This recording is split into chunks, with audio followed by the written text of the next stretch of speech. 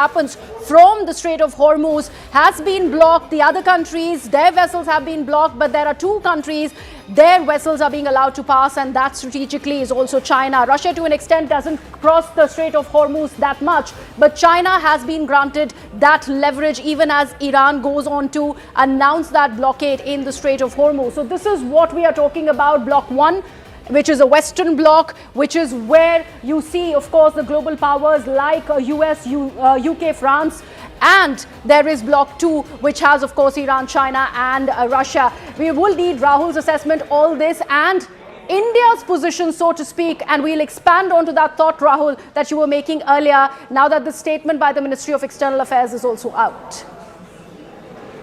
Yeah, thanks, Griya, there for that. Yes, we put that out so beautifully, didn't we? It was a very clear division between the East, really, and the allies there in the West, so to speak, which is this bloc that is supporting the United States. I remember my mind goes back to that famous quote by Henry Kissinger that to be a friend of America is fatal, actually. An enemy is bad enough, but being a friend is fatal. A large number of these countries that had tied up with the Americans, given them bases in exchange for petrodollars, as the term was, because they were selling oil to the Americans, and the Americans said that, look, we can take care of you, we can provide you a security shield, you do your business, you sell us the oil, we'll take care of your strategic as well as your external security interests. These countries went into this arrangement, and today the Americans are calling the favor back, and you have a situation where the entire Gulf is now in chaos. And a large number of these countries, as you know, founded their reputation on providing stability. So they said that, look, a lot happens in this area, but we're immune from it. It happens between Israel and Lebanon and Iran and Iraq, but here we are in a little island of our own, so to speak, where in the Gulf and across the Strait of Hormuz, there's tranquility. We are moving towards a service and financial economy, much like Singapore and London had done in the past. And a large number of them were transitioning away from fossil fuels because, as you know, these are non-renewable energy resources. So after a point in time, they're going to run out. So these countries were building their own economies. There are a lot of infrastructure that was created, real estate to actually attract expats, top professionals, and money, investments. And all of that today going up in smoke because of this sort of war between the two blocs. And India has done well, not hypothecating either its security or its interest to any of these two blocs. So I think we've done well by not picking sides.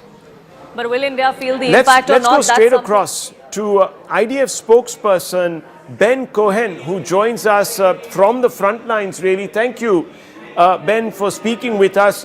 What's the situation right now in Israel? What are we expecting by the way of timelines? Is this war going according to plan? So I just returned from the bomb shelter from a siren that was just in the area.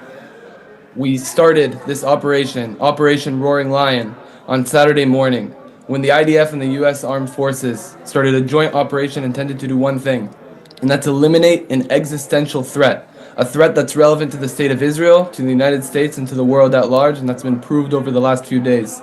The strike started on Saturday morning when we eliminated more than 40 senior Iranian commanders, including Supreme Leader Khamenei, and they continued over recent days as we struck aerial defense targets, ballistic missile targets, and other Iranian terrorist regime targets in Tehran and in Iran at large. Over the last 36 hours, the Hezbollah terrorist organization, the Iranian terrorist regime's main proxy, made a strategic mistake and decided to fire dozens of rockets and UAVs at Israel, and at this time, incongruent to IDF strikes and US Armed Forces strikes in Iran, the IDF is striking Hezbollah terrorist organization commanders and targets in order to eliminate that threat on Israeli civilians. So, of course, we're hearing that the new Iranian defense minister has been eliminated in a fresh wave of strikes from Israel, but what we're seeing also is resistance coming from Iran. They seem to have hunkered down. They're sending these drones. Many people are saying that this is a strategy where they are trying to exhaust your munitions, the Iron Dome, patience of the Gulf allies. Is this what Iran's game plan is, or are they actually not being able to react using some of their hypersonic weapons and other bigger weapons because of compulsion. What's exactly happening? From your perspective, how do you read this? So I can tell you that after 2.5 years of war, and after the 7th of October, the IDF has learned that we never underestimate our enemies. We understand the threat that the Iranian terrorist regime poses. And as far as it goes to their strategy, I can tell you one thing for certain, and that's that they have a strategy to target and hurt civilians specifically. This isn't just a message, it's concrete intelligence we have at hand. They're sending those ballistic missiles on their drones to civilian areas, not just in Israel, but in the entire Middle East. Okay, well, what we're also hearing is that the longer this war continues, and I'm going to ask you a little bit about timelines, but the longer this war is continuing, costs are also escalating, as we know. Right now, I'm hearing that oil is up by about 8 to 10%, silver is up by 11%, the Strait of Hormuz is completely blocked. The new Iranian defense minister, of course, has been eliminated, and I just discussed that with you, and you're doing a fantastic job of trying to eliminate the top leadership. But is that really having an effect? Can bombs substitute for a ground invasion and affect regime change?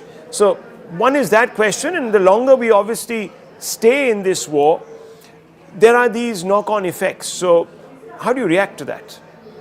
So we operate in accordance to clear military objectives. And that military objective is to eliminate that existential threat, those ballistic missiles, the launchers, the infrastructure, to eliminate the ability of the Iranian terrorist regime to operate their proxies on our borders, as we see with Hezbollah, and to eliminate the ability of the Iranian terrorist regime to pose a military threat upon Israel and the Middle East. And we will continue to do that for as long as the political echelon asks of us. We have many targets at hand. We continue to strike all the time, and we'll do that for as long as need be. But I want to make clear our target is to eliminate that military threat, and the IDF, in contrast to the Iranian terror regime, strikes military targets. There are some experts who say that your stockpiles will fast deplete, and you will then have to sort of recalibrate. Is there a danger of that? The IDF has been at war for 2.5 years on more than 7 fronts. We've been prepared to operate on all of those fronts, and we've been able to continuously protect ourselves on all of those fronts. We have the capacity and the ability to keep operating for as long as we'll need to, even in multiple fronts at once, in order to protect Israeli civilians. Can you explain the reason behind crossing the border once again into Lebanon and launching what some people are saying is a ground offensive? What's the idea behind that? Of course. So on October 8th, when Hezbollah made the decision to start firing indiscriminately rockets and UAVs at Israeli civilians, Israel made a choice to evacuate tens of thousands of civilians from their homes in northern Israel. After October 7th, we understand that we can't allow for a reality where terrorist organizations on our borders move our civilians away. For that reason, overnight IDF troops situated themselves in an enhanced forward defensive posture. And I want to emphasize, this isn't a ground invasion. We have IDF troops on the northern side of the border with Lebanon in order to protect ourselves from Hezbollah, because we understand that there are civilians in the north, and we need our IDF troops to be able to protect them from the terrorists who can get in their way. Explain to us a little bit about the strategy that has been employed, because what we're seeing is that there is a constant barrage of missiles that are coming out of Iran or drones that are coming out and somehow making it across the Strait of Hormuz or the Gulf and landing in the UAE and other geographies. How is that happening if you have aerial domination? So again, the IDF operates in coordination with the United States Armed Forces and other allies in order to do aerial defense as effectively as possible. The Iranian terrorist regime has very clearly proved over recent days that they are not just a threat to Israel and to the United States, but to the region at large. They're firing ballistic missiles in every direction.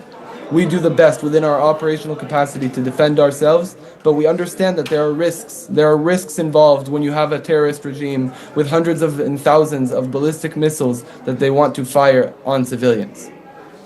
I want to come back to that original question. The Americans have now come out and said that regime change was not the objective. Trump has come out and said it. Hegseth has come out and said it. Rubio seems to be suggesting it. Do you share that? So again, as said, the objective is very clear. It's to eliminate that existential threat that we have on the state of Israel and at large, and that's a military threat.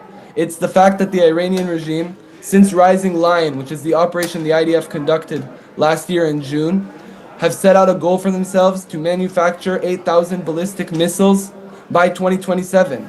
Now imagine for yourself for a moment, there was a hit a few days ago in Bet Shemesh in Israel, a synagogue in Israel that gets a direct impact, 9 people are dead. Imagine 8,000 missiles that can each create that direct impact. That's an existential threat. So we have a military objective, and that military objective is to remove the existential threat that the terrorist regime prevents on us. That's what we're striking, military targets. Well, Ben Cohen, thank you very much for speaking with me. Let's just follow me. Thank you very much. We're going to check back with you in just a few days, but here we are joining the Take 3 XL. Lovely to see you. Well, interesting conversation. Let's just pick it up from there itself. What Lieutenant Ben Cohen actually had to say, that it was after Roaring Lion, last year, the 12-day war, that it was not in Israel that they said death to Iran. It was not in Israel that there was a clock tower that said that set a clock countdown, and it was not the Israeli Prime Minister who set down a countdown clock back saying that by 2027 we've got to set up 8,000 ballistic missiles and we need to wipe out Israel in the next 2 years. Iran, yes. It happened in Iran. So Israel's point has always been, we've never said death to Iran. It's the Iranians who are under Khamenei who have said death to Israel, death to America, let's kill all Jews. Tom Cooper. I beg to differ a little bit in this regards, because rhetoric as fiery and as venomous as that of the Iranian regime, without defending it, is one thing, and the ability to actually do something is an entirely different situation. That's why I always say Iranians can cry as much as they like that they are going to wipe out Israel, but they can't do that. On the contrary, as we can see, Israel can especially with US support, bomb Iran up and down almost as it likes. Yeah. Not entirely as it likes, but it is fair enough. But that's also true that from 2024, 2025 till 2027, even now, Iran has significantly amped up its ballistic missiles cache. If you see right now in the last 2 days, Zaka is also with us, and viewers, let's get this. The estimate is that they have at least 600 missiles that have been fired. Already. So, and they are saying we're just getting started. So that means unless they are sitting on a stockpile of medium to short range and of course long range missiles of about 3,500 plus missiles, they're not going to be able to make this boast. So look, Anand, I've been saying this even yesterday, I'm saying this today. Iran has a finite number of missiles, right? And whatever they can expend in this particular war, because the Iranian nation is going to continue even beyond these few days of the war, will have to be, let's say they have X number of missiles, it'll have to be X number, whatever the factor is. Right. So the most conservative estimates say they have 2,000 or 3,000 missiles. The most expansive estimates say they have upwards of 10,000. So my point is, it's a finite number. At some point, all this firing of missiles will have to stop. Even with the drones, as cheap as they are, I mean, we were talking about it, $2,000, $3,000, whatever it is, $10,000. The point is that there's a finite number of ammunition that the Iranians have. And that's going to run out at some point. Look, what is at play? This is the big picture as I see it. Iran needs to seek revenge.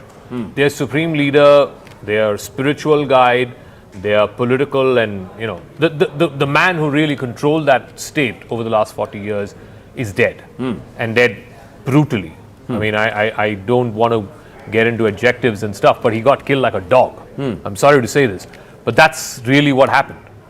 Now, the point is, Iran needs to do something to be seen as avenging that, right? That's their way out. So how do I see this war ending? It has to be either of two possibilities. One is Iran needs a way out, which is that they have to take a high-value American target out. Look at what happened last June when the 12-day war concluded. How did it end? Yeah. It ended with Iran hitting the Al Udeid air base in Qatar, which is an American air base. Nobody died because people were all evacuated, but at least they hit an American air base and they could tell back to their people. So that was look, their off-ramp. That was their off-ramp. Yeah. What is the off-ramp now? Right now, there is no off-ramp, which is why they are continuing the to off-ramp right now, Rahul, what they have said, Largiani has actually said it, and they have said that it's Bibi Netanyahu. They're not going to hit Bibi Netanyahu. I said this yesterday. I've been they- inside Bibi Netanyahu's office. They may no not one's hit. going to hit They him. are saying exactly what the Israelis said about Khomeini, saying we know his movements, we know where he is going, we know what he is doing. They are now out for Netanyahu's head. That's where they will settle, because clearly they don't want to touch Trump. But here it is Netanyahu's head. And someone like Trump says it was either me or Khomeini, and Khomeini had to go. That was also something which Trump said. So how do you see this? We'll get into the nuclear aspect and also Trump shifting goalposts through the course of this conversation. But first, your thing about what is Iran's off-ramp here, which is going to perhaps de-escalate this. Look, first of all, I don't believe that the Iranians are looking to actually take revenge. I think the regime there is looking to survive. With the Trump administration and others now coming out and saying that, look, at the end of the day, we're not looking for regime change. I don't see where the end is, where this war is going. What are the objectives now? If it wasn't regime change, then what was this about? Okay, you've eliminated a few people, but more people will step in. Yeah. And if they step in and the US and the Israelis say, oh, we've neutered their weapon systems and this, that, the other, fine. The war might end. There might be an off-ramp offered, or maybe they will come to the table. But the regime won't go. And after another 4 years or 2 years or 3 years, you'll have another build-up. Yeah. And you'll have another replay. Yeah. So this war is ending in inanities to me. Or going there. Now, the Prime Minister is talking to the Sultan of Oman, the Crown Prince of Kuwait, over the Gulf War.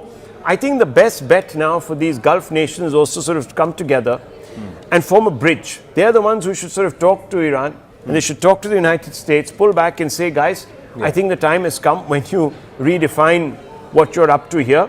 Come to the table, let's start the negotiations. They can't become part of the problem because they're clearly bleeding, and we've got a situation where the MEA has mentioned that we're worried now about the so-called oil shock hitting us. Right. Agree? Disagree? Tom Cooper? I agree, disagree. For example, I agree with Zaka when he says it depends on missile stock. I said right away this is going to be a game of numbers. The point is, however, that also the Israeli and US missile stocks cannot be fantastic, because just yesterday they plus the US customers for Patriot missiles in the Gulf has wiped out the entire year worth of production of Patriot missiles. Just yesterday, this is something like 600 missiles. They are gone. They are spent, and between others, in order to shut down 3 US aircraft. So I don't see where should this go. It is the same story with all wars Israel has initiated already since 1956. There's always somebody on the other side who is a lethal or mortal threat for the country. Then they invade. There is a war. There are sometimes hundreds, sometimes thousands. This war is, where is it going? And every time I don't see any clear objectives here. Let's understand. First, they said they want a regime change. Now they killed the Khomeini, but there doesn't seem to be a regime change at this moment happening, because they've immediately got somebody in place in Ali Reza, and he seems to be following the Khomeini's line. See, this is not very how clearly. Iraq played out. Yeah. When Saddam was sort of hounded out of office, and Chemical Ali and all his cabinet was sort of found and shot dead, the regime imploded because it was actually a minority Ba'athist party which controlled a majority. Sunni, here, yes. exactly. Sunni, Here, largely the Shia situation Iraq, is that these people are from the larger population. Yeah. There is a homogeneity. So people will just step in to say we have to defend the larger interests of Iran, and if we become Shahid, no problems. You know, I beg to differ on this. People tend to sort of paint Iran as this homogeneous society. It is not. Only 60% of Iran is Persian.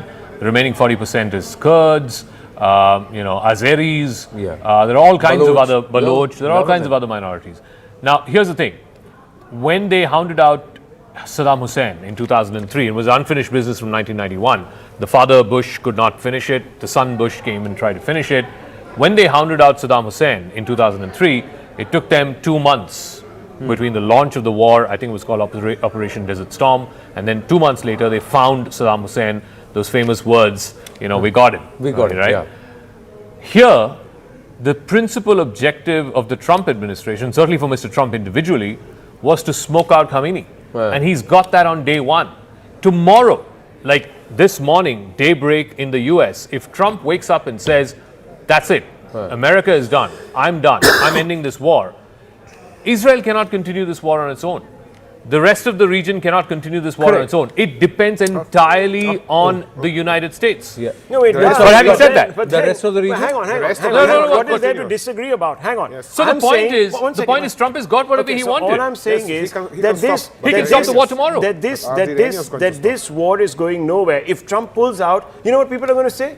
That you started a conflict in the region. All of us have been burnt by this, and you walk away from the table without being able to kick out the regime. Because he's got what he wanted. No, hang on. One second. You might have the bragging rights, but at the end of the day, that's the end of it. That's the problem. The regime is still look there. like he's The looking for regime anything is other still than there. bragging rights? The regime is still there. The women are still going to be sort of, unfortunately, terrorized. Young civilians who have risen up or at least expressed their support for the outside world are still going to be tormented and jailed. They will be back, and it will be an only matter of not just that. Rahul, one second. I hate to break it to you. Trump doesn't care. It doesn't matter. He doesn't about care. Trump. It doesn't matter. He doesn't care. It doesn't All matter he about wanted Trump. was the head of the snake. He's got the head of the snake. Matter. What did I start by saying? What did I start by saying? That this regime doesn't want revenge. It wants to survive because it just knows that, look, there are interests, there are business interests. This is not some, business interests. Yes. These are business interests. No one First and walks away foremost. from the business interest. You have Pakistan. The Pakistan army is in charge of Pakistan. Why? Because they own businesses, they own economy. golf courses, they own resorts, they own hotels, they own everything. And so does the Iranian regime. Right. Totally taken. Point taken. Now my question is, Iran has gone ahead and bombed Qatar. It's gone ahead and bombed in Saudi Arabia. It's gone bombed Bahrain. Although they say US air bases, these nations are saying, you have come and attacked our sovereign soil. We didn't expect you to do it. Are these nations going to keep quiet, or are they going to push for certain kind of revenge now? They would like to hit back on Iran, but the problem is that is then going to position their regimes as fighting on the side in an alliance with Israel. And they can say as much as they like, Abrahamic Accords, and we are great friends now, and whatever else. But they know that their population does not like this idea. All right. Okay, let's take this forward, because there are 2-3 other aspects which I wanted to cover. One is Steve Witkoff and Iran's position. Does Iran have nuclear abilities, weaponizing abilities? Because Steve Witkoff claims 60% uranium enriched. That's what the Iranians themselves claim. 460 kilograms of it, and we can make 10 nuclear bombs with it. At what level of enrichment of uranium can it be weaponized? And are the Iranians close to a nuclear bomb? Then were the Saudi concerns right then? You can make a dirty bomb already with 10% of enriched uranium. This is not the question. The question is just how effective is it then? Is it really, destroying an entire city or not? That is the difference. And can you deploy and deliver it? Enriched, yes, and that is the next question. Do you have a platform which can reliably deploy it? Because this is what killed de facto the Pakistani operation last year, that they had no platform which could reliably deploy a nuclear weapon against India. So this is why they were defeated, and they then called for, please, let's sound the ceasefire. Okay, that is one start. Which is one of the reasons why people said you should have gone in and finished the game. Finish the game, yeah. Okay. That's exactly what I'm saying. That's another point. But that's a different point. But let's go back to Iranian capability to actually make a nuke. They can make a nuke. They can make a nuke for 20 years or something. And that was the point. I don't know why is nobody taking this seriously. This nuclear fatwa by Khamenei from 2006. This is a religious law. Everybody is happy to declare Iran for theocracy, but nobody cares about the religious law in this theocracy.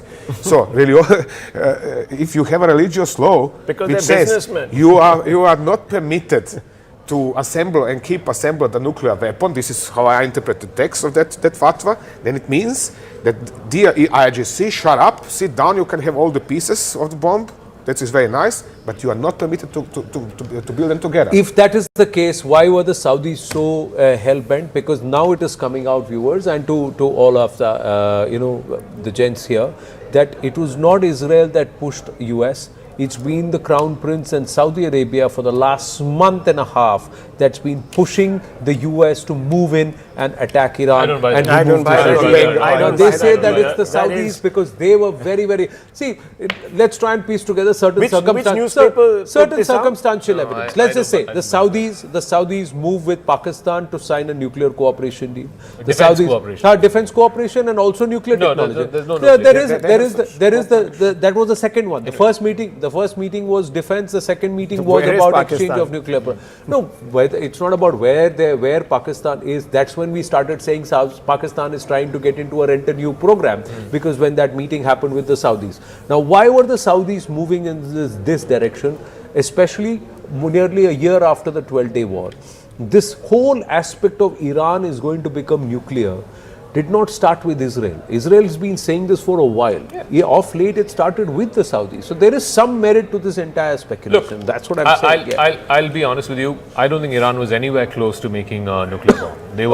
They were maybe years away. According to America's own intelligence, they were years away from making a proper actual nuclear bomb, and more importantly, being able to find a platform to deliver that nuclear bomb.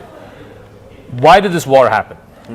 This war happened because first Bibi Netanyahu, and then subsequently he managed to convince Donald Trump that they have a once-in-a-generation opportunity to take out a man who has been chanting death to America and death to Israel for the last 40 years. Okay. Trump wanted to do this for his legacy, Bibi wanted to do this for his legacy, and they have it now. Now the question is, how does the war wind down?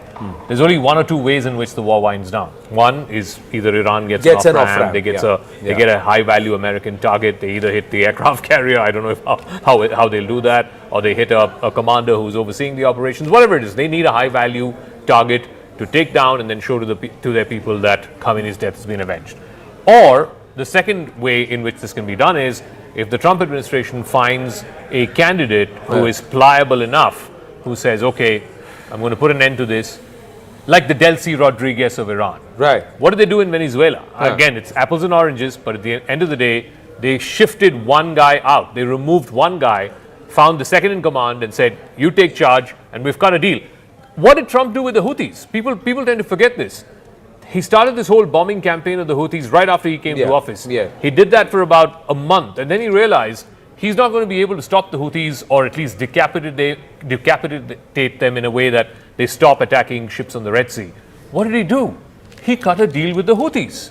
A man who can cut a deal with the Houthis surely can cut a deal with the Iranians. That's what Trump will do. Somewhere they don't seem to be wanting to cut a deal now. Now the Iranians don't want to cut a deal. Rahul, why do you think Trump has shifted the goalpost? I'll tell you why. The Iranians they could be opportunistic and make the pretense of wanting to come to the table to give themselves some breathing room. But fundamentally, they won't compromise with the US because this is not a legitimate regime. They need an enemy to stay relevant, just like Trump needs an enemy to keep away from. This is not about legacy. This just, that's a peripheral conversation. This is about the economic ruin. This is about the Epstein files. This is about several other things, including an election that is looming on the horizon. If Trump even is thinking, I don't know, if he's thinking of another term, you never know with him, he needs at least something to go back to his party to say, look, here, I'm still sellable. On the other side, you have Bibi Netanyahu, who's facing elections in another 6-8 months or 6 months. Yeah, and he's been quite under the pump by my dear friend, domestic not politics. under the pump. Not only his approval ratings are by his socks. And not only that, but he's also going to be prosecuted because he was supposed not to get re-elected or get involved in the politics. Whose shoulders does he stand on? The Zionists. A hard right.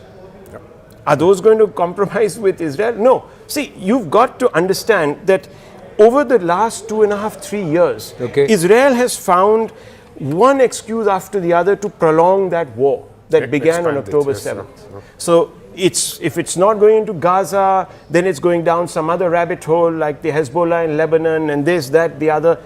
Then it was Iran, then back again. So they've just wanted to extend this. They've created an enemy. This is wag the dog. This is classic wag the dog. Yeah, but this is also very, very expensive for a country like Israel. War is not cheap. Now, for Israel, not so much because they get covered by US taxpayers. Exactly, that's the thing. It is more expensive for US taxpayers than for Israel, actually. So, especially considering that the mass of ammunition is of US production, because Israel has no heavy metal industry. Tom, there is a lack of enthusiasm in Trump's base for this war. The MAGA base does not like long wars. Trump came to power saying that he's not going to get entangled in long wars. So if anyone is going to sort of pull out of this war or put an end to this war, it is Donald Trump. He absolutely. To extend it. In fact, I'm absolutely in agreement with you. The Nobel Prize has gone out of the window now. No, he doesn't care for the Nobel Prize because I don't think he's going to get it. The other question is China.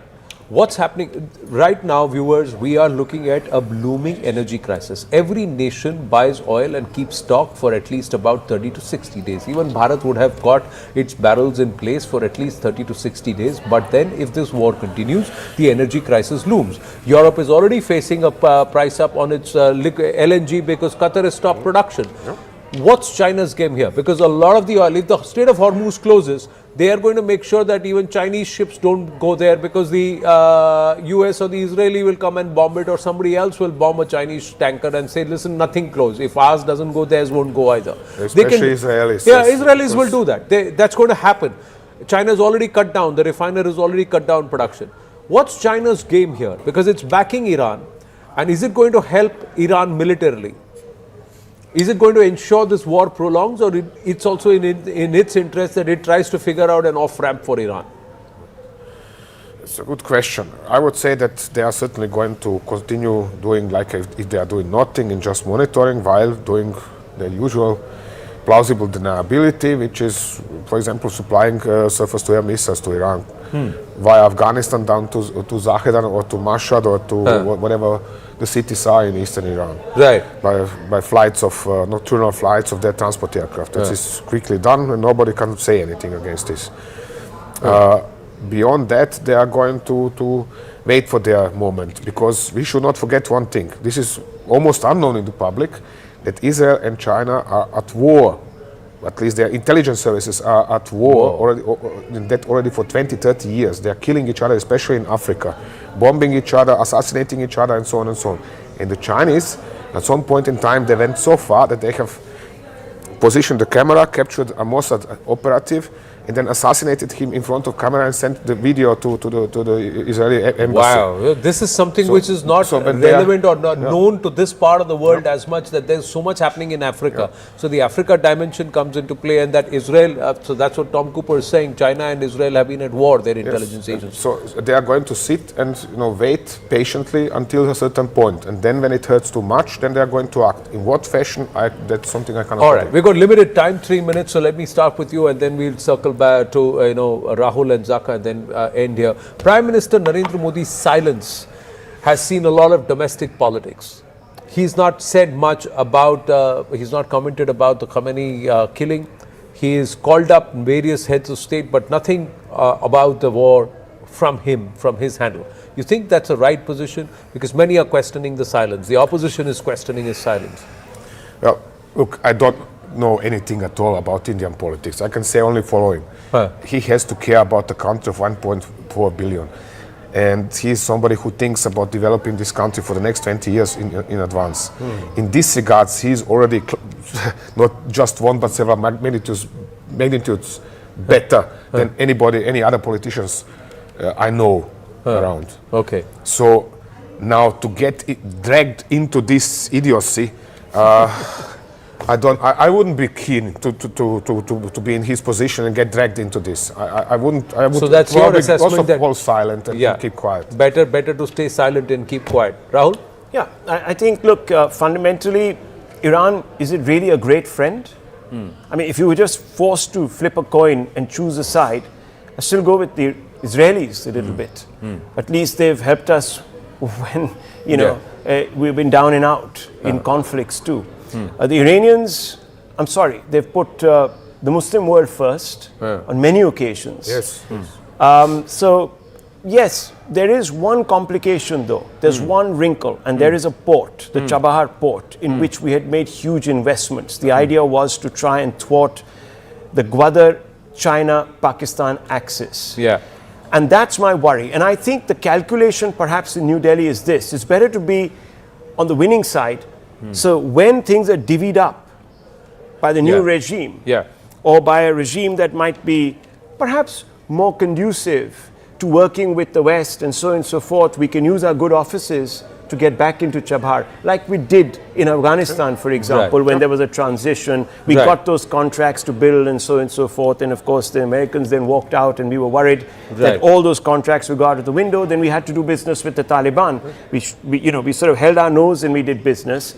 I think the Indians are sort of seeing this perhaps as another way of getting back into the equation by just keeping out of it and letting somebody else come in. And not upsetting interestingly, equations. there is a thought process which says that was the Ayatollah really the religious head of the Shia, because the descendant of Ali is in Najaf. Just one little point. Little point. Yeah. We also have a huge trade equation with the GCC countries, which we can't sort of jeopardize. Yeah, and we've got friends in the Gulf areas. We've got friendship with everybody. My view is that India's already taken its side. It was evident even before this war began. India's on the side of the US and the Israelis. We can't publicly say it because there are domestic concerns and so on and so forth. But I think India is very clear. I don't think it's a coincidence that the Prime Minister was in Israel 48 hours before this campaign began. I think that was... But there's no truth to all this doing the rounds that it's the Prime Minister who went and gave Ayatollah's coordinates to the Israelis. Sorry. Who said that? No, it's all doing the rounds on really? social media. Wow. Okay. There is a big press conference going on, so as we call this a wrap, just let's quickly go across to that. Which ensures continuity and sustainability of interception in all types of weapons for a long time, and to maintain preparedness and readiness of the sovereignty of UAE. In this media briefing, we will highlight certain topics. The first topic is the latest developments in the field, operational field. The Ministry of Defense dealt with 186 ballistic. We destroyed 172 missiles, 13 of which went into the sea and 1 into the territory. Also, we checked 12 drones and 57 fell down in the territory. Also destroying 8 drones and 8 cruise missiles. There were 68 injuries and some damages which are medium and low. We would like to highlight that the sounds that we hear in different areas in the UAE are the result of interception of ballistic weapons and attacking the drones and crew. This proves the readiness of the Ministry of Defense in the UAE and armed forces and departments concerned in all departments, which confirms that we are dealing with all types of threats. Ladies and gentlemen,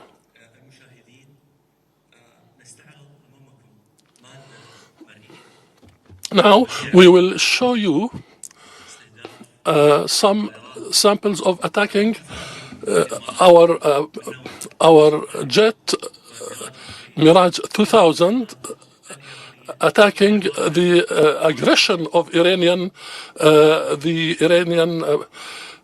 forces. This is a brief of sample of intersection and destroying of the attacks and aggression by the cruisers and jets of from Iran.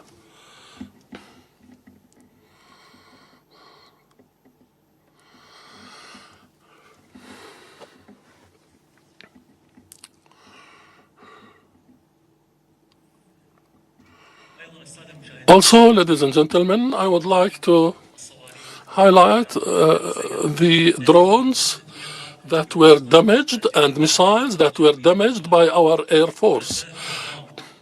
We start with this ballistic tactical missile, Qiyam, which was damaged.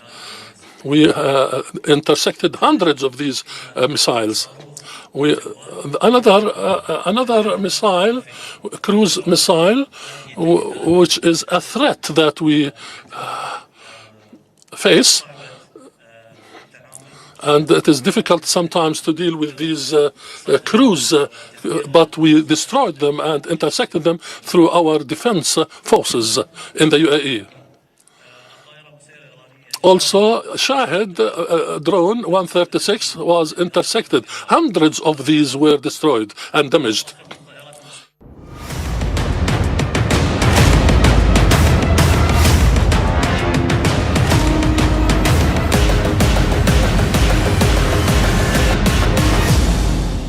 We got limited time. What we're going to do is, now this is what's happened. I told you when we come back from the break, we are going to try and refocus on another region, and that's this region. So let's come back here and understand what's happening here, especially with this nation, Pakistan.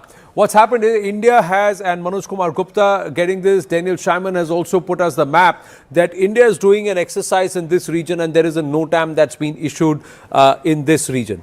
So there is NOTAM that's issued here. What happens with the Pakistanis who are fighting over the Durand line? There is activity in Balochistan. They are supposed to send support for the Saudis, and they are worried about this NOTAM. Yes, Tom Cooper and then General Kulkarni. What happened? First, the Durand line itself. And before I speak on the Durand line, let's work on that. There is going to be electronic suppression. And this electronic suppression is going to cause problem to the IRGC also. Remember that there. Because much that now most of these people over there are going to be on their own. But talking about Pakistan and India and talking about Afghanistan and Pakistan, the Durand line, the 2,700 kilometers Durand line, 1,400 kilometers runs along Balochistan. Correct. And the rest of it is with Khyber Pakhtunkhwa. They have a 900 kilometer line boundary of Balochistan with Iran. Yeah, this is the Baloch boundary with Iran. This is the Baloch one. This is Balochistan. And therefore, Balochistan has been logistically sustained from Iran. It is not being sustained from Pakistan. So Balochistan has a problem. That's the problem between Balochistan and Pakistan. Balochistan, there is a major insurgency against Pakistan. And in Pakistan, there is the insurgency of the Pakistani Taliban. Absolutely. Yes. And then Pakistan is at war with the Taliban in Afghanistan, additionally. So Pakistan is right now at war, at least from their point of view, in this direction, and of course, they always hold a strong portion of their army along the border to India. And now they are also supposed to airlift and send support towards Saudi Arabia and conduct, exercises here. Interesting that they are supporting Iran, but giving security collaboration with Saudi Arabia. So, and promising bases if necessary to the United States. It's a catch-22 situation. They don't know which side of theirs has now got to be covered because they've had very badly from Balochistan. They're having bad times with Tehrik-e-Taliban, Pakistan, in Khyber Pakhtunkhwa. They are not happy. Saudi deal has put them in a fix with Iran. So Pakistan really doesn't know, and I'm sure America would want a pound of flesh from Pakistan. Yeah, we've got this footage. This is where the India NOTAM area is, not so far away from Rahim Yar Khan. This is the NOTAM, that airspace reservation that's been announced by the Indian Air Force for a joint exercise. What do you think is the intent behind this, Tom? Well, to run an exercise.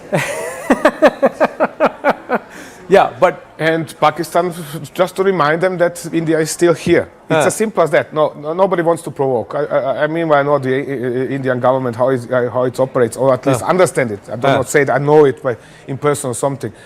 But I understand the way it operates. And in this situation, it just remains Islamabad. Guys, we are watching what are you doing over there, and now we are going to run an exercise because we have the right to do so. Yeah, and they're running an exercise in this portion here. Yes. In this portion, that's where the exercise is. The Pakistanis, meanwhile, are conducting sorties and exercises here. Yep. They are getting active in this region. Sorry. Yeah. So they are conducting activity in this region. They are stretched here, they're stretched here, they're stretched here, they're stretched all over the place. There is also internal strife that is happening with the Shia population. What do you think is going to be the impact of this conflict on this nation and this region? Do you think there is going to be trouble in Balochistan? The Baloch are going to get... Explain this way. Let me start with the...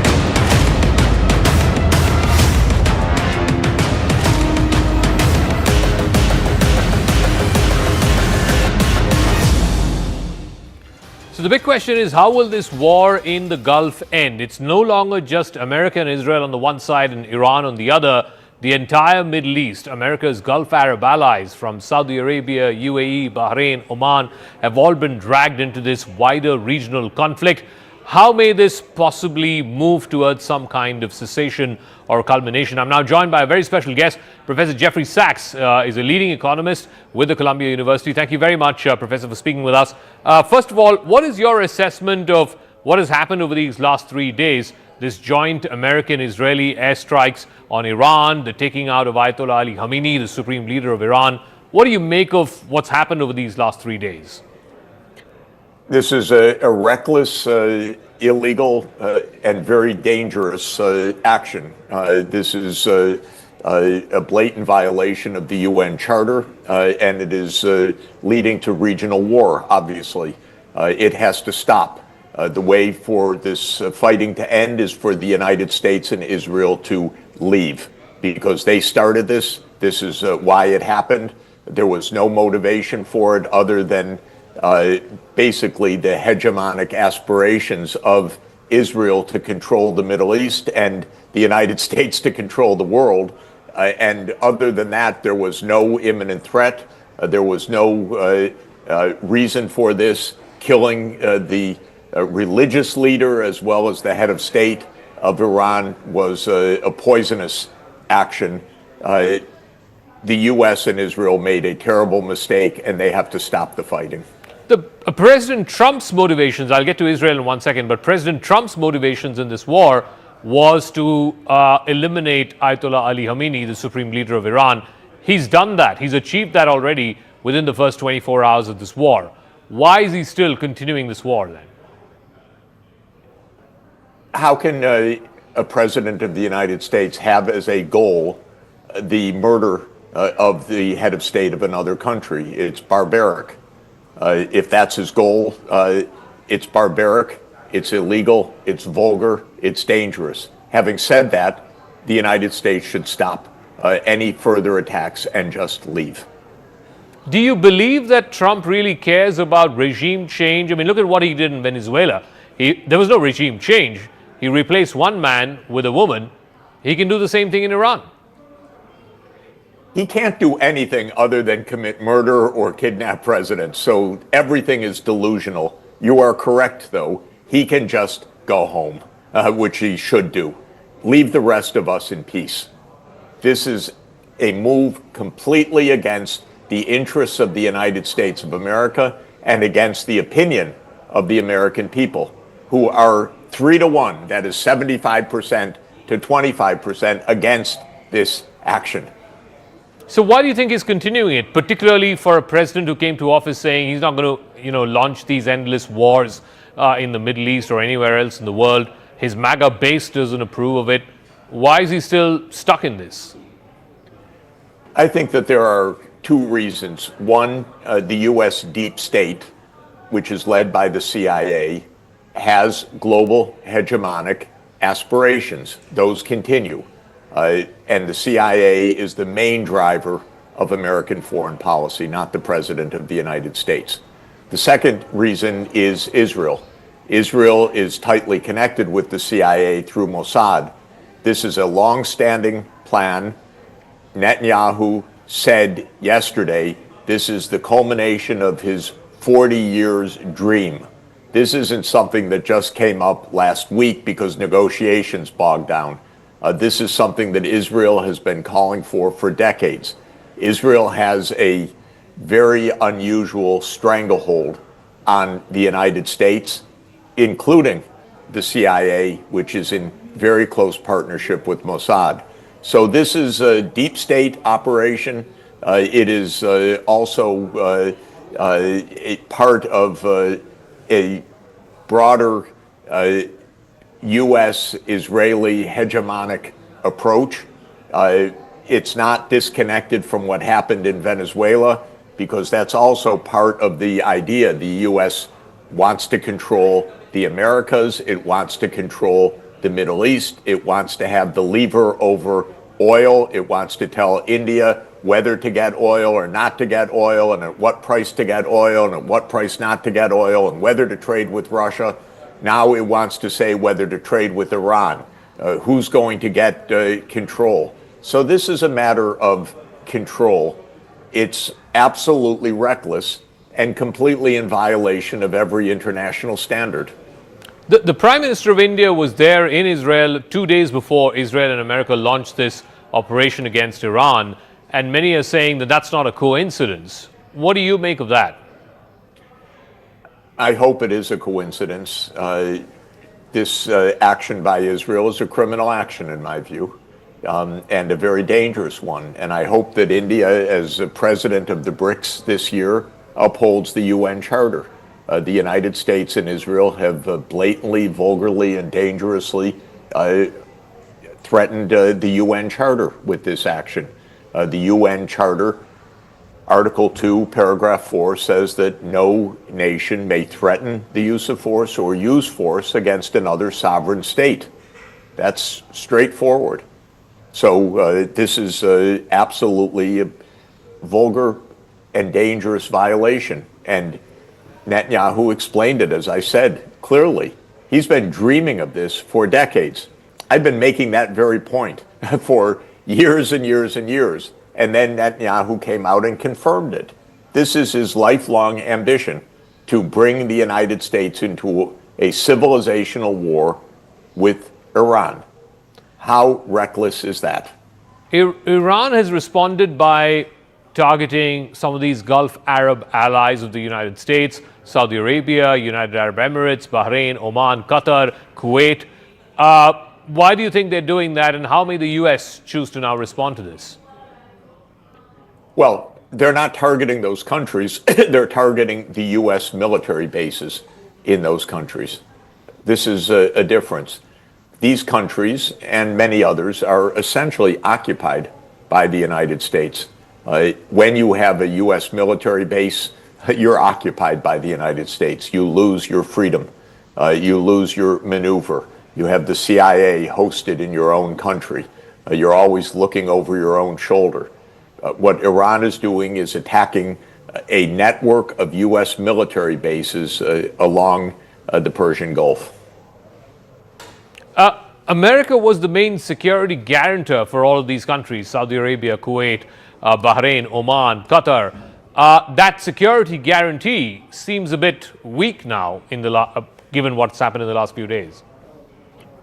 I often quote a famous adage of Henry Kissinger, who said that to be an enemy of the United States is dangerous, but to be a friend is fatal.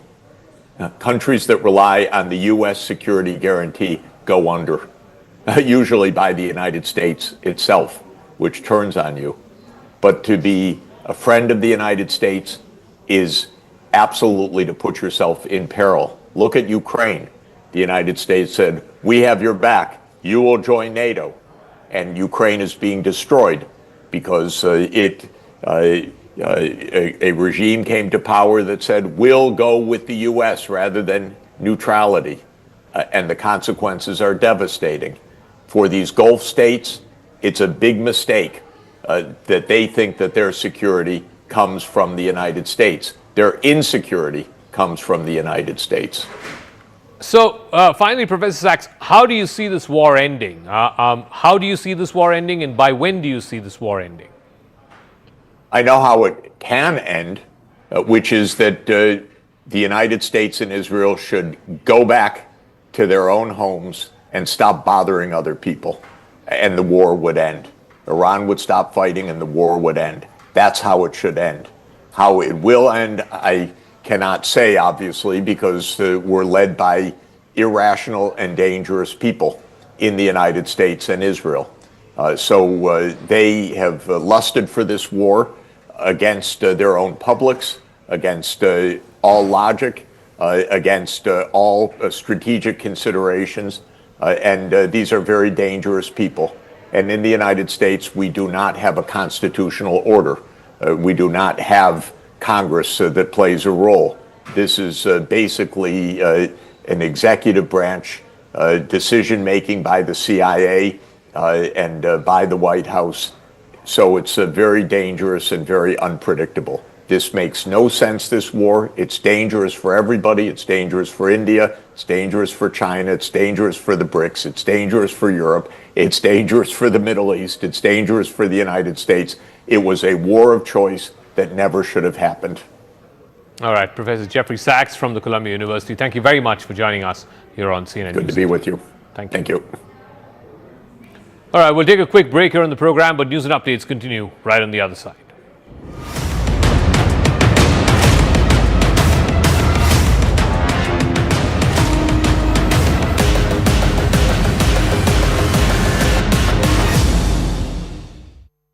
We got limited time. What we're going to do is, now this is what's happened. I told you when we come back from the break, we are going to try and refocus on another region, and that's this region. So let's come back here and understand what's happening here, especially with this nation, Pakistan. What's happened is India has, and Manoj Kumar Gupta getting this, Daniel Scheinman has also put us the map that India is doing an exercise in this region, and there is a NOTAM that's been issued in this region. So there is NOTAM that's issued here. What happens with the Pakistanis who are fighting over the Durand line? There is activity in Balochistan. They are supposed to send support for the Saudis, and they are worried about this NOTAM. Yes, Tom Cooper and then General Kulkarni. What happened? First, the Durand line itself. And before I speak on the Durand line, let's work on that. There is going to be electronic suppression. And this electronic suppression is going to cause problem to the IRGC also. Remember that there. Because much that now most of these people over there are going to be on their own. But talking about Pakistan and India and talking about Afghanistan and Pakistan, the Durand line, the 2,700 kilometers Durand line, 1,400 kilometers runs along Balochistan. Correct. And the rest of it is with Khyber Pakhtunkhwa. They have a 900 kilometer line boundary of Balochistan with Iran. Yeah, this is the Baloch boundary with Iran. This is the Baloch one. This is Balochistan. And therefore, Balochistan has been logistically sustained from Iran. It is not being sustained from Pakistan. So Balochistan has a problem. That's the problem between Balochistan and Pakistan. Balochistan, there is a major insurgency against Pakistan. And in Pakistan, there is the insurgency of the Pakistani Taliban. Absolutely. Yes. And then Pakistan is at war with the Taliban in Afghanistan, additionally. So Pakistan is right now at war, at least from their point of view, in this direction, and of course, they always hold a strong portion of their army along the border to India. And now they are also supposed to airlift and send support towards Saudi Arabia and conduct, exercises here. Interesting that they are supporting Iran, but giving security collaboration with Saudi Arabia. So, and promising bases if necessary to the United States. It's a catch-22 situation. They don't know which side of theirs has now got to be covered because they've had very badly from Balochistan. They're having bad times with Tehrik-e-Taliban, Pakistan, in Khyber Pakhtunkhwa. They are not happy. Saudi deal has put them in a fix with Iran. So Pakistan really doesn't know, and I'm sure America would want a pound of flesh from Pakistan. Yeah, we've got this footage. This is where the India NOTAM area is, not so far away from Rahim Yar Khan. This is the NOTAM, that airspace reservation that's been announced by the Indian Air Force for a joint exercise. What do you think is the intent behind this, Tom? Well, to run an exercise. Yeah, but and Pakistan, just to remind them that India is still here. It's as simple as that. Nobody wants to provoke. I mean, I know the Indian government, how it operates, or at least understand it. I do not say that I know it in person or something.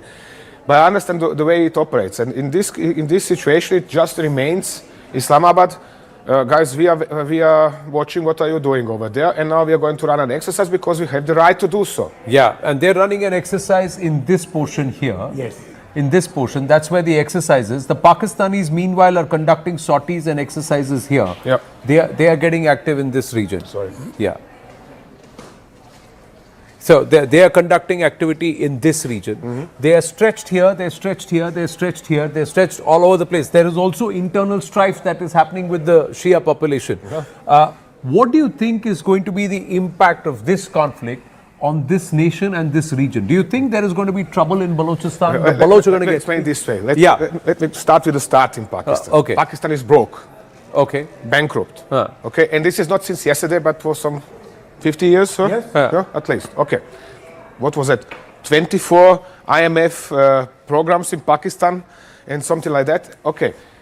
Now, the newest invention, so to say, in Pakistan was to prompt the Chinese to invest and borrow $120 billion to Pakistan. So, out of 195 countries in the world virtually, there are almost 45 countries which are sucked into this battle, with 32 in NATO, with 12 almost over here, and Afghanistan and Pakistan. So just these 45 countries involved today in some way or the other. One way or the other involved. So now Pakistan is broke. And they have this huge bill, and the Chinese want their money back. They say, hey, sorry, but we are not giving your money, our money to you just like that. So Pakistan depends on IMF, which means on Trump's agreement USAID and to America. let IMF pay Pakistan, give Pakistan money so it can pay back Chinese credits. So this is a silly situation. This in turn means Islamabad is going to do whatever brings money in order to stay liquid. And if the Saudis say, hey, hello, we are going to pay you 5, 10 or some whatever billions in order for you to send a brigade of armed forces, yes, they are going to do that. This is the point, and this is how they think and how they act. But their nation's prime minister has endorsed support to Iran, and its nation's military is going to support and send military aircraft, including JF-17 and of course AWACS and maybe an oil tanker on top, to help the Saudis fight the Iranians. So the civilian government says we are with you, Iran. The military says we are going to fire at you, Iran. So that's what is the nature of Pakistan. We got limited time. What we're going to do is, now this is what's happened. I told you when we come back from the break, we are going to try and refocus on another region, and that's this region. So let's come back here and understand what's happening here, especially with this nation, Pakistan. What's happened is India has, and Manoj Kumar Gupta getting this, Daniel Scheinman has also put us the map, that India is doing an exercise in this region, and there is a NOTAM that's been issued in this region. So there is NOTAM that's issued here. What happens with the Pakistanis who are fighting over the Durand line? There is activity in Balochistan. They are supposed to send support for the Saudis, and they are worried about this NOTAM. Yes, Tom Cooper and then General Kulkarni. What happened? First, the Durand line itself. And before I speak on the Durand line, let's work on that. There is going to be electronic suppression. And this electronic suppression is going to cause problem to the IRGC also. Remember that. Because much that now most of these people over there are going to be on their own. But talking about Pakistan and India and talking about Afghanistan and Pakistan, the Durand line, the 2,700 kilometers Durand line, 1,400 kilometers runs along Balochistan. Correct. And the rest of it is with Khyber Pakhtunkhwa. They have a 900 kilometer line boundary of Balochistan with Iran. This is the Baloch boundary with Iran. This is the Baloch one. This is Balochistan. And therefore, Balochistan has been logistically sustained from Iran. It is not being sustained from Pakistan. So Balochistan has a problem. That's the problem between Balochistan and Pakistan. Balochistan, there is a major insurgency against Pakistan. And in Pakistan, there is the insurgency of the Pakistani Taliban. Absolutely. Yes. And then Pakistan is at war with the Taliban in Afghanistan, additionally. Additionally. So Pakistan is right now at war, at least from their point of view, in this direction, and of course they always hold a strong portion of their army along the border to India. And now they are also supposed to airlift and send support towards Saudi Arabia and conduct, exercises here. Interesting that they are supporting Iran, but giving security collaboration with Saudi Arabia. So, and promising bases if necessary to the United States. It's a catch-22 situation. They don't know which side of theirs has now got to be covered because they've had very badly from Balochistan. They're having bad times with Tehrik-e-Taliban, Pakistan, in Khyber Pakhtunkhwa. They are not happy. Saudi deal has put them in a fix with Iran. So Pakistan really doesn't know, and I'm sure America would want a pound of flesh from Pakistan. Yeah, we've got this footage. This is where the India NOTAM area is, not so far away from Rahim Yar Khan. This is the NOTAM, that airspace reservation that's been announced by the Indian Air Force for. बाहर निकल के प्रकृति का धन्यवाद देते हैं, यही बस्तर की खासियत है। इंद्रावती की नदी पर ये एशिया का सबसे बड़ा वाटरफॉल इस वक्त आप देख रहे हैं, जिसे हिंदुस्तान का नायग्रा फॉल कहा जाता है। इंद्रावती और बस्तर, इन दोनों के बीच में एक बहुत मजबूत संबंध है। ये नाड़ी है बस्तर की, ये जीने की, रहने की, यहाँ पर जंगलों की, यही तो जान है। यही है परंपरा, संस्कृति और बस्तर की जड़ें।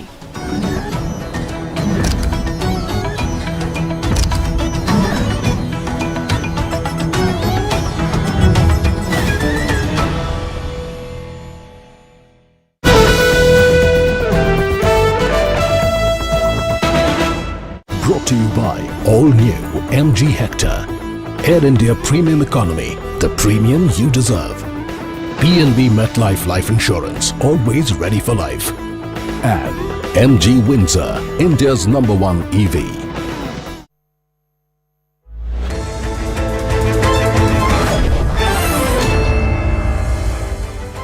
Welcome everyone. Thanks a lot for staying with us. You're watching Plain Speak with me, Shivani Gupta. Let's bring you a quick look at the top 6 developments coming in at 6 p.m. In a fresh satellite imagery, the IDF shows precision strikes on Iranian leadership compound. Numerous munitions dropped on the presidential office. Latest footage shows destruction to Dubai's Jebel Ali port. Plumes of smoke were seen rising from the port as Iran continued its retaliation. Iranian missiles struck the Beersheba tech area, damaging buildings near a major technological park. Reports indicate that a facility linked to Microsoft was amongst the sites impacted. War escalates and so does the casualty number. Iran says death toll from US-Israel strikes rises to 787. India expresses grave concerns over the West Asia war, says 1 crore Indians work in the Gulf and security and stability of the region impacts Indian economy. Oil Ministry says it will source petroleum products through non-Strait of Hormuz routes. Qatar and UAE lash out at Iran over the continuous missile strikes on civilian areas and critical oil infra projects. UAE reiterates it is fully prepared for war and it can fend off aerial threats for an extended period.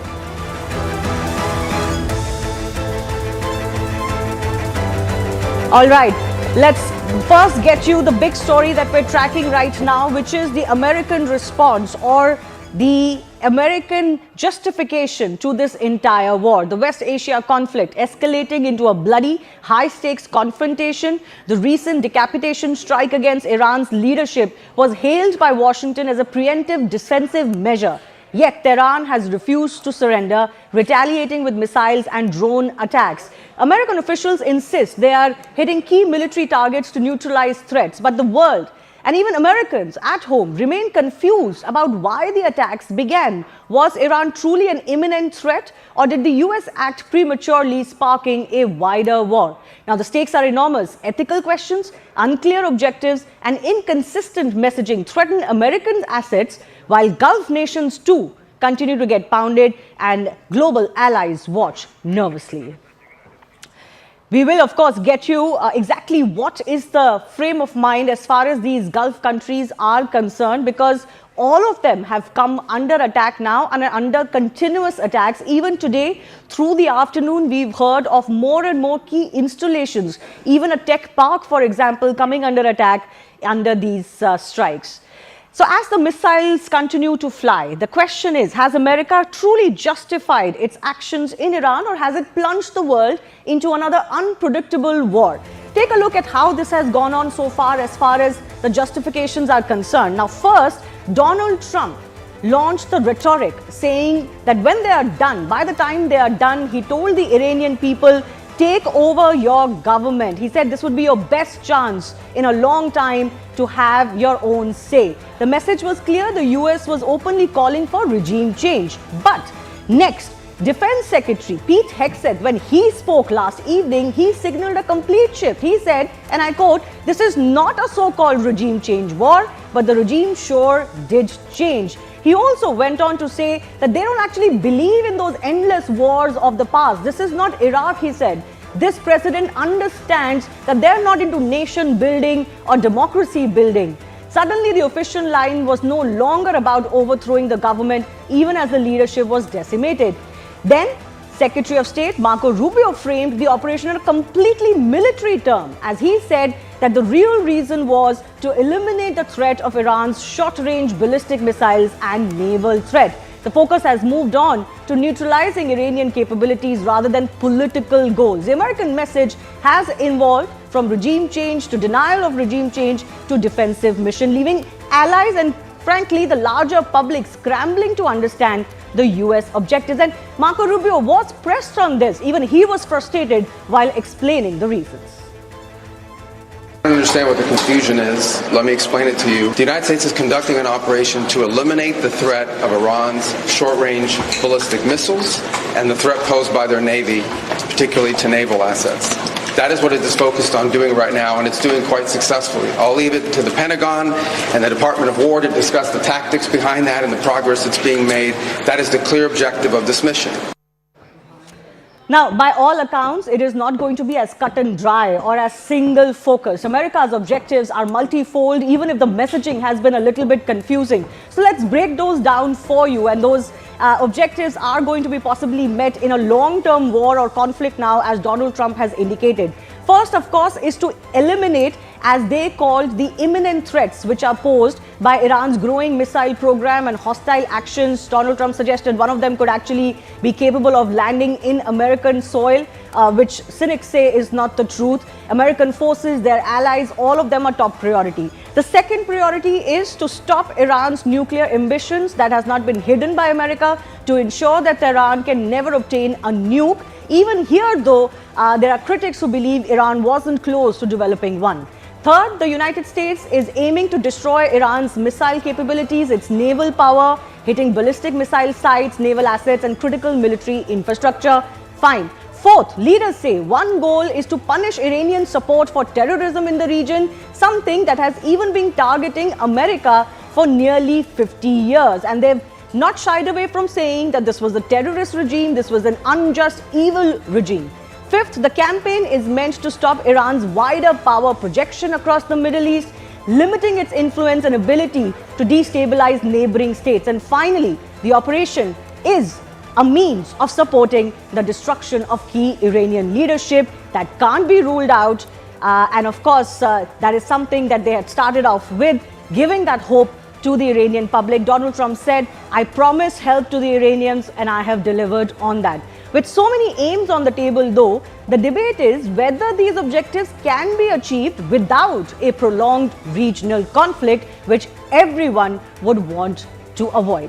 But the big question is also this today. Was America pushed into the military action and abandoned the talks that they were holding only because Israel pushed them?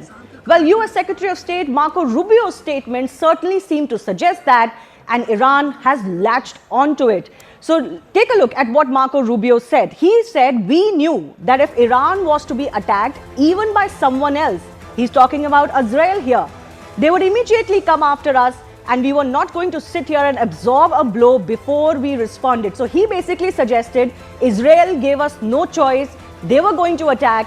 We absolutely had to become a part of it. And look what Iranian foreign minister said. He says, Rubio admitted what we all knew. US has entered a war of choice on behalf of Israel. Shedding of both American and Iranian blood is thus on Israel firsters. He said this is Israel first policy, not America first. He also added, American people deserve better and should take back their country. Listen in to what Marco Rubio had said. This statement could well become an albatross around the neck of both US and Israel.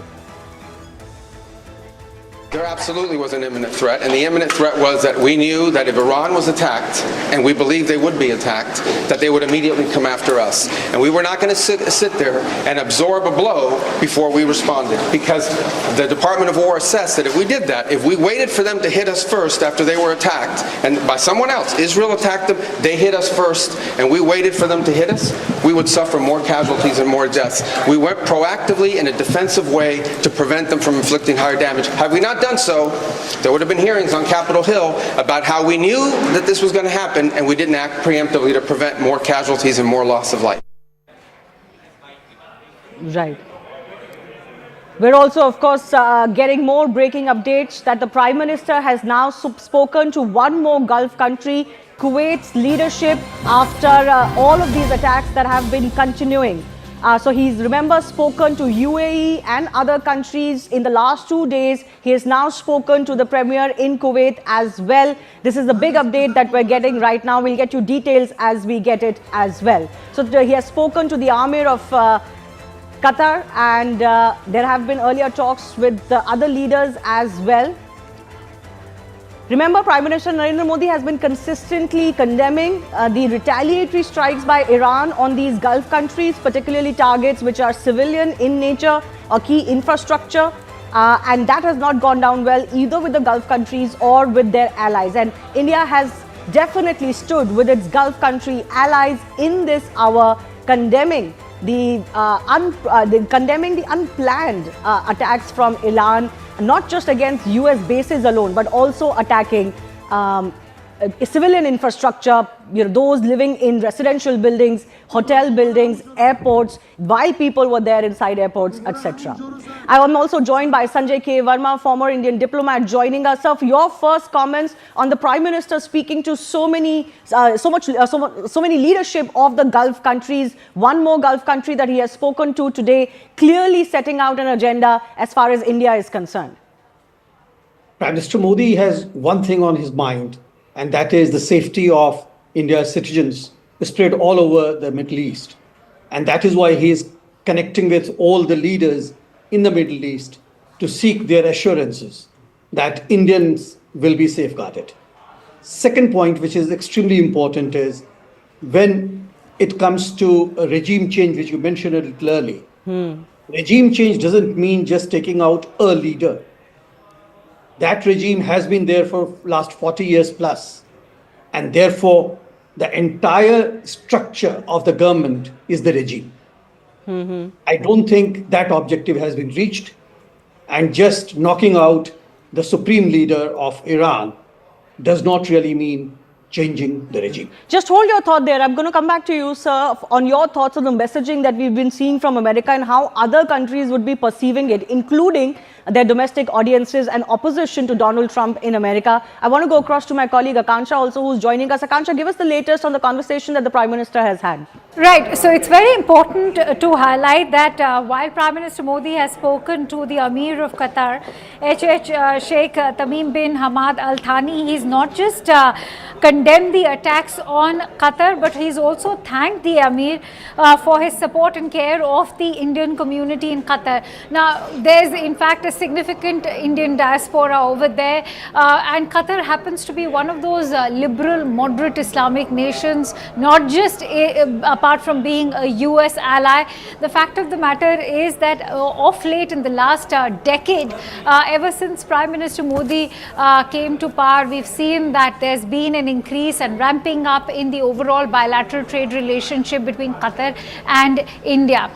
In fact, there are several economies that are now closing down to expatriates, and apart from the fact that when the H-1B visa crackdown started happening, people were inadvertently looking towards the Middle East, and Qatar was one viable option. So that apart, let's talk about the oil trade. Qatar happens to be one of our largest LNG suppliers, and that in itself is a growing worry given that the Strait of Hormuz has been locked down by Iran.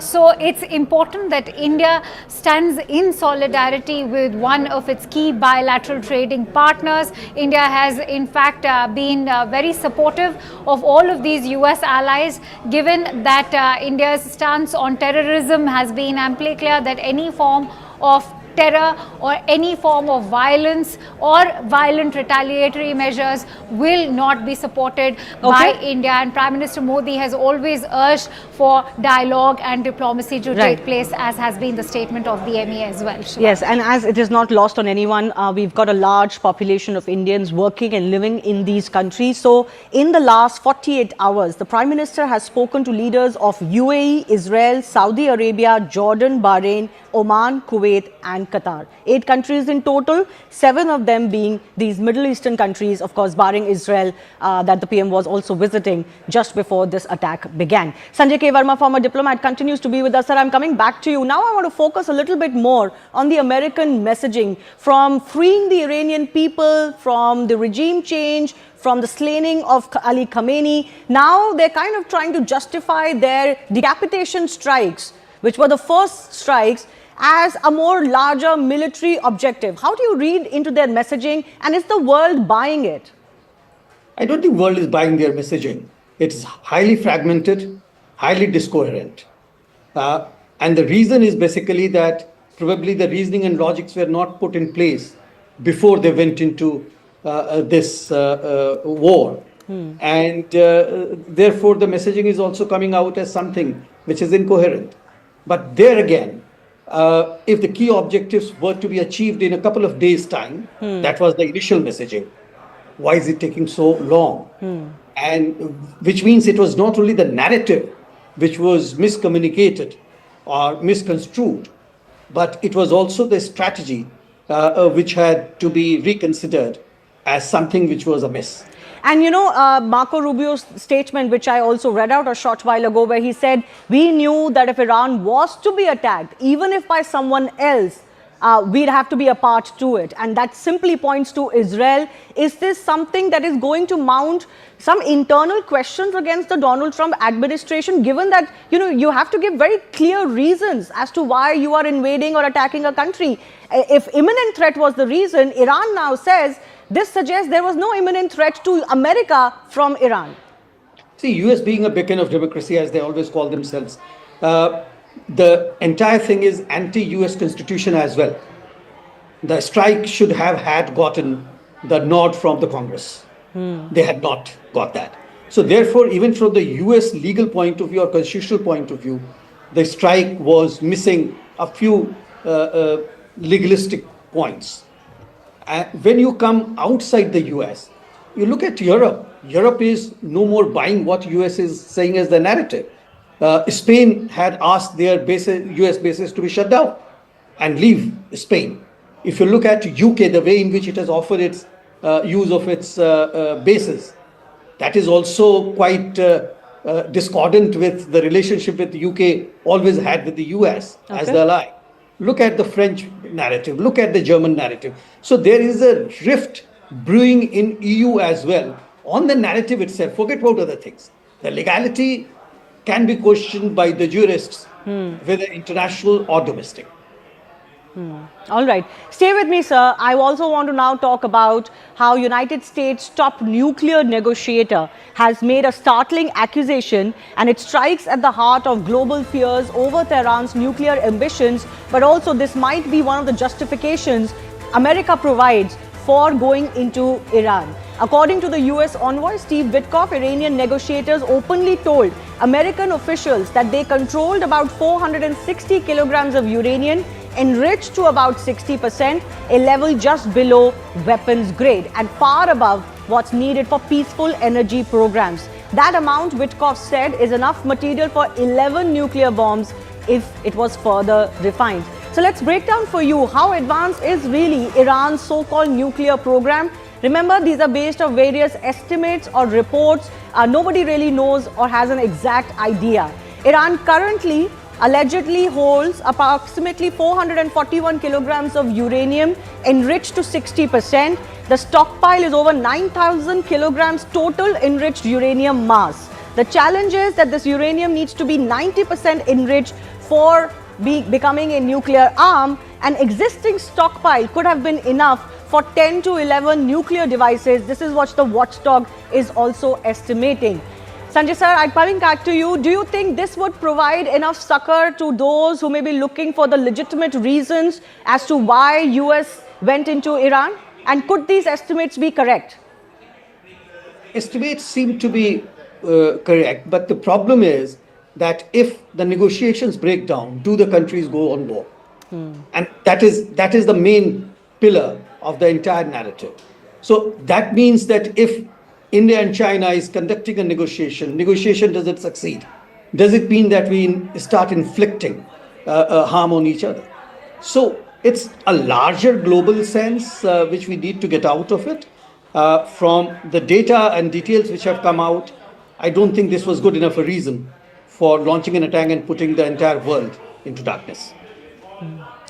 I also want to shift our attention now to the other big update, and which is that Iran has announced that it has shut down the Strait of Hormuz and warned that any vessel attempting to pass could be targeted and set on fire. Remember, this is a very important stretch between these Gulf countries and Iran, with Dubai at its closest tip, which is home to about 20 to 25% of all global oil trade, passing through this very narrow and shallow stretch called the Strait of Hormuz.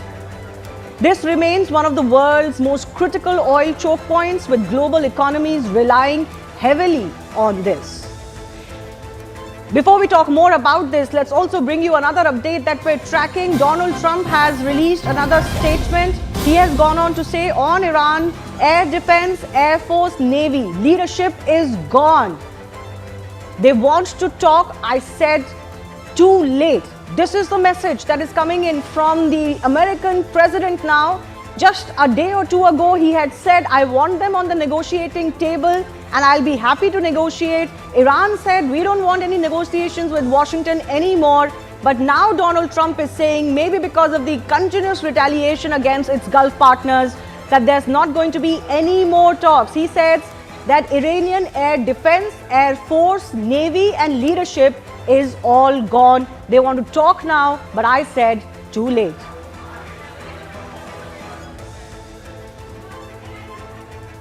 We'll also get you more as far as this latest statement is concerned. Is this closing the doors? Is it shutting the door on any negotiations with Iran anymore?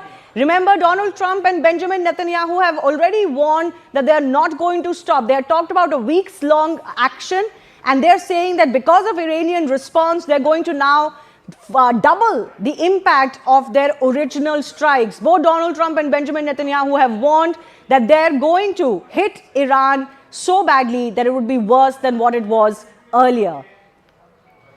We'll get you more updates on this as Donald Trump is releasing one more statement as far as the strikes on Iran are concerned. He says the Iranian air defense, the air force, navy and leadership is all gone. So what does it mean for Iran, even though it continues to mount those attacks? Remember, the Iranian military or Iranian representatives have already said that their military is working independently, all units are working independently. They will do what they deem fit because, of course, the top leadership is gone.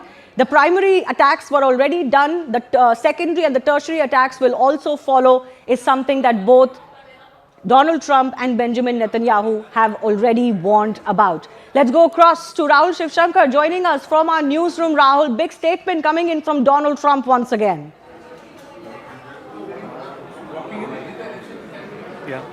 Yeah, we'll go across to Rahul in just a bit, but we're showing to you on your screen the latest statement that has been released. This is a written one. Of course, in the past, he has not only released written statements, but also structured bites that he has released earlier. Rahul is back with us. Rahul, if you can hear me, big statement coming in from Donald Trump. Yeah, very big statement. Look, many people were thinking that the fact that he had assassinated or decapitated the Iranian regime and the 50 leaders, that would be sufficient for Donald Trump to come out and claim victory and call an end to this campaign and say that, look, I've achieved what I wanted to, and tell the American people that he had done what no other American president had done since 1979, though they had tried. But that is an option that he has foreclosed by suggesting that he's not in any mood to negotiate with the Iranian regime. And this is exactly what I was saying. If this war is to have any meaning or any real end to it, there has to be regime change. So once again, you're seeing a sort of flip-flop, because Trump first said that I'm not interested in regime change. Then he went on to say this is about regime change. Then he says I'm a man of peace. Then he goes and carries out a preemptive strike, which is actually a euphemism for a decapitation strike. Then he says, well, we're not interested in regime change. We have achieved the objectives that we set out to, which is decapitated Iran's leadership, hopefully brought up a new crop of leaders which would be less radical, more open, more amenable to working with the West, and obviously declaring their nuclear program open for public scrutiny or for UN scrutiny and so on and so forth. But here, once again, he's done a U-turn of sorts by saying, well, we aren't done. We're going to go the whole hog. Obviously, this would include regime change. We won't stop Iran attacks. And this is also a message that will sort of send a bit of a chill down the spine of some of the others in the Gulf, the allies that have played host to American bases, because they will come out and say that, look, we are getting mashed here between your war with Iran and our interests. And I think a large number of balls are now up in the air, really, because the Iranians will have to factor this in. If the Americans are in it for the long haul, if Trump has refused negotiations, that means he's looking at a military endgame. And the Iranians will have to recalibrate, because if they were thinking that the US would perhaps backpedal and in about 3 or 4 weeks would perhaps end hostilities, then they are mistaken. At least this is what Trump is saying. Now, whether this is a bargaining tactic to get leverage, he's done that, of course, taken maximalist positions, even when it has come to trade diplomacy or tariff suasion. So we don't quite know what Trump's idea is, but there's been a lot of chatter amongst the experts and geostrategists that they're not seeing what the end game is without putting boots on the ground in Iran. Just carrying out these mass ballistic/surgical strikes is not going to attenuate the Iranian regime enough for them to sort of walk away from power and come groveling to the United States of America. So we don't quite know what is the agenda that is driving Trump, but quite clearly, at least as of now, this forecloses the possibility of this war ending anytime soon. Right. Rahul, thank you for joining us and putting this into perspective. Certainly these questions are mounting now. What was the objective to begin with, and how soon can America and Israel achieve those objectives? Because as I turn to our next big talking point, this is a global economy issue now. As we've been telling you, the Strait of Hormuz has been blocked by Iran because of this war. Was it necessary to begin with and to thrust the entire global economy into uncertainty? The big question right now on everybody's mind is, what is the alternative to the Strait of Hormuz? So let me just bring to you, the Gulf region has some limited backup routes to keep oil flowing. Let's take you through those alternatives to the Strait of Hormuz. First up is the Saudi Arabia's east-west pipeline.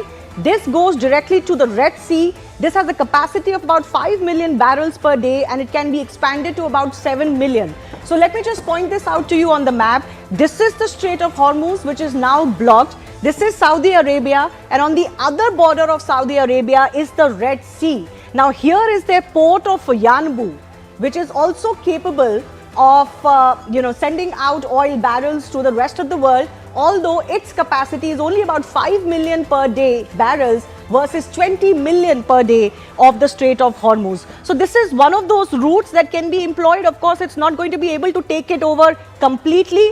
As far as this route is concerned, why is this important? Because it completely bypasses the Strait of Hormuz. You don't really need to go to that side and you're not affected as far as this blockade is concerned.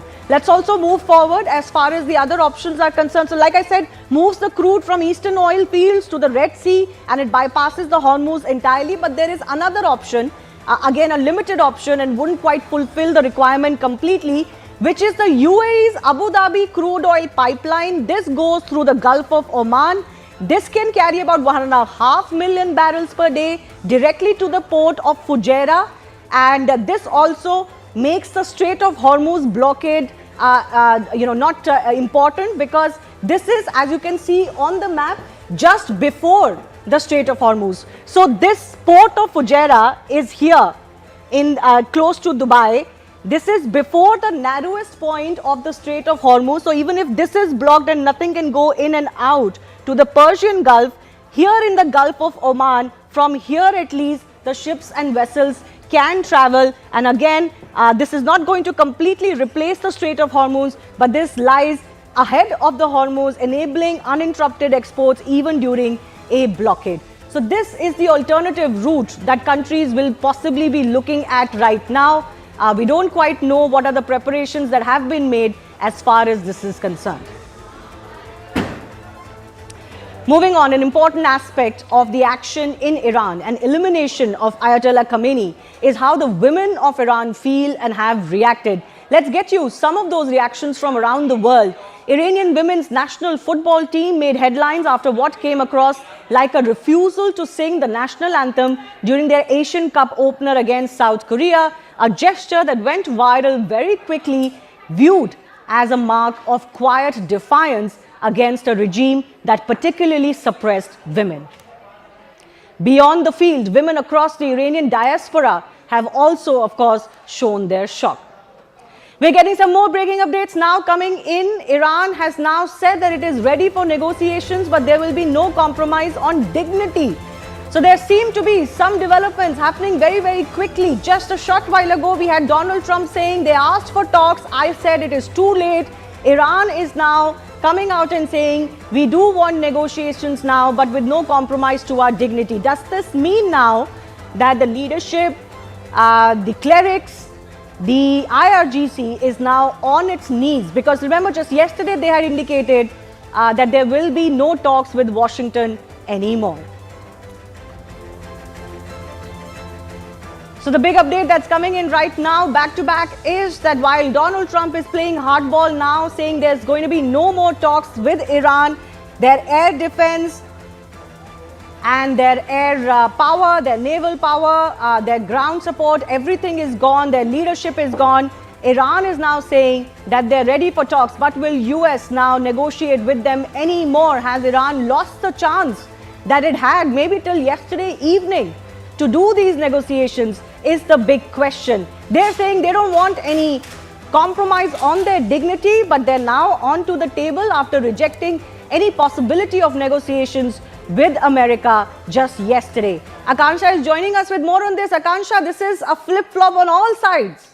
Absolutely, and these mixed messages are not just coming from the United States, but you're also getting them from the Iranian side. Remember, the former IRGC head and part of the transition in Iran, that is, in fact, Ali Larijani, who was playing the role of a power broker, was initially reported to have said that we are ready for talks, but then he took to X and he said that no, there is absolutely no scope for talks. But now, again a close aide to Khomeini indicating that they are indeed ready for negotiations is an indication that perhaps Iran is also now very much aware that they cannot sign up for a war of attrition. As we all know, we've been debating that Iran is finding itself extremely isolated. Look at their allies. They are nowhere around, whether it is North Korea, Russia, primarily China, one that is actually exchanging technology, providing them with intelligence as well, has in fact completely backed off in terms of providing them with any assistance, and that's a classic China playbook. But that aside, initially there were indications coming from the United States also that there could be a scope for negotiations. Sorry. But as you rightly highlighted, Donald Trump has already ruled out that possibility now. Shivani. Yes. So what does that mean as far as the end of this conflict is concerned? Akansha, that will be the big question, isn't it? Everybody would want that maybe they can get onto the table and agree on to certain terms. That's going to give Iran, in fact, if you look at the upper hand, that clearly is in the hands of the United States and also of Israel, because now US is going to be in a position of strength. They will ensure that they dictate the terms and conditions of a more moderate sort of a government, even if it were to be with the IRGC or say the Shia Islamic Cleric Council to be a part of that transition. Absolutely. So we'll wait and see what could be the terms, if at all, and would there be a different Iranian regime now? Time for a very short break. My colleague Anand is joining you on the other side.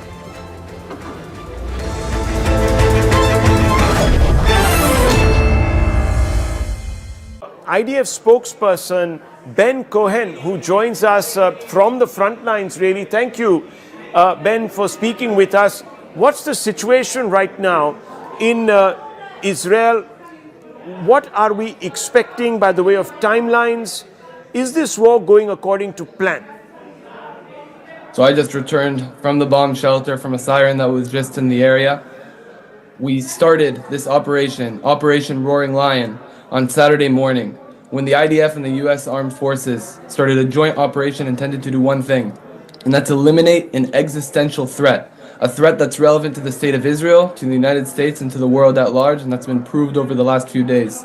The strike started on Saturday morning when we eliminated more than 40 senior Iranian commanders, including Supreme Leader Khamenei, and they continued over recent days as we struck aerial defense targets, ballistic missile targets, and other Iranian terrorist regime targets in Tehran and in Iran at large.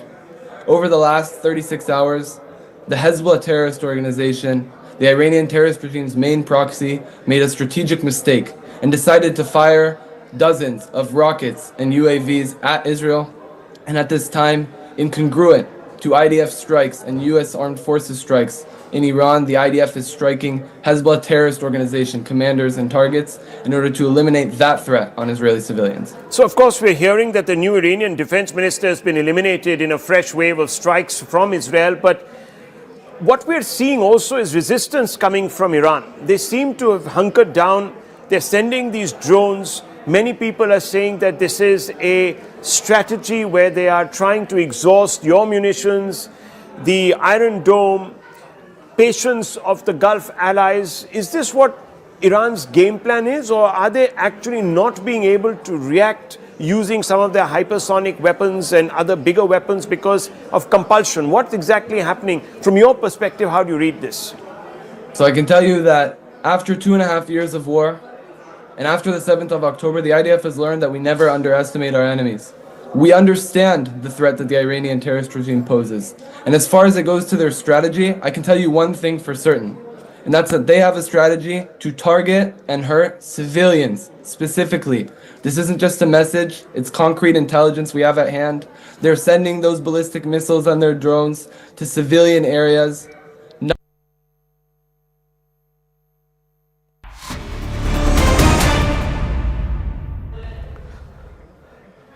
Welcome to a very, very special edition of Inside the Bunker, and it's the offensive from both sides that continues to escalate, with the idea of releasing latest satellite imagery of its precision strikes on the Iranian leadership compound.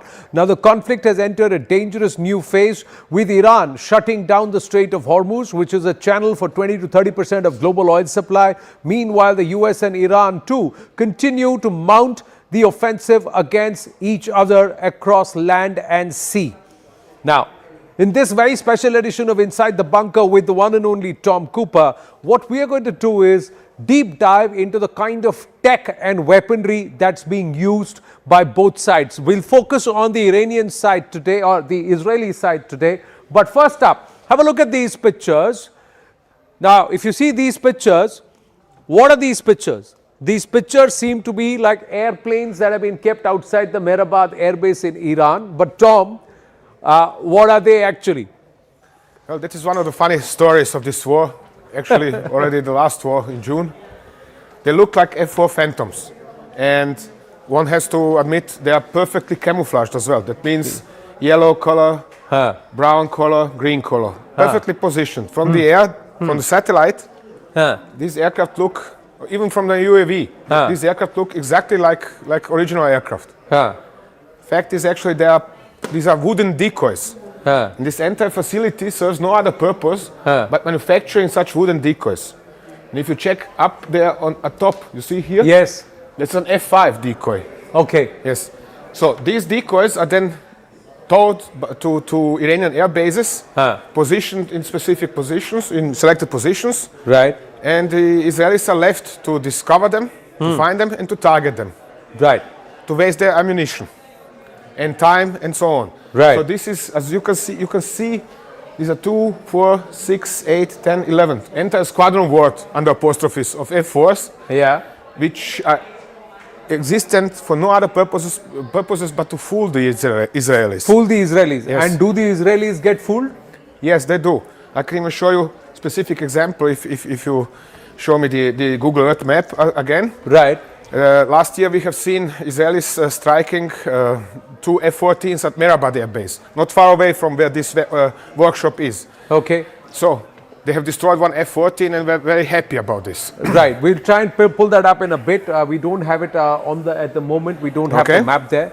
But this edition of Inside the Bunker, what I want to do is for you to explain to our viewers very, very clearly what is the kind of weaponry that's being used. Yes. So let's start with the airplanes. One of the first things that stood out for me is that you said that the Israelis are not going into the Iranian territory, but they have aircraft that can fire missiles right into deep into the Iranian territory from the Syrian skies or the Iraqi skies. Yes. Right. Now, let's start with this. This is the F-15D. What is the F-15D? This is originally F-15 was developed as an air superiority fighter, which means an aircraft made to fight air combat, only air combat, nothing else. So over the time, Israel experienced ever less resistance in the air. Therefore, it started converting its F-15s into fighter bombers. That means it started equipping them with bombs. So now the latest development, latest modification for Israeli F-15Ds, these are 2-seat, as you can see, 2 ejection seats. Here is also SATCOM antenna. Right. Latest modification for this aircraft is air-launched ballistic missile, which is a huge weapon, as you can see it here. This is a Black Sparrow, or one from the Sparrow family of weaponry. It consists of a booster, which is accelerating it, and the actual warhead and re-entry vehicle. Right. So I suspect that this is one of the aircraft that was used or deployed to kill Khamenei, for example. This could be the aircraft that was used to kill Khamenei. Why do you say that this could be the aircraft that was used to kill Khamenei? Because the first strike, the opening strike of this war, was for the Israelis to deploy such weaponry to hit Khamenei.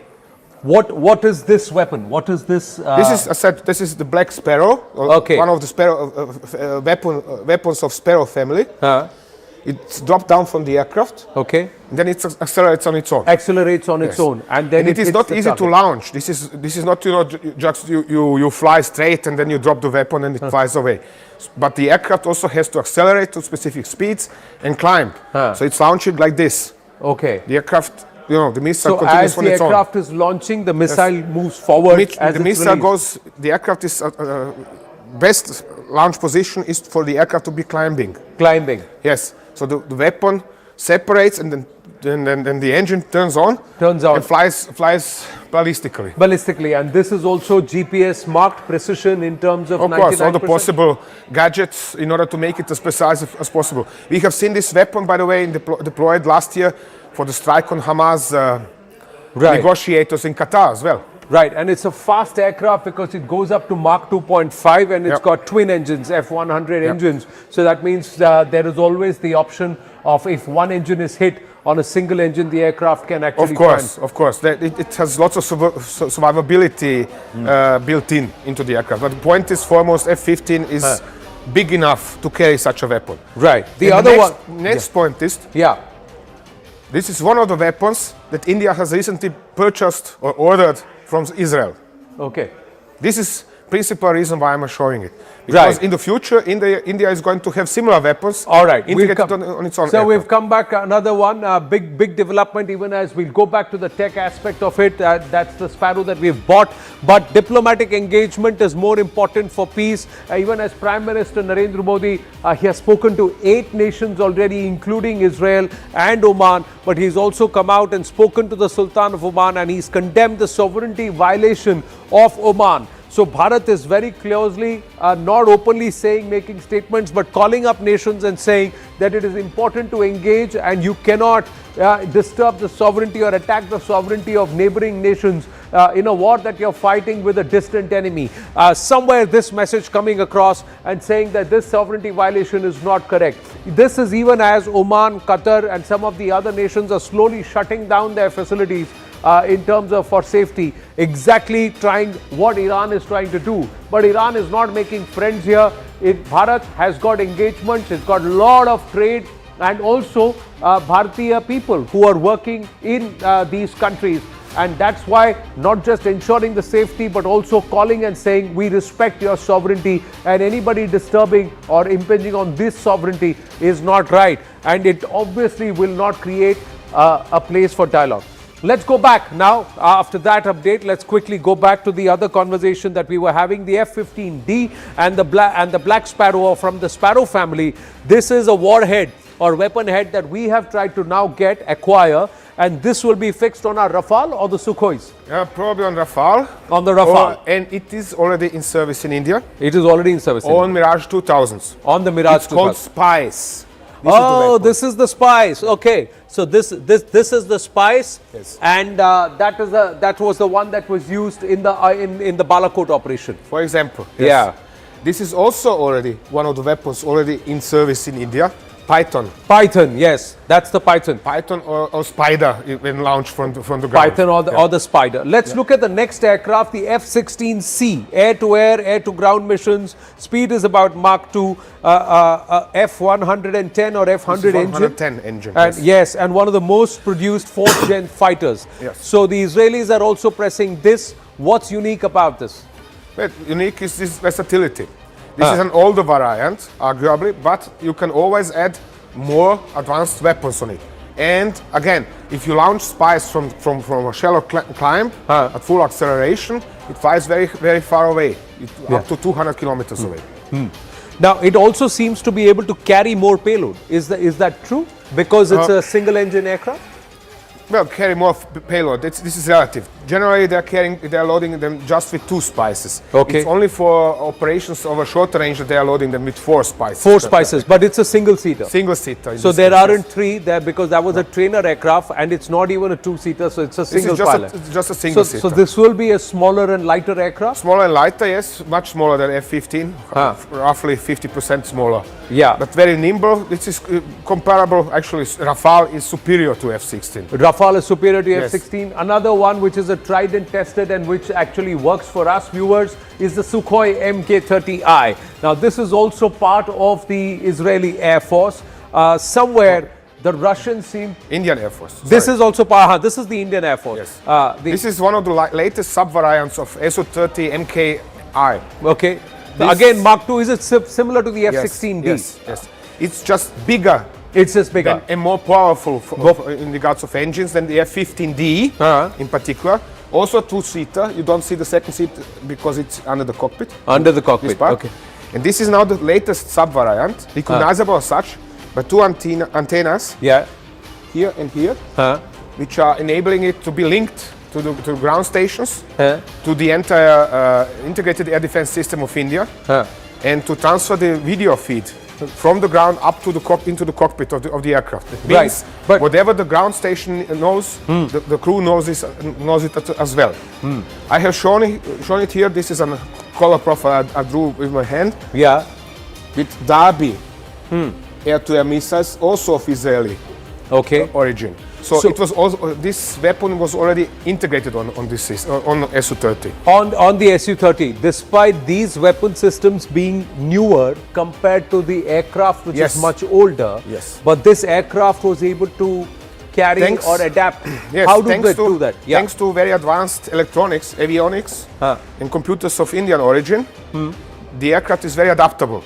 That means you can essentially put whatever you want on Su-30 MKI. You just need to test the separation. So often and trajectories and so on. But essentially you can put on Su-30 whatever you want. You can put anything, whatever you want on the Su-30. We'll show you what all has been put on the Su-30. The next one is where it's tipped with the BrahMos. Now, how is this possible? Wow. This is the most powerful weaponry in service with the Indian Air Force. Again, Su-30, here are all the sub-variant, no antennas for the software radios, but it has a BrahMos. This is the BrahMos. Yes. This is what it looks like when it's packed, so to say, when it's released. Okay. On release, there is two small jets kicking away the cap, which is covering the intake. Okay. So, and then the missile accelerates on its own. Next step in the BrahMos, once it's launched, this is this is the booster. Okay. This falls off once the missile has accelerated to its cruise speed. So essentially, you have then this part of the missile flying away from the aircraft. Okay. And then just this part of the missile striking the target. Striking the target. So the missile actually becomes smaller and lighter. And lighter, so that means it's able to go faster. The other thing is the BrahMos' loop is something that nobody's been able to figure out. It's got an S loop, doesn't it? The cruise missile, because of which the interception of the BrahMos becomes very, very difficult. Yeah, it can maneuver in its terminal attack phase, which means once, for example, you can program it to fly low along the ground, and the other way is to program it to jink up and then to dive up on the target in order to, for example, penetrate an underground target. Like Kirana Hills. Like the Kirana Hills. Yes. So this is the BrahMos as it is when it is loaded on or packed onto the aircraft. Yes. And then it is between the intakes, so it's only the front part is visible when it's attached to the aircraft. Attached to the aircraft. So this is how it looks. Then as it drops, this part breaks away. Comes away. The jets push this off, open up the cap, so then it becomes tipped like this. And then this part, the back part is the booster which the moment it gets to cruise mode. So till this part is shaved off. Something like here. What is particular about BrahMos in comparison to its Russian origin, the Indian scientists have developed a very long booster which is actually stretching through the body of the missile, which is stretching the range of the missile. So further in comparison to its original. So it is a very powerful missile. We have seen it in action last year. Right. But it is a very big, hefty weapon. Therefore, India is already working on BrahMos NG, which is new generation, which is going to be smaller, lighter, and compatible with smaller aircraft than Su-30. Right. Now, one of the older aircrafts which he talked about that had the Spice and also the Hammer is the Mirage 2000. Now, again, a tried and tested aircraft among the Indian Air Force. What makes this aircraft so special? And what is it going to be replaced with in the future generations? Mirage was always special because of its avionics, because of these computers which are making other type of or actually easy to adapt additional weapon unit. When during the Kargil war, Indian Air Force wanted to have guided bombs, it was relatively simple, under apostrophes, to put on a Lantern targeting pod and guided bombs acquired from Israel on it.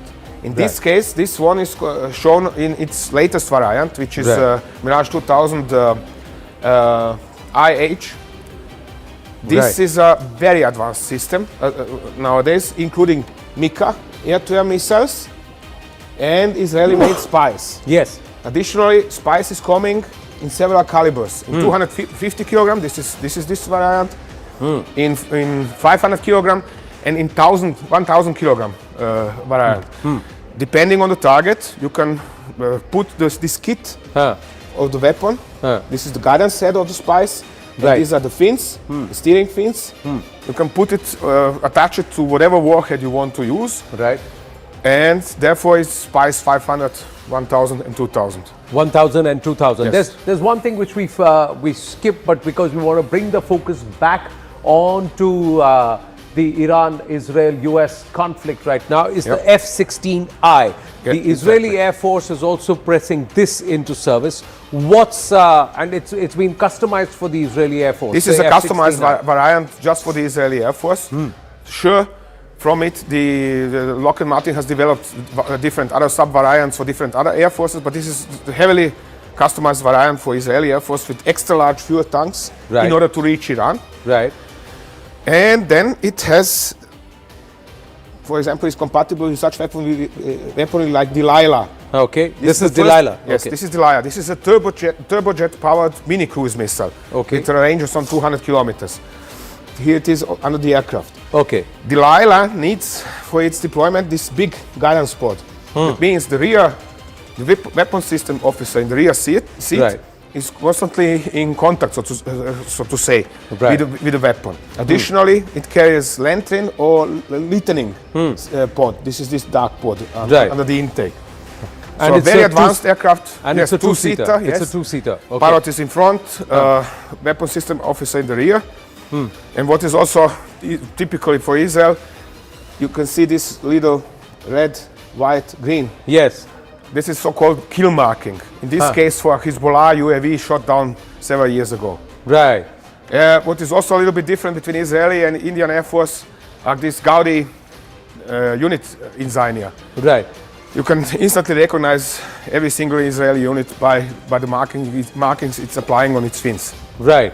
So that's the marking for the Israeli air. This is for the 201 squadron, also called nicknamed the Wolf Squadron. Now this, what you said is again interesting. This is a kill marking. Yes. So kill marking means that this aircraft and the pilot has shot down something. So it could be a Hezbollah target or something else, but it has shot down, so this has got kills. So that's how the potency of the pilot and the aircraft, or the legend, builds amongst the Air Force. Exactly, yes. There are also such kill markings for strikes on Iranian reactors, on Iraqi reactors, on Syrian reactor, and so on. They are applying them depending on what. Right. Now, out of the Israeli weapon systems and the guided missiles, which do you think was India now trying to acquire? You said Spice and Hammer are already there. Yes. Are we looking at trying to get the Delilah also? I'm not sure about Delilah, but certainly ROX or Air Laura. I think this is on the other artwork of the F-16I, if you have copied it. Okay. Do we have the other F-16D? Was it on the F-16D? F-16I. F-16I. F-16I, we've just got this one. Okay. Never mind, this is the F-15, but it is essentially it's such a weapon. Okay. Air Laura is just even heftier and looks a little bit different in front. Okay. Air Laura or ROX. They all have two names, one for export, one for Israeli service. Right. It's essentially, India is purchasing exactly this kind of weapons as well. Right. And what's more, on this aircraft, behind the missile, you can see this jammer pod, electronic warfare pod. Yes. This is something, for example, Tejas is already carrying. Tejas is already carrying this jammer. Yes, it's already in service in India. Right. So this is also a point, What does this jammer actually do? Quickly, we're running out of time. It is emitting electronic emissions which are jamming any kind of approaching radar-guided missiles. It's hiding the aircraft behind some sort of a electronic cloud, making so it invisible for enemy missiles. Any of the missiles and the radar to follow. So it's like a frequency shield that's being built around the aircraft, and Tejas has that. So this was all about the aircrafts that the Israelis are now pressing into service, and also how it is marrying into the Indian Air Force. But this is just the beginning. What about the drones? What about the UAVs? Who's got the better tech and who's got the kamikaze? All of that here on Inside the Bunker with Tom Cooper very soon. Stay with us.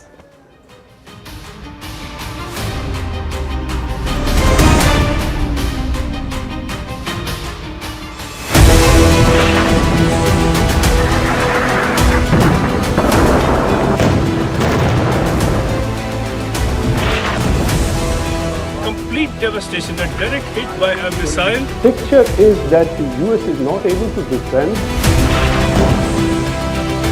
Of a drone of massive, the number of ballistic missiles.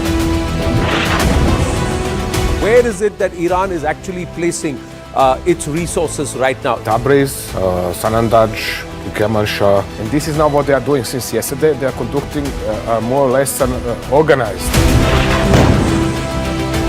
US bases have been targeted. Drone has been shot down now. Iran can then threaten or attack enemy nationals. A massive missile and drone attack over here. Iran now has been completely, in some ways, dominated. With ballistic missile attack. It means the Kuwaiti air defense was under big strain.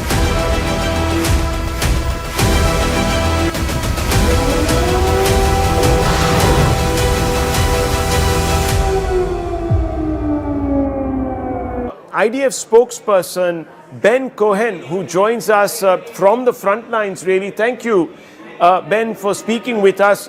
What's the situation right now in Israel? What are we expecting by the way of timelines? Is this war going according to plan?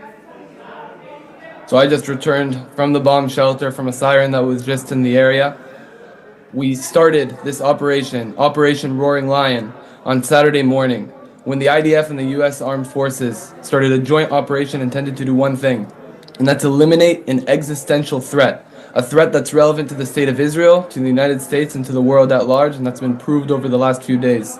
The strike started on Saturday morning when we eliminated more than 40 senior Iranian commanders, including Supreme Leader Khamenei, and they continued over recent days as we struck aerial defense targets, ballistic missile targets, and other Iranian terrorist regime targets in Tehran and in Iran at large.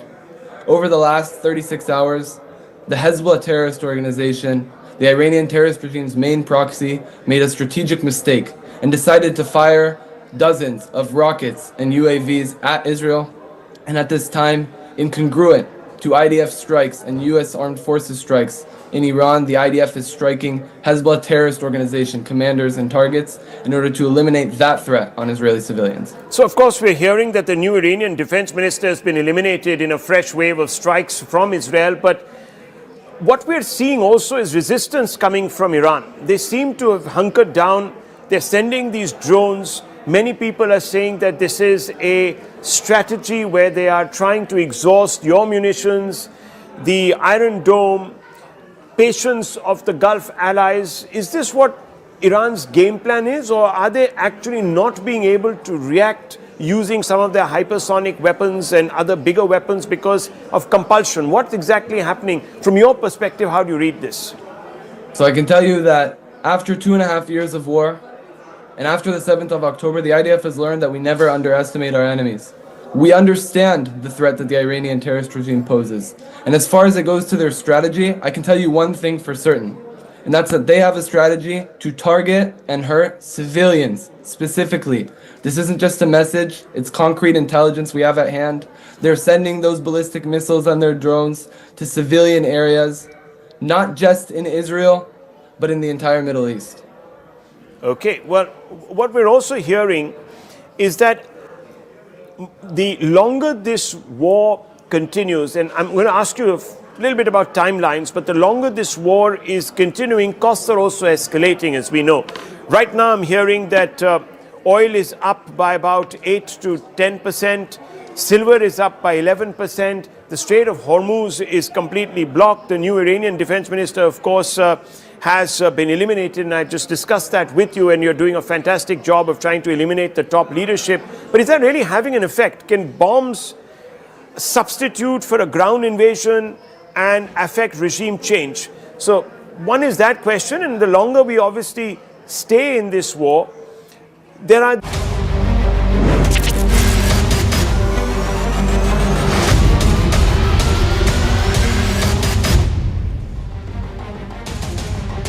Namaste, Jai Hind, and welcome to this edition of The Right Stand. I'm Anand Narsimhan. The Middle East is now, viewers, engulfed in a full-scale regional war that has rapidly expanded beyond its initial fronts, drawing in major states and also non-state actors in a volatile conflict.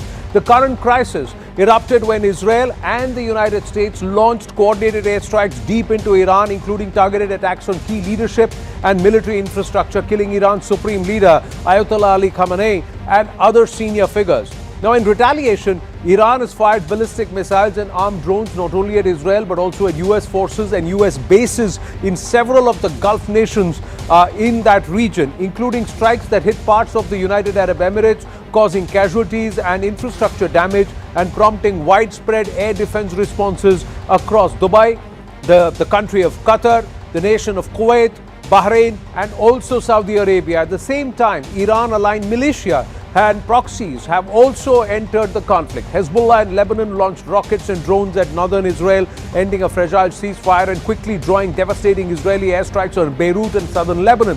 Thousands of civilians have been displaced amid intense bombardment and cross-border fire.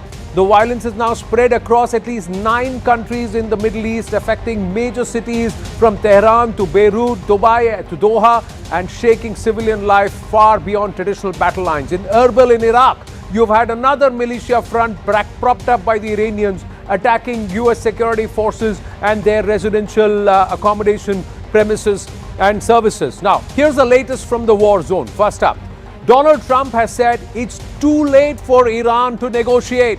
He's saying their top leaders across politics and defense have been wiped out. I'm not going to talk to them anymore.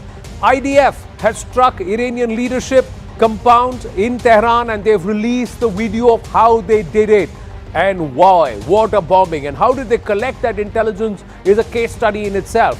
Now, Iran has also targeted oil facilities across the Arab nations, forcing nations like Qatar and Saudi Arabia and Oman to shut down some of its refineries and its facilities, clearly wanting to get the commercial angle in and hurt nations commercially.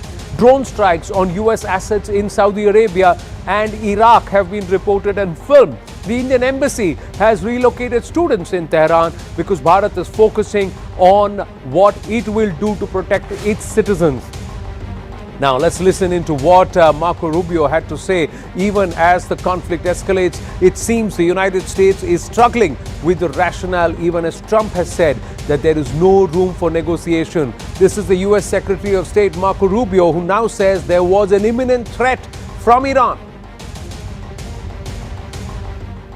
I don't understand what the confusion is. Let me explain it to you. The United States is conducting an operation to eliminate the threat of Iran's short-range ballistic missiles and the threat posed by their Navy, particularly to naval assets.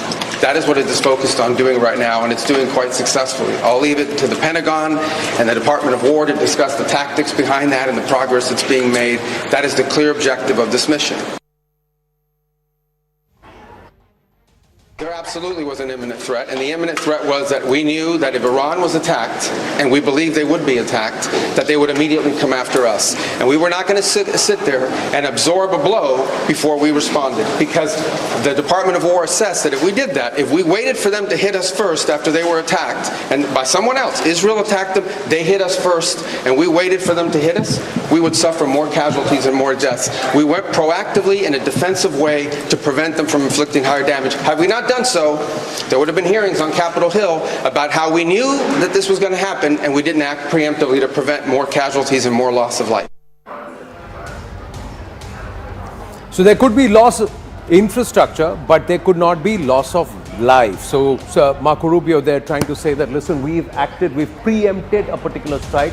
Similarly, like what the IDF has always said, listen, they had already made plans. They had already made plans to try and a call for the death of Israel, and they were going to get ready 8,000 ballistic missiles by 2027 and wipe out Israel once and for all. And that's the reason why we needed to act first. That's what the Israelis have always maintained. Now, somewhere from the Americans, the same tone that our strikes were preemptive.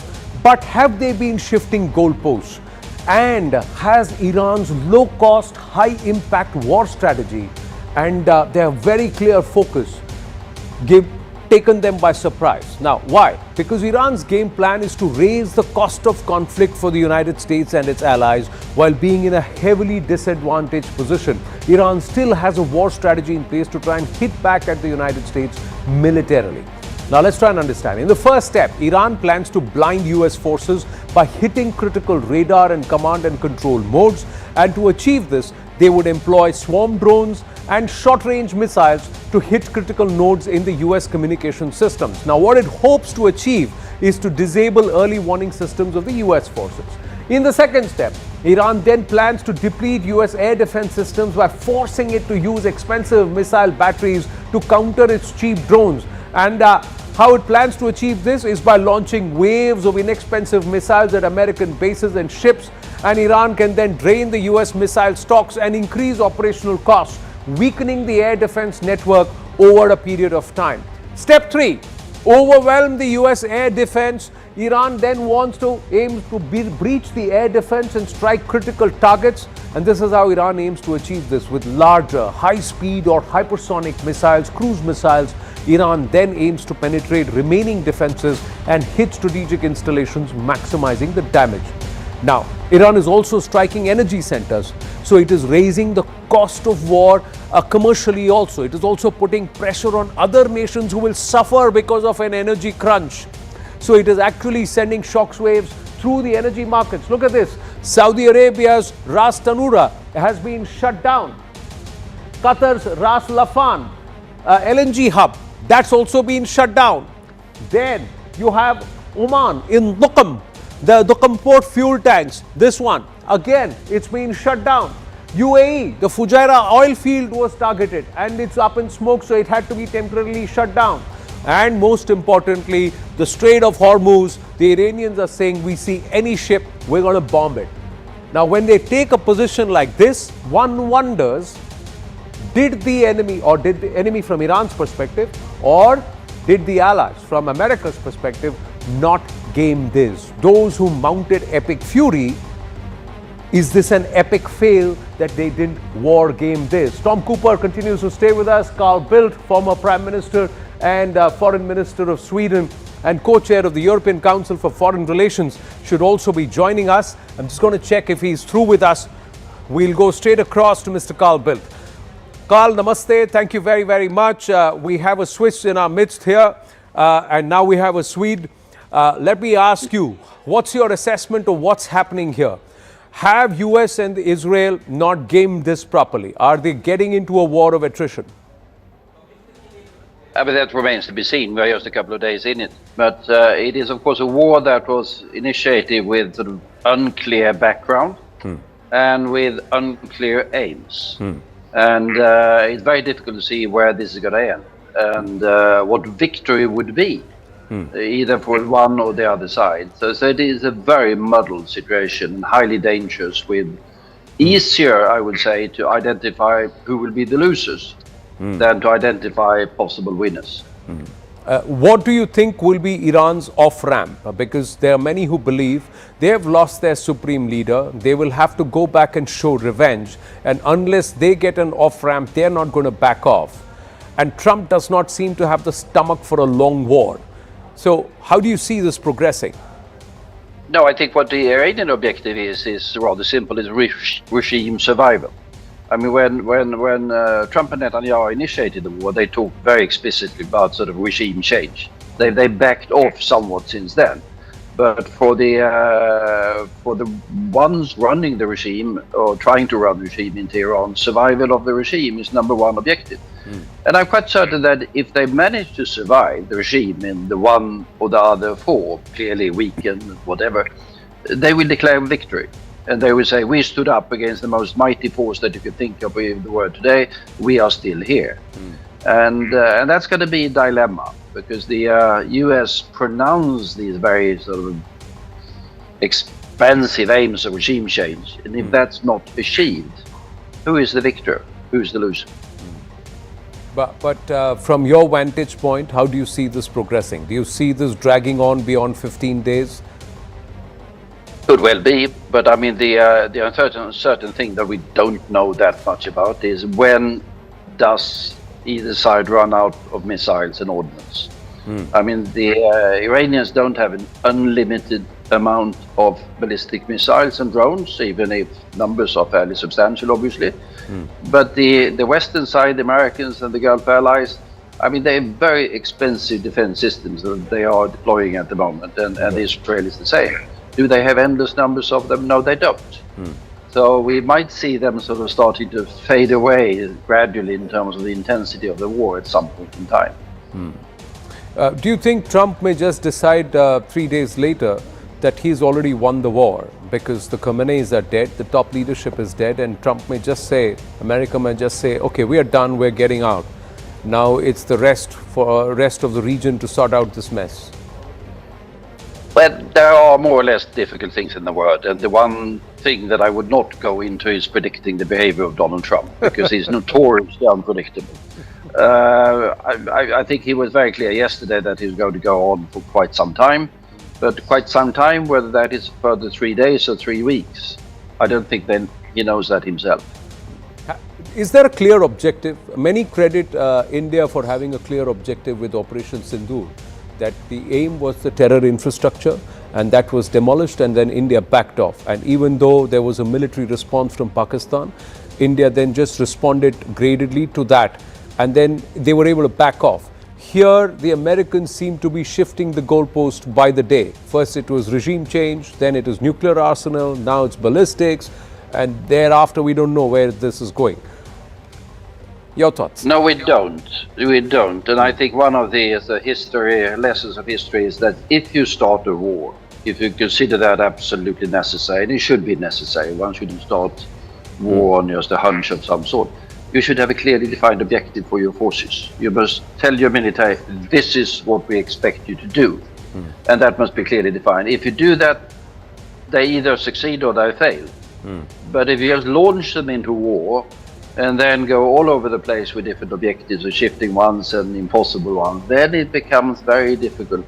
Even difficult for the war fighters themselves, what are they supposed to do? And even more difficult for the politicians or the strategists who are going to say, where are we heading?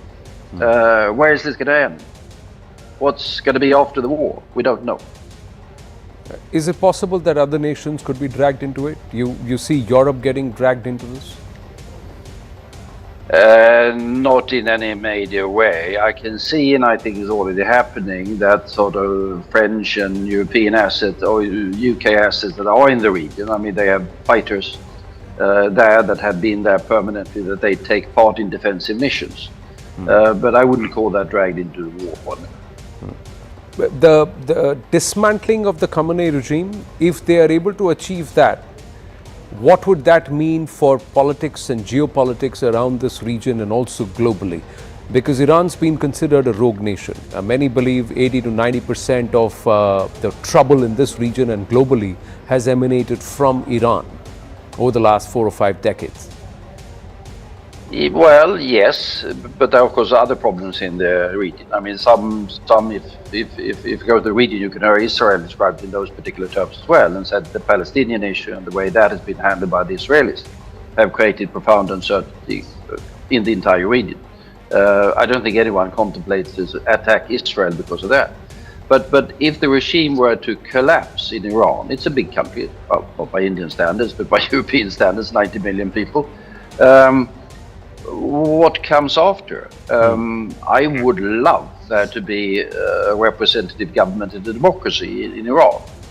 But do I see that happening in the state of general chaos or collapse? I'm very hesitant. Right. Carl Bill, thank you very much for speaking with us and thank you for your time. We're going to just bring it back into the studio with Tom Cooper and also go across to our other guests. We have Major General Yaakov Amidror, who's back with us, former National Security Advisor, Israel from Tel Aviv, Ambassador Rajiv Dogra. He zoomed out. He was zoned into in our studios this morning. I hope you had a good round of golf, Ambassador. But meanwhile, Major Gaurav Arya is also with us, and we also have Roxana Chagini, Iranian analyst, who's joining us from Germany. Thank you, everybody. We've just got pictures, and you were explaining this, Tom, and let's just start with these pictures of Israeli demolition of the trucks, which are launchers, missile launchers. These are Iranian missile launchers, and like you said, if you can just freeze this picture, and can we go full frame here on that picture? It's those 3.5-ton trucks. That's what he's been talking about, that they look like ordinary commercial trucks. Can we call that picture here quickly? And this is the classic strategy.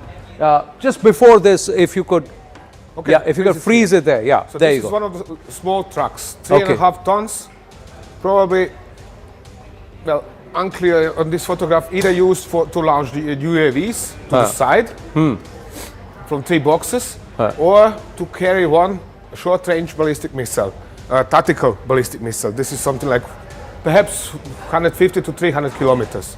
Okay. So this means almost any kind of local delivery truck is suspicious for the Americans and Israelis these days. So how many trucks are they going to shoot down? That's what. How many trucks are they going to shoot out? Do you look at that truck? There were so many trucks like this. How many are the Israelis going to chase remains a question. Let's go across to the Major General and ask him from Israel. Has Israel bitten off more than it can chew with respect to trying to bring down Iran? Because if regime change was the objective, that doesn't seem to be happening anytime soon, Mr. Amidror. First of all, there were other aims for the war before the regime change, is to eliminate the ability of the Iranians to produce missiles in the future and to completely destroy the military nuclear project of the Iranians. That was first priority. Before regime change, we don't know how to make regime change. What we can make is to make the regime much weaker, and then the Iranians will have to decide if they want a regime change. We cannot be the Iranian opposition. We not pretend to be the Iranian opposition. What we want to be is to be sure that the Iranians cannot continue with the ballistic missile production, with the military nuclear project, and to prepare the circumstances for the Iranians to make the change in their regime. We are not making a regime change. We are not Iranians, and the Iranians have to make that decision. But what if the Iranians decide not to make a regime change? What if the current lot is able to sustain it and everybody accepts Ali Reza? So what will happen if the Iranians decide not to do it? First, the Iranians will not have the ability to resume the nuclear project.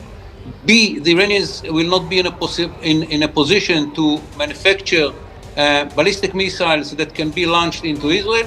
And C, Iran will be much weaker, and it will be easier to take care in the future that they will not resume both the nuclear and the missile project. If the Iranians decide that this is the regime that they want, all what we can do in the future is to make sure, to guarantee that they don't have the ability to destroy Israel.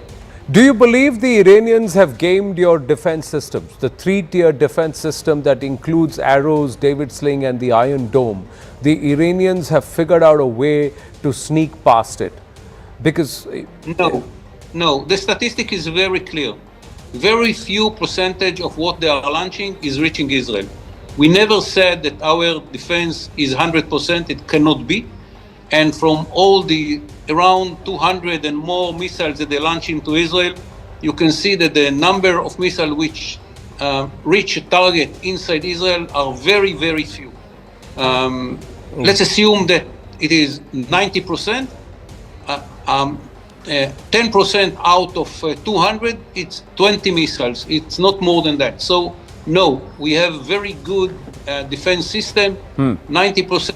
I'm not saying this is the percentage. I don't know. They didn't publish of the success, but it's around 90%, 85, 90% of the missiles didn't reach any target in Israel. Right. And I think that it's a very good, no one has a better system than those systems, and we are learning all the time and we are enhancing our capabilities. Right. No offense meant, but in Operation Sindoor, our effectivity was 99.6%, and also over a larger spread of area and terrain. But in this case, Israel, I'm just going to open it up. Major General Amit Rohr, getting our other guests into the conversation. Tom Cooper, there is on social media, open source intelligence, claims of Iranians having cluster bombs. We've got news just coming through. Donald Trump seems to have just taken to Truth Social and he's said something. We just read Donald Trump's big warning to Iran. We have unlimited upper tier weaponry. Now, in the morning, he said we could have had more about the upper tier weaponry. Now he's saying we have unlimited upper tier weaponry. What do you read from this, Tom? Another desperate threat in total. You say it's a desperate threat? Yes. You don't believe that there could be something big that could be happening tonight? Well, there are only two weapons I haven't seen being deployed by the United States in this war so far. One would be the GBU-57, this Moab, this 10,000 kilogram massive bombs, penetrator bombs, and the other would be nuclear weapon. The other would be nuclear weapon. No, but he says have unlimited mid to upper tier weaponry. So that's what he said, mid to upper tier weaponry. I'm going to check with our team if he can just juxtapose what he's tweeted or put out just now on Truth Social against what he put out in the morning, where he said we have the smaller arms and infinite and better than but as far as the upper tier, because of Biden and him giving it to Mr. Zelensky, we don't have as many as we should have, etc., etc. We just put that out and this. So within hours, there is a different statement that's come from Donald Trump. Typical Trump. That's typical Trump, master of shifting the goalpost. But we also had pictures of the Iranians having cluster munition. Yes, they have bought them from the Americans. And this was fired over Jerusalem and Tel Aviv. And there were a lot of missiles that seem to have landed in Tel Aviv. The Israelis may not accept it, but it's there on open source. Your thoughts, is that possible? Yes, it is possible. They have deployed one such warhead, at least one, against Tel Aviv last year in summer. So it is perfectly possible that they have repeated the exercise now. It's possible. Major General Gaurav Arya? Major Gaurav Arya. Major Gaurav Arya, I beg your pardon. Yes. No. Anand, what I'm saying is that I think what they have is limited. And in fact, Donald Trump mentioned it earlier also when the case came up for India receiving the Apache helicopters that it paid for. Yeah. And that is what Donald Trump said. He publicly said that we do not have the capacity to manufacture, and people keep on saying we want to buy American weapons, but we don't know how to supply those American weapons. And this is exactly what is happening. So I agree with Tom when he says most of this is bluster. Most of what Donald Trump says, we have unlimited, nobody has unlimited weapons. Nobody has unlimited weapons. Correct. Least of all the United States of America. So I think I'll go with what Tom said. Yeah, that this is a lot of bluster. But are we looking at it from just the Iranian lens because they are counter-punching so well and at a cost-effective manner? Or are we underestimating the firepower of the Americans and the Israeli? Because what the Israeli have achieved in the first few hours, nobody thought they would be able to do. So we can't take that away from them. Nobody thought that the Khomeinis would be bombed out of existence. Trump has achieved that. So he's already ticked the legacy box along with Netanyahu. Major Arya. No, yeah, absolutely. I agree with you there. But see, what is happening is the lack of objectives in this war. That is what is the problem. They're shifting goalposts, and they actually expected people to come out on the streets and take over the institutions in Iran as soon as they heard of Khamenei's death. That was the expectation of Donald Trump. Yeah. That did not happen. Now, about the Israelis have very clear-cut objectives. The Israelis are not confused.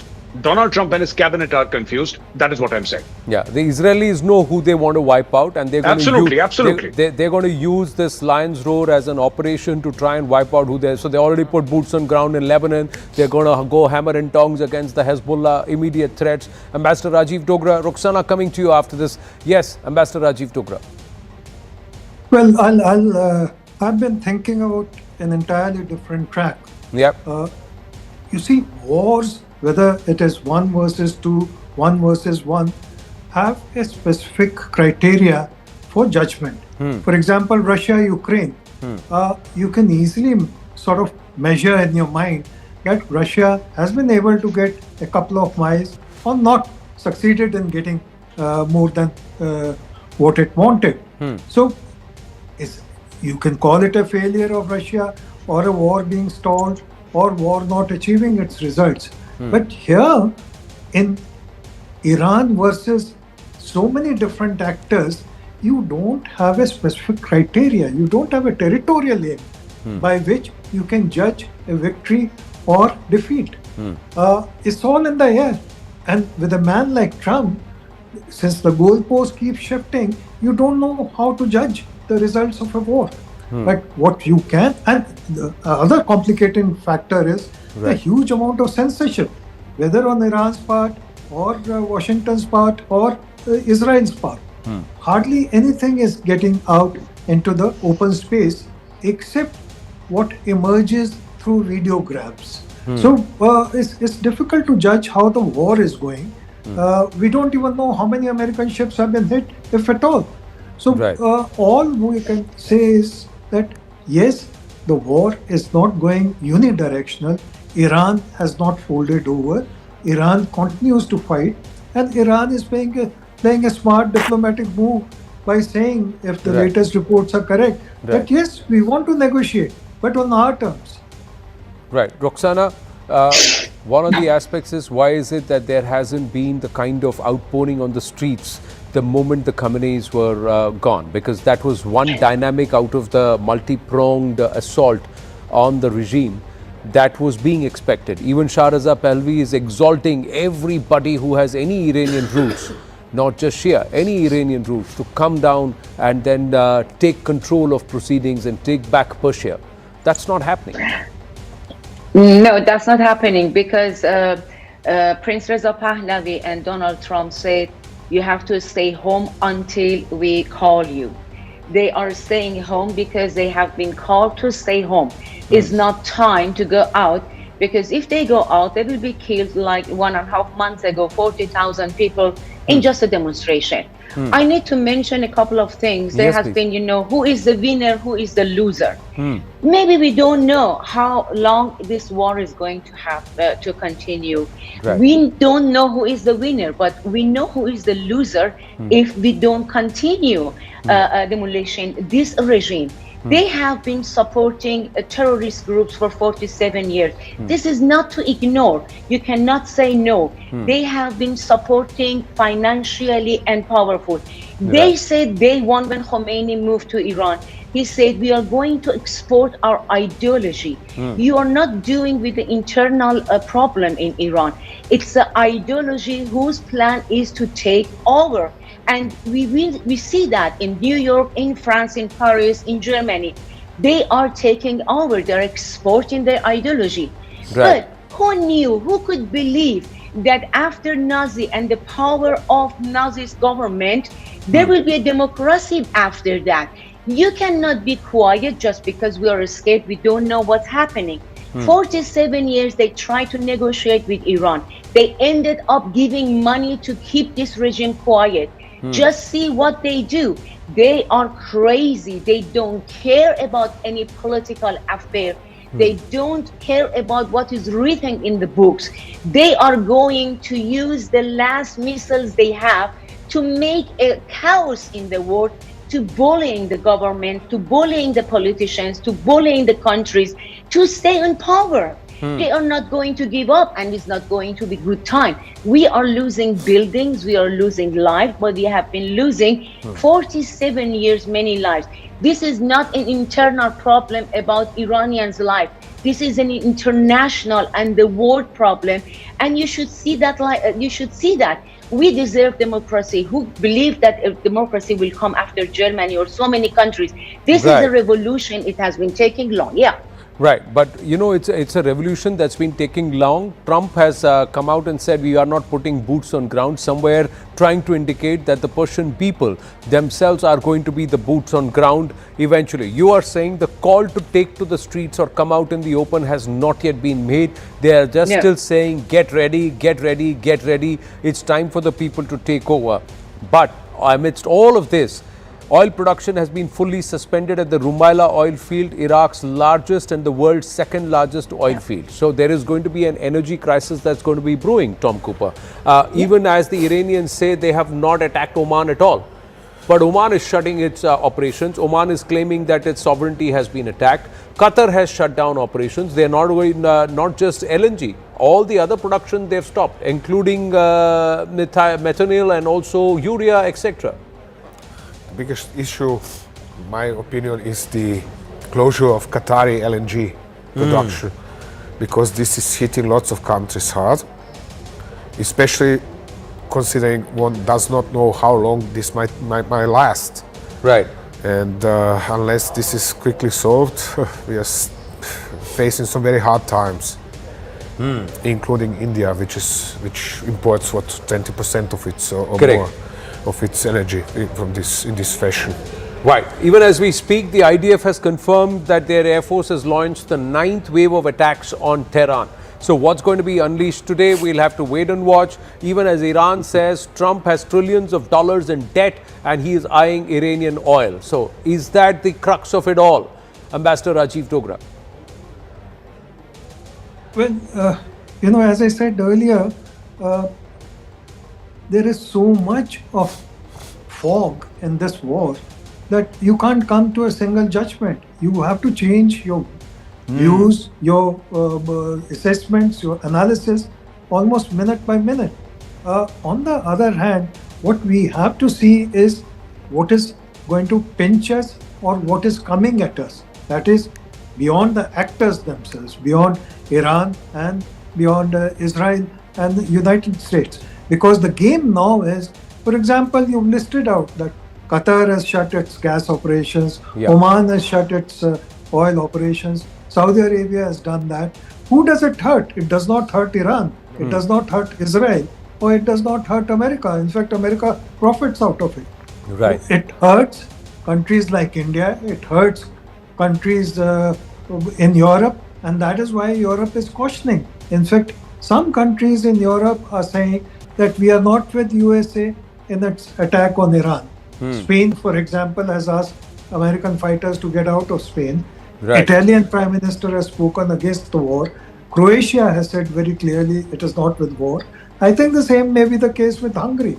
So things are in flux, but what everyone, and here I'm talking about people at large, not just in the Arab world or the Persian world, but people, whether they are in India or in Rome or Paris, they feel that this unnecessary war is going to hurt worldwide economy sooner or later, and it will pinch us. Well, that is the crux. If it pegs back the other economies and helps shore up or bring them closer to the Trump mechanics or the American mechanics hegemony, because Netanyahu also said this, that this puts America once again front and center of the world order. That's what this war does. He said that earlier in the day, that nobody has that clarity or gumption that Trump has. These are the latest pictures that are coming in. This is Iran has targeted Tel Aviv. So these are pictures coming in from Tel Aviv, Major General Amidror. So clearly missiles are landing, drones are landing, people are taking these pictures. So Israel is facing the brunt. They are able to breach the defense systems and this is showing massive damage, at least vehicular damage. It's landed in a civilian area, that's what we see. Vehicles are on fire and these pictures are coming. Women are upset and they are saying, they are actually saying Baddua or I curse you. That's what they are saying. Major General. Israel, it was understood that it is a war. When you have a war, the other side is also his capabilities, and from time to time you have to take the price, and we are ready to pay the price. Up till now, it is not a high price. We have around 15 Israelis which had been killed during the 3 and around 100 injured all around Israel. It is something that we know how to live with. If we succeed to reduce the capabilities of the Iranians in the future to launch missiles into Israel and to have the nuclear project, it's worth the price. So with all due respect, this is a price that Israelis know how to take. The share market in Israel is up, is not down. People understand that at the end of the war we will be in a much better position because the weaker Iran is, the better for Israel. About the change we spoke, no one can guarantee, and what we are doing is to reduce the capabilities of the Iranians as much as we can with the American or the Americans with us. We achieve a lot up till now, and we will continue to bomb to bomb Iran regime and to try that the regime will be even weaker in the future. And as I said, at the end, the decision if they want to continue with the same regime or not is the decision of the Iranians. Our job is to make the regime very, very weak, and we are slowly doing it. The Americans destroy a big part of the Iranian navy, military navy, and probably we will continue. And now we are hitting Iranian command and control centers, basis of the. You have see, even if you're trying to weaken Iran, and they have been able to decentralize their command. Earlier in the day, President Pezeshkian, actually Iran has right now, viewers, banned all export of food. So they're going to try and store as much of food and granary that they can. They have also, what they've also done is they have said that we have decentralized. Each of the provinces have now got the authority to manage matters on their own. They know how to do it. So they've not just decentralized the command centers of the IRGC, but even in terms of governance across the provinces of Iran, they have gamed this. They've figured this out. Interesting development here, Major Arya and Tom Cooper, just requesting you to come in on this. That Barak Ravid of Axios. Yes, Major Amit Rod, you are Major General Amit Rod. You wanted to say something? Yes, I want to say. Yes, look, if you judge from the results, how many missiles did they succeeded to launch? How many missiles we succeeded to intercept? How many salvos they succeeded to make in big numbers? Their system is very weak and becoming weaker all the time. They didn't succeed even once to put us in a situation in which our system couldn't answer to the threat. For that you need big salvos, and they didn't succeed to produce even one big salvos in the whole 3 days of the war. Yeah, you make a very fair point, and viewers, we have to also put out and qualify here on our coverage. There is a blanket ban, or if I may say absolute coverage or zero access to footage from inside Iran. We are not getting anything from Iran. What's coming is via the Israeli sources, and what we are getting is from Israel and some of the other Gulf nations. The pounding that Iran has received, it's all confirmations coming from the IDF.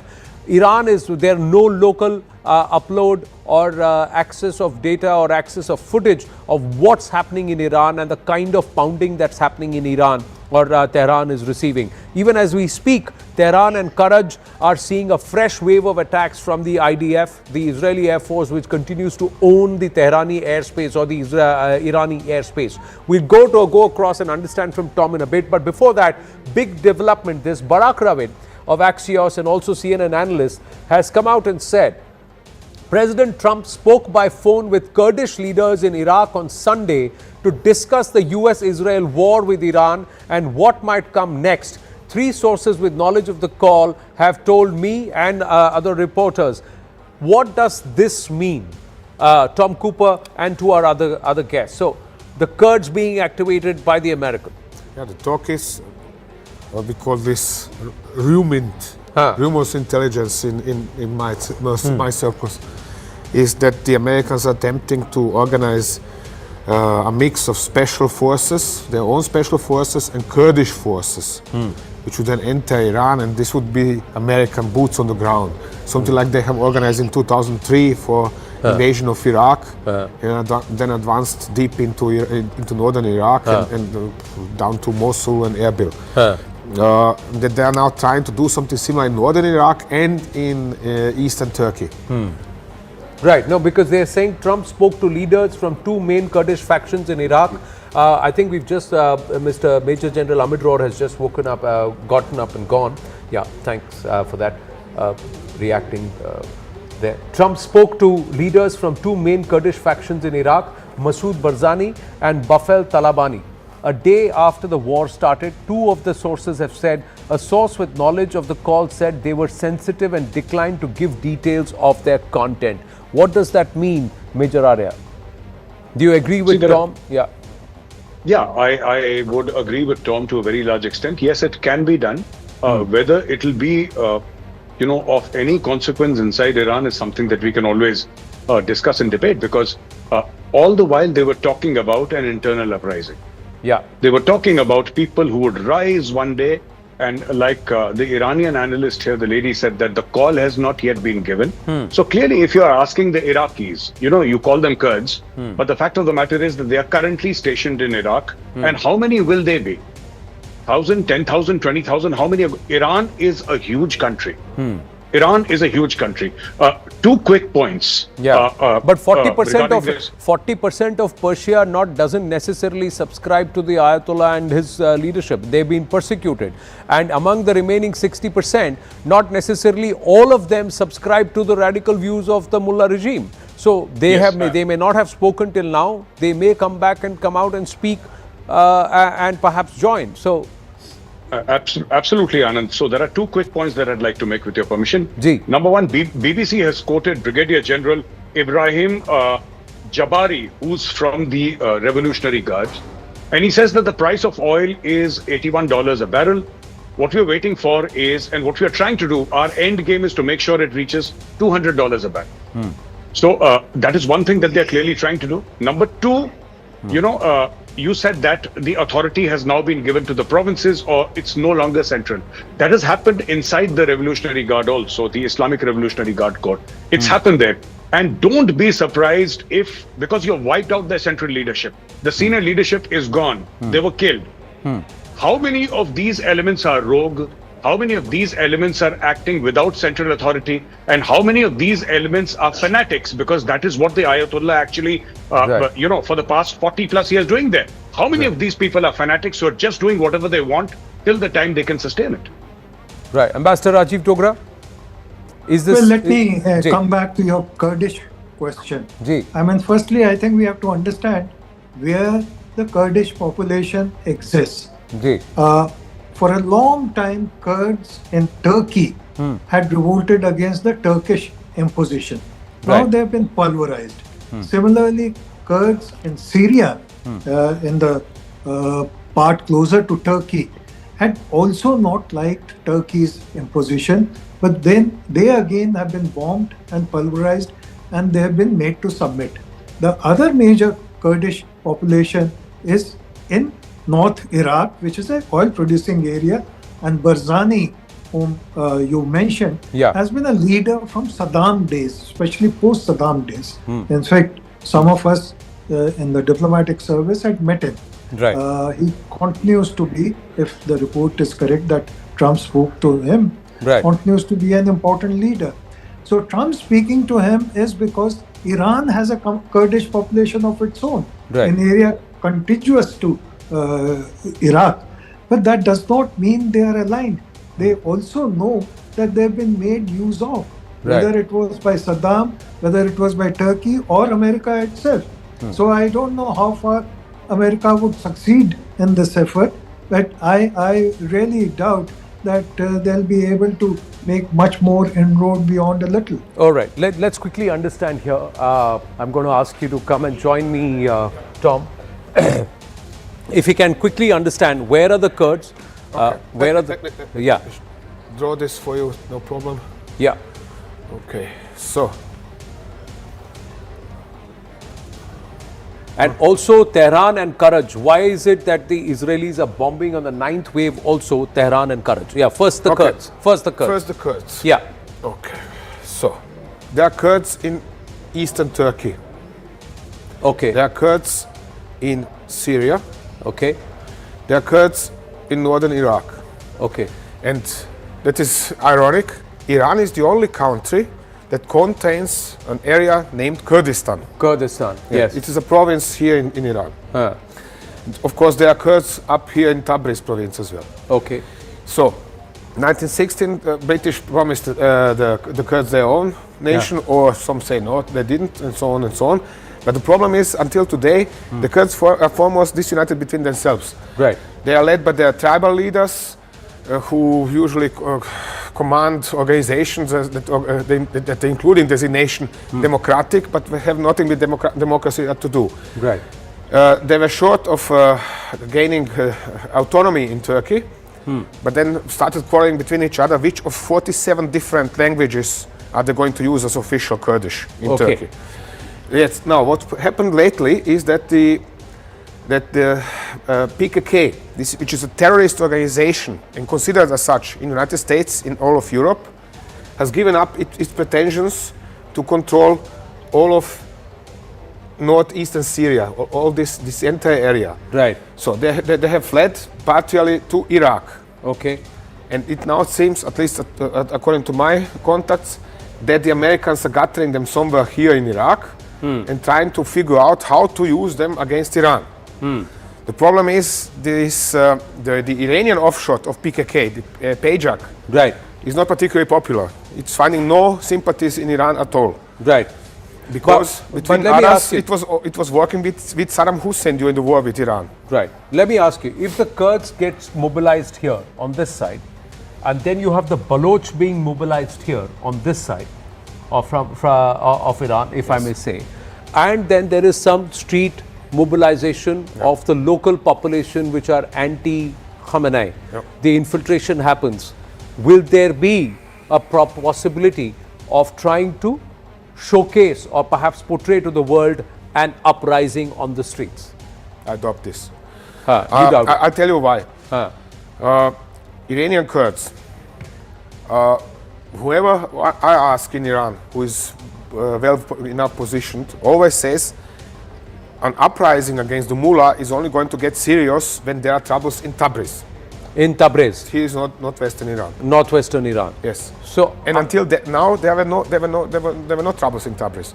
Even in January, when Mossad was so successful in boasting this protesting, increasing the number of protesters on the streets of Iran, there were no troubles in Tabriz. There were no troubles in Tabriz. So this means that Mossad was not successful with mobilizing Iranian Kurds. Okay, let's get Roxana Chagini to quickly react on this, that unless there is trouble in Tabriz or an uprising in Tabriz, there is not going to be an unseating of the mullahs from the seat of power.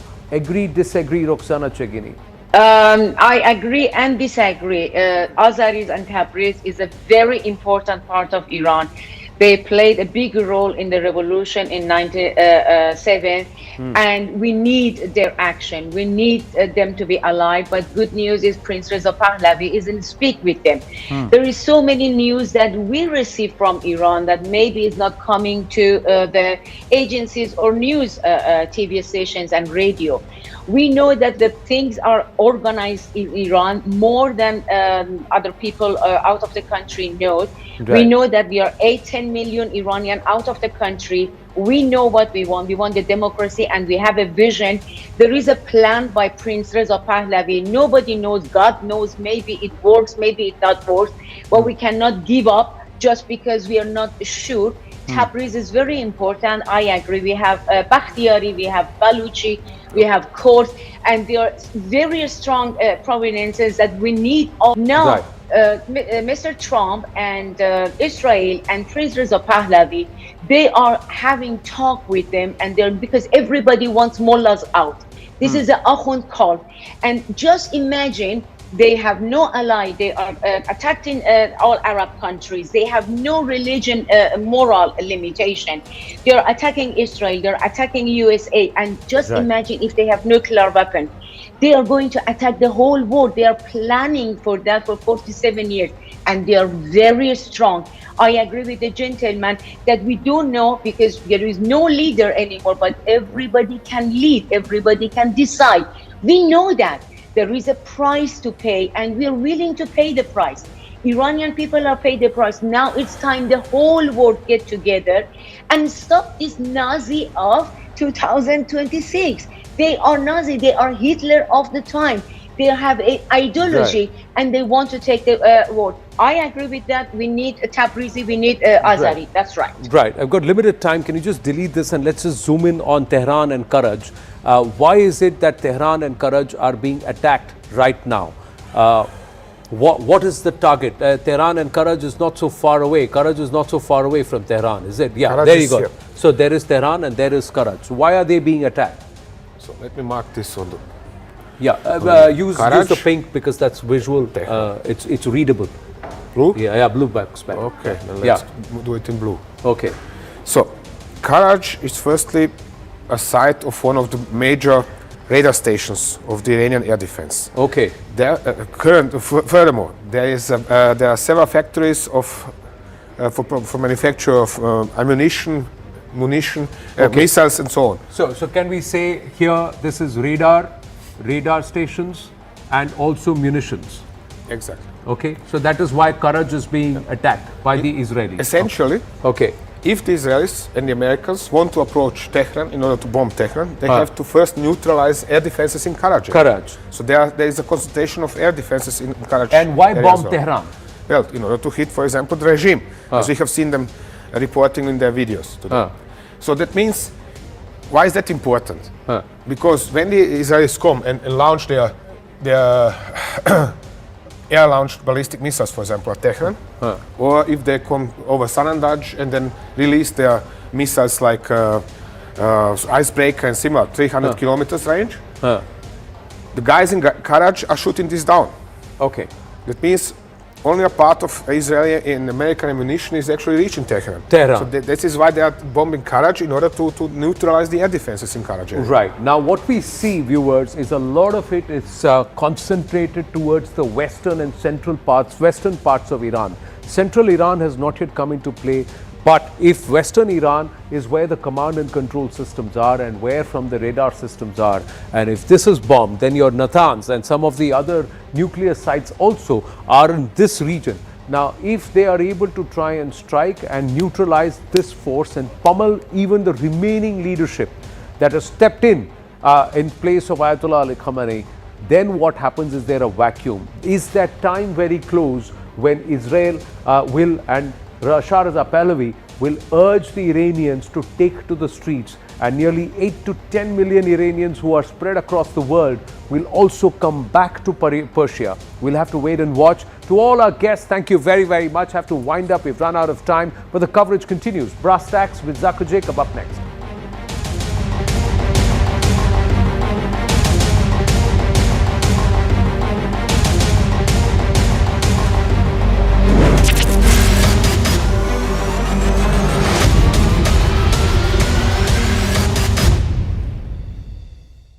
IDF spokesperson Ben Cohen, who joins us from the front lines, really. Thank you, Ben, for speaking with us. What's the situation right now in Israel? What are we expecting by the way of timelines? Is this war going according to plan? So I just returned from the bomb shelter from a siren that was just in the area. We started this Operation Roaring Lion, on Saturday morning, when the IDF and the U.S. Armed Forces started a joint operation intended to do one thing, and that's eliminate an existential threat, a threat that's relevant to the state of Israel, to the United States, and to the world at large, and that's been proved over the last few days. The strike started on Saturday morning when we eliminated more than 40 senior Iranian commanders, including Supreme Leader Khamenei, and they continued over recent days as we struck aerial defense targets, ballistic missile targets, and other Iranian terrorist regime targets in Tehran and in Iran at large. Over the last 36 hours, the Hezbollah terrorist organization, the Iranian terrorist regime's main proxy, made a strategic mistake and decided to fire dozens of rockets and UAVs at Israel. And at this time, Incongruent to IDF strikes and U.S. armed forces strikes in Iran, the IDF is striking Hezbollah terrorist organization commanders and targets in order to eliminate that threat on Israeli civilians. So, of course, we're hearing that the new Iranian defense minister has been eliminated in a fresh wave of strikes from Israel. But what we're seeing also is resistance coming from Iran. They seem to have hunkered down.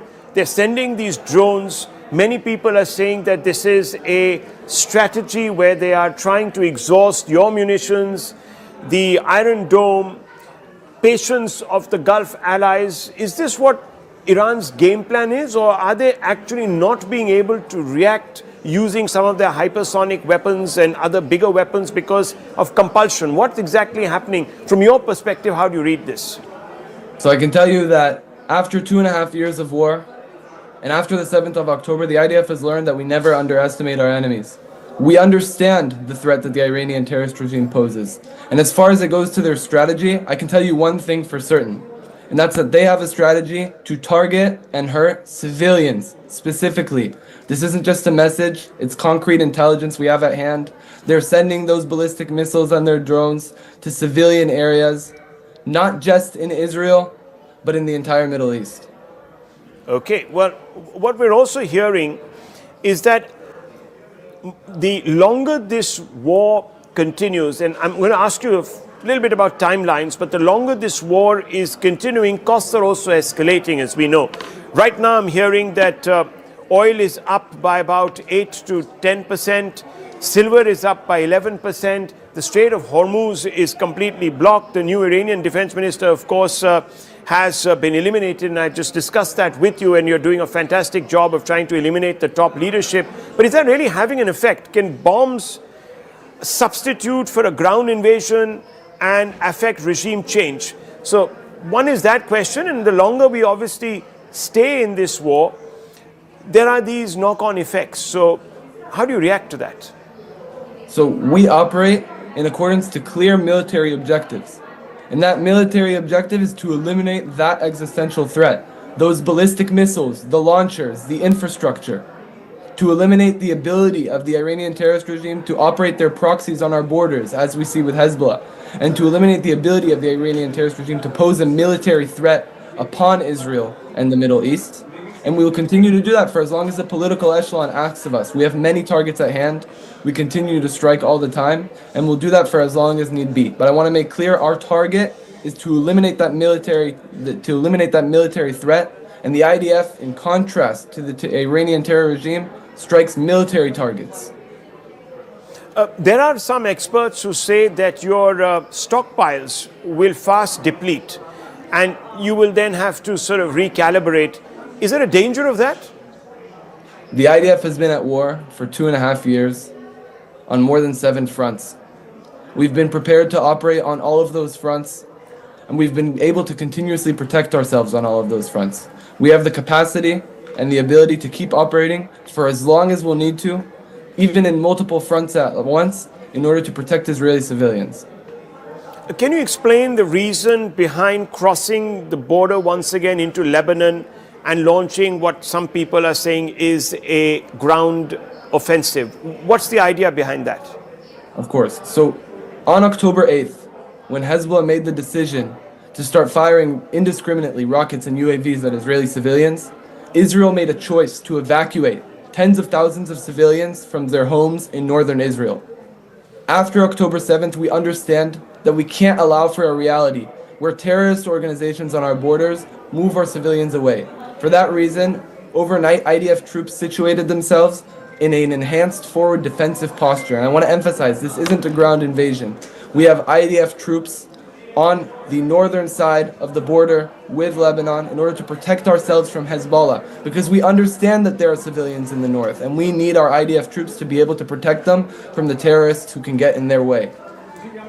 Explain to us a little bit about the strategy that has been employed, because what we're seeing is that there is a constant barrage of missiles that are coming out of Iran or drones that are coming out and somehow making it across the Strait of Hormuz or the Gulf and landing in the UAE and other geographies. How is that happening if you have aerial domination? So again, the IDF operates in coordination with the United States.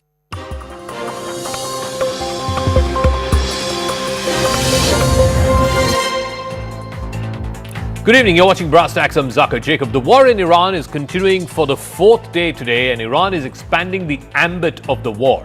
Now it has attacked the US Embassy in Riyadh, in addition to oil facilities in Saudi Arabia, in Bahrain, in Qatar, in the United Arab Emirates, and even in Oman. Iran's strategy is simple: expand this war, bring in as many countries as possible, drag the entire region into this conflict. Iran has gone guerrilla. It's gone guerrilla against America's most traditional Gulf Arab allies in the hope that these countries will put pressure on Trump to quickly end this war. America, as a result, is now constantly having to shift the goalpost. Initially, it was regime change. Now, it's not regime change. It's dismantling Iran's ballistic missiles and its naval program. Will this war end quickly, given that Trump does not want a long, protracted, drawn-out war?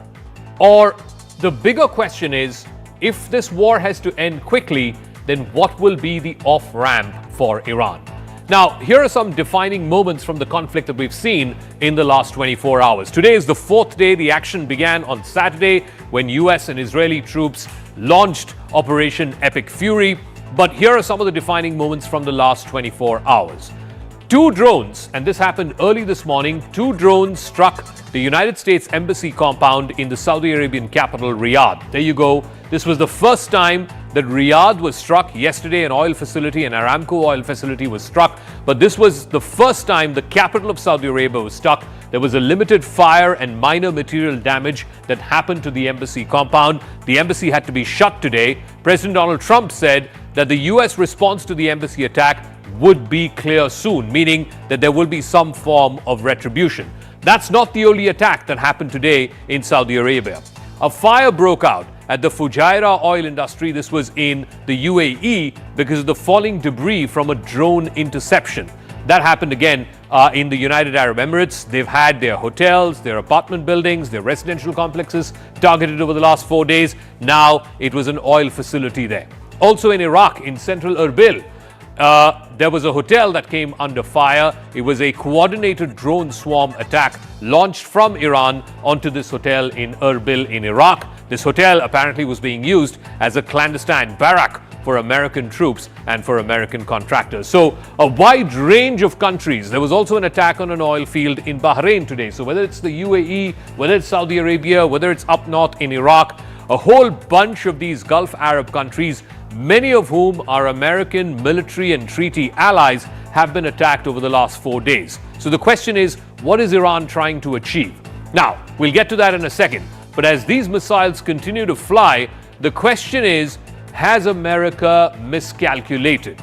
Or have they truly justified their actions? Or has it simply plunged the world into another unpredictable war? First, you had Donald Trump, the president, on the night of the campaign. On Saturday morning, India time, he came out and he spoke to the world. He launched this war by saying that when the American operation, the Israeli operation is finished, you come and you take over your government. He was appealing to the people of Iran, clearly in an attempt for them to overthrow their government. The message was clear.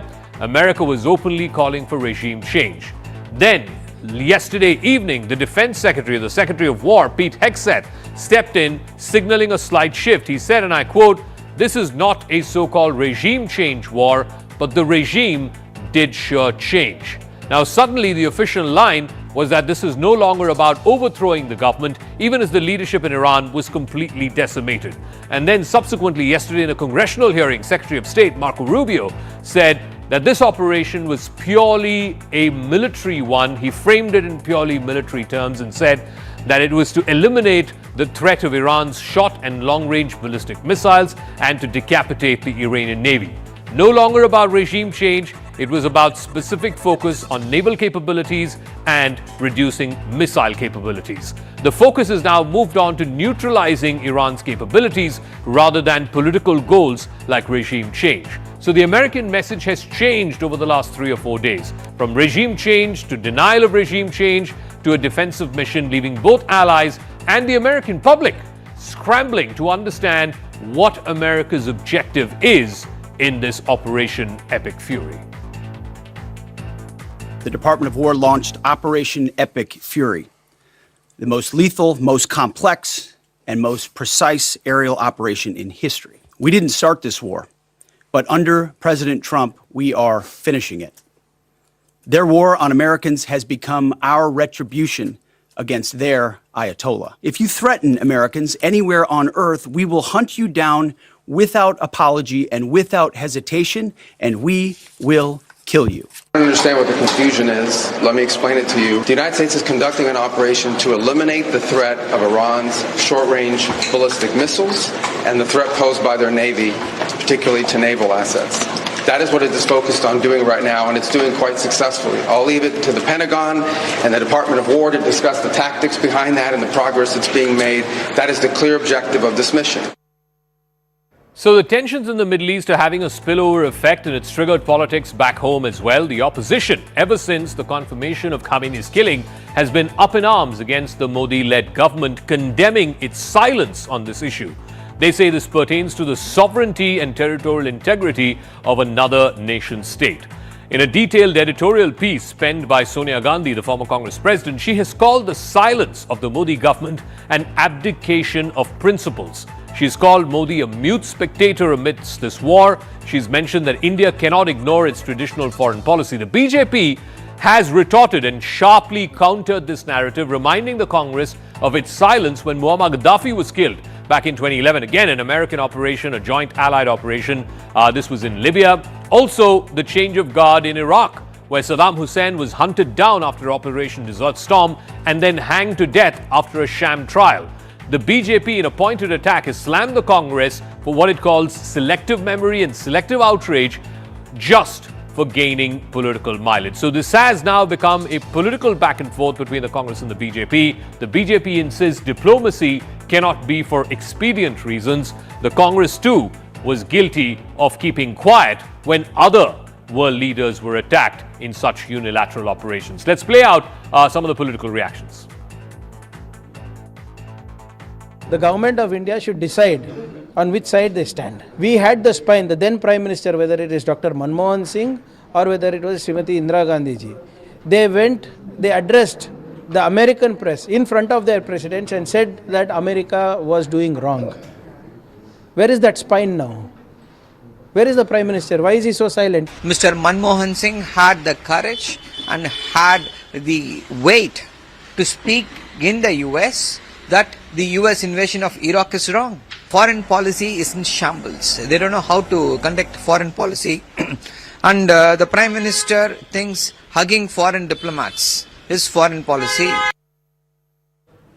All right, I want to first go across for a political face-off on this. R.P. Singh is national spokesperson of the BJP. Dr. Shama Mohammed, the national spokesperson of the Congress Party. Navdeep Suri is former Indian High Commissioner to Egypt and the United Arab Emirates. Wael Awad is a senior journalist and a Middle East expert. And we'll also be joined by Riven D'Souza, who's the managing editor of the Times Kuwait. Of course, a lot of Indian expats there having a difficult time. But let me start with the political spokespersons first. R.P. Singh, so Sonia Gandhi has written this opinion piece. She has said that this is not silence, this is abdication, and that she's also pointed to the fact that just 48 hours after Prime Minister Modi left Israel, the Israelis and the Americans have done this joint strike and killed Ayatollah Ali Khamenei, and not a word of condemnation from the Indian government. Please respond. Well, the Prime Minister has constantly called for a restrained dialogue and diplomacy, and then that's very clear that we are talking about the dialogue between Iran and between the America and Israel. So what else? But problem is that they see the foreign policy through the spectacles of the vote bank politics here. I mean, I'm very sorry to say that they can't go beyond this, and I'll just play a small video. Probably you can hear this. This is the reason that they.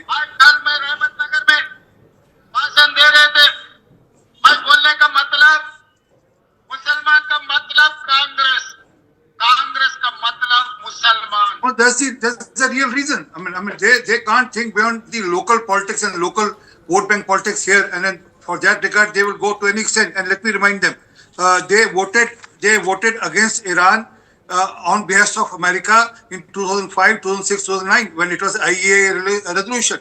And not only that, I mean, Remember, they have launched a spy a satellite. I mean, this on record again. The spy satellite. Here it is. I will show you the clipping here. India launches Israel satellite to spy Iran. I mean, this was there, and this I checked thrice with various other sources, and this is true that in 2008 they did that. So it is their suitability. And again, Prime Minister of the country is very clear that peace should be there, and then negotiation should happen. Okay. Let me ask Dr. Shama Mohammed, diplomacy cannot be for politically expedient reasons. Even when the UPA was in power, there were killings of world leaders that happened and the UPA did not say a word. Muammar Gaddafi, longtime leader of Libya, was killed. UPA did not say a word. Saddam Hussein, longtime leader of Iraq, was killed. UPA did not say a word. So why are you holding Mr. Modi and his government to a different standard? Zaka, when the war in Iraq happened, we did not stand with it. Let's understand during that time, there was this story about weapons of mass destruction. It was going through the Congress in America to the United Nations. I remember the presentations. And then after 2 years of deliberation, 60 countries stood with America and they invaded Iraq. Even then, we were against it. When it came to Libya also, we have said that it is not right. We were not in agreement. We said there should be a ceasefire immediately. Now, let's understand what is happening here. Here in Operation Fury, there is nothing. They just do it all of a second. There has never been a discussion in the Congress in America. There was no involvement of the United Nations. The Pentagon has briefed the congressman that's saying that there is no intelligence which says that there is imminent threat by the Iranians to the Americans. Also, let's understand at the other side, the Omani foreign minister was negotiating with the Iranians. And the Iranians clearly said that they will not keep any of the stockpiles of the enriched uranium and they will not make a nuclear bomb. So these things were going side by side, and all of a sudden they attack, they kill the Ayatollah. It's not that I'm a fan of the Ayatollah or any of it. But I was coming to exactly that. Why are you seemingly defending a man who was the most brutal dictator that the world has seen? So that is why what are you I'm defending him? Especially you being a woman. Especially you being a woman. What he did with a woman. Can I just speak? I did not interrupt you, Mr. RP and RPC. Please give that respect. So sorry. Yeah, thank you very much. What I'm trying to say, Zaka, is that we saw Maduro being kidnapped from Venezuela to America. He's in jail. What is happening in the world? You have somebody, it's a sovereign nation, you go and just kill. It's an unprovoked attack. It doesn't matter who it is. Tomorrow we might have somebody, or for that matter, any other country. You can't go in for an unprovoked attack without any discussion with your own Congress. That is the issue here. There is an unprovoked attack, and let's understand, along with it, what is the damage? 136 young children killed, and now many other civilians. And on the other side, Israel is attacking Lebanon, Beirut, and 56 people killed there. I mean, what is going on here? But Dr. Shama Mohammed, the same regime of the Ayatollah crushed to death 6,800 people, according to the Human Rights Watch, brutally crushed Iranians. Why don't you speak for them? Why can't, Dhaka, can I ask one thing? Can't we then go and attack tomorrow Pakistan? I do not like the regime there. I want Munir out. Let's go and attack Pakistan. That's going to be the future, isn't it? May I ask you a question? One second, before I get this graphic on. Tomorrow, if the Americans launch an operation, once again, if they launch an operation against Asim Munir and decapitate the Pakistani leadership, are you saying the Congress party will not welcome it? What I'm trying to say is that, of course, we are against Pakistan, but there should be a world order, Zaka. You can't just go and keep attacking people. Tomorrow it could be the Chinese attacking us. That could also happen, isn't it? The Chinese can tell Americans, you attacked, Iran. We want to finish off India's head or whatever. It can be that. RP Singh, please respond, and I'll go to this graphic about why India is also willy-nilly a player in this conflict. But RP Singh, this is about territorial integrity. This is about sovereignty of a country. Whether you like it or not, the Ayatollah was a complete, brutal dictator. But the fact is that he was chosen by the people of Iran, and that no other third country can come and just eliminate and think that there is no consequence to it. Well, Zaka, I'm sorry. Chosen, you said word chosen. No, chosen as in the people chose the Islamic Revolution, and he happened to be the leader of the Islamic Revolution. 50% of the population is against him. The women are against him, and then the way he has treated the woman there. I mean, Masa Amini, the way she was killed, and there are many more. I have pictures. I'll show you the pictures also how women are being treated there, and then they're all celebrating there. What about Taliban? What about Taliban? What about Taliban? Tell me, why did we welcome the Taliban in India? I agree with you. You have welcomed the Taliban in India. You send them to Deoband in UP. You put the red carpet for them. Go and attack Afghanistan. Women can't go to school there. Women cannot go to hospitals there. I ask you, Artvi Singh, why don't we attack then Afghanistan in the same breath? Tell me that. Okay. And why did India welcome one second. Let him respond. Yeah. Because he can't respond. Okay. No, let him respond. Let him respond. Yeah. Prime Minister Manmohan Singh, the people of India deeply love you, George Bush. No, respond to what I asked you about the Taliban. Ma'am, 1 second. Let him please respond. See, this is not fair. I respect you, ma'am. Please. And I treat you as one of the very sensible spokesman of the Congress Party. Please. Thank you very much. So, what exactly happened? I mean, he was appreciating. He was virtually giving hugs or giving his best to President George Bush. After the Iraq, what happened in Iraq? So it is all duplicacy of the Congress Party. It's basically suitability because of the vote bank and nothing more than. And as for Afghanistan, please, what Afghanistan is doing to Pakistan is good enough. Okay. Now, 1 second. The reason why, I'll bring in Navdeep Suri and Dr. Wael Awad into this. The reason why India is willy-nilly a party to this conflict, or at least is certainly affected by this conflict, is because Iran has now threatened to shut down the Strait of Hormuz. Now, 20% of all of the world's oil supplies pass through the Strait of Hormuz, and any vessel, the Iranians have claimed that any vessel that attempts to pass will be targeted and will be set on fire. Already, I think about half a dozen oil tankers have been set on fire since this war began on Saturday morning. So why is this significant for India?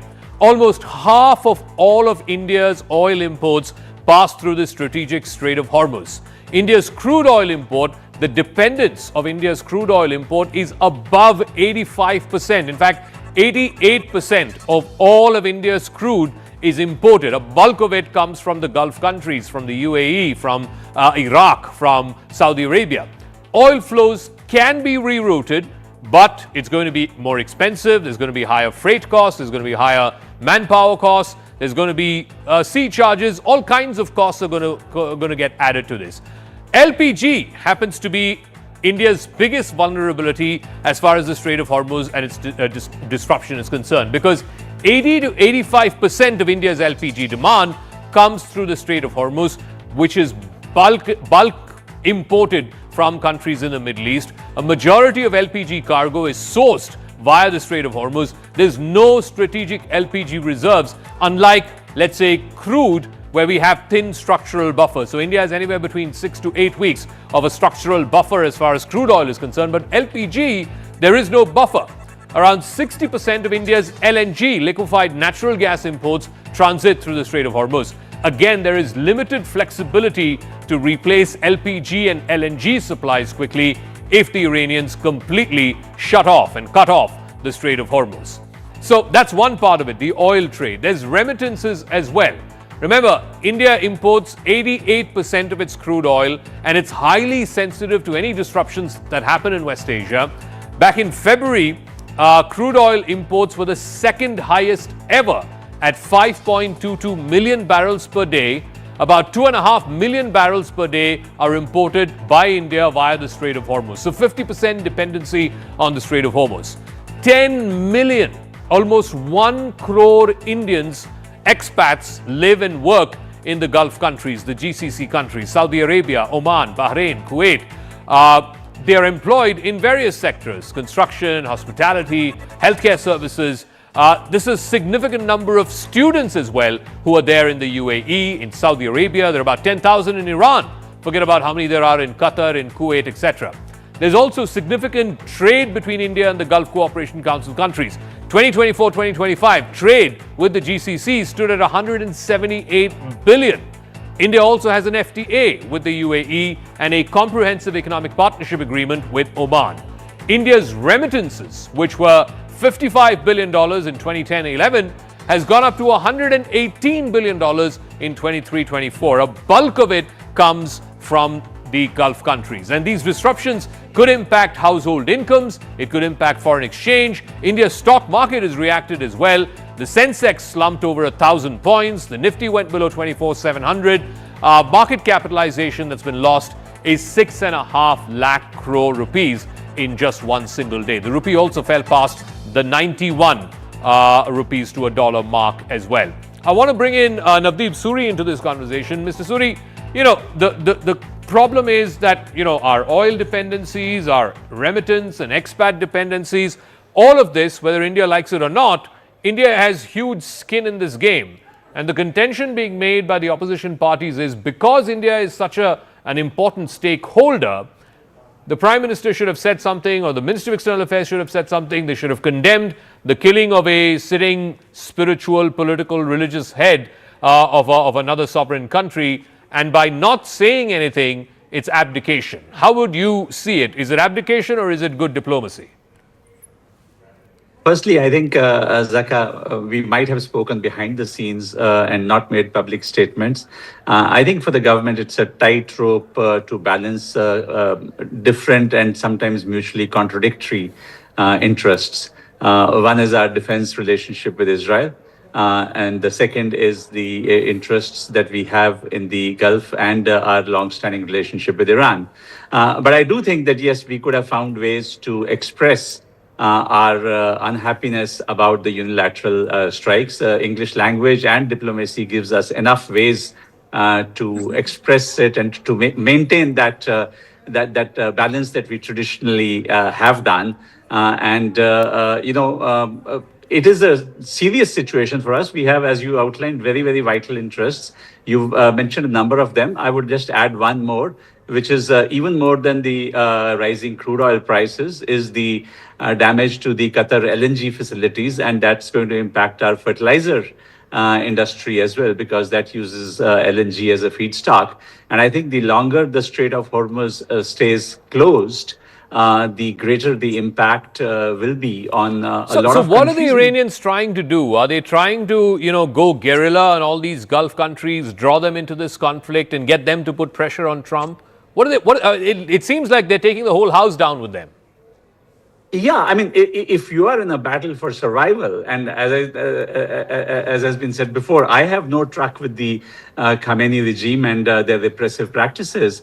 But if you are in their position and twice in the middle of negotiations you've been bombed, you will look at further negotiations with a pinch of salt. And secondly, you will try to bring the house down because you do want to inflict maximum pain, maximum economic damage, so that the next round of negotiations, as and when it happens, is on terms that you can engineer more favorably to yourself. And I think what it's going to come down to is the Iranians' capacity to absorb more pain, more damage, and in the meantime, also hit out at countries in the region and at economic interests in the region. And it's going to have a really damaging effect on the global economy and on India's economic interests if this war continues beyond the next week or so. Okay, can I go back to the map and I'll show you the energy interests that Iran has struck. I want to go back to the map. The energy facilities across the Gulf. Remember, the Gulf countries thrive on energy facilities, and look at the number of oil fields, oil refineries that the Iranians have struck just in the last 24 to 48 hours. Yesterday, they struck at the Ras Tanura oil refinery. That's Aramco's oil refinery. It's one of the biggest in the world, certainly the biggest in that region, that had to be shut down for a period of time. So that's one big oil refinery that they struck yesterday in Saudi Arabia. Today, the Ras Laffan drilling hub in Qatar. Again, big oil field that has been hit badly as well. Then you had here in the east, two oil facilities, one Fujairah in the United Arab Emirates, that's been hit as well, and the Duqm port, oil tankers that were off the Duqm port in Oman. And remember, Oman was a mediator. Oman mediated 3 rounds of talks between the Americans and the Iranians, including 2 in Geneva, just a few days before these attacks were launched. And the Duqm port, fuel tankers off that port were targeted as well. So what is Iran trying to do? Of course, all of this, and plus they're also trying to block the Strait of Hormuz. Now, if you look at the places inside Iran that have been hit by the Americans and the Israelis in the last 24 hours. They've hit Tabriz in the north, that's almost bordering Azerbaijan. They've also hit Kermanshah, Elam, Shiraz, Minab, and Tehran. In the last 3 days, over 1,000 targets have been hit inside Iran. Now, the contention by the Americans and the Israelis are many of these are security, military, or intelligence facilities, sometimes even ballistic missile facilities. They've also hit the Isfahan nuclear center again today. So the point is that the Israelis and Americans are just getting started. They are not letting up. And I want to go back to Dr. Wael Awad on this. In terms of, what are both sides trying to achieve? First, tell me what the Iranians are trying to achieve by attacking these oil facilities. That's in the last 24 hours. Earlier, they were attacking, the Palm Jumeirah, they were attacking the Burj Al Arab Hotel, the Dubai International Airport. What are they trying to do? Well, Zaka, first of all, this is illegitimate war imposed on the Iranian by the American and the Israelis, and it is against any international law or UN charter. We have to agree on that, first of all. Second, Iranian have already sent a message to all the Arab countries, the GCC, hosting the American military bases, that any attack by the American, these are going to be a legitimate target for them. Then they have started the war and they attacked 9 countries, in fact, so far, including the GCC, Syria, Jordan, and Lebanon as well. So therefore, there is a movement of the Iranian on those direction, because Iran knows that if this war only will be limited to its own territories, it's going to be a devastating for Iran. So dragging all the region into a regional war is what actually achieved 2 objectives, even for the United States. United States wanted to ensure that it is a global power war, that they can catch the Strait of Hormuz, the Red Seas, and the Mediterranean, and that can cause disturbance of the global trade and oil. That's one of the issues the Americans are after. The second one is the regional war, and you know it very well. That is the hegemony where Israel, militarily, politically, and economically, to remain in this part of the world. But the Iranians start attacking places where they think that the Marines are hiding. Is it in hotels? It's in a mall? It's in the airport. So, but that does not give the Iranian the clean chit to attack these places. Definitely, because the Arab countries and the GCC in particular condemned the Iranian act. And now if you close the Strait of Hormuz, you are the first stakeholder to suffer on this. As you said in your presentation, it is in the food security, oil security, and diaspora. So who was suffering at this point? It is all the Asian country. So the best job for all the Arabs and India and the rest of the world is to put an end to this hostility and end this war madness of this war. Okay, I'll come to how this may end in a second. I also want to bring in Raven D'Souza, who's the managing editor of the Times Kuwait, and a lot of Indian expats are stuck in the Gulf, almost 1 crore of them across these 9 or 10 different countries. Did the Gulf countries, and many of whom have been attacked, Dr. Awad saying 9 of them have been attacked, this is an onslaught from Iran, whether it's on oil facilities, hotels, on tourist facilities, etc. How have they reacted? Were they caught off guard that they are dragged into this war and now it's become a regional conflict?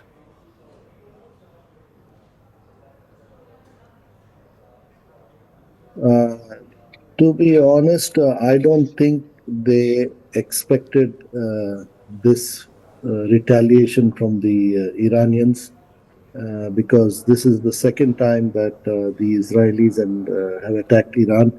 And the first time they just did a small face-saving measure where they attacked Qatar, and they had informed them earlier.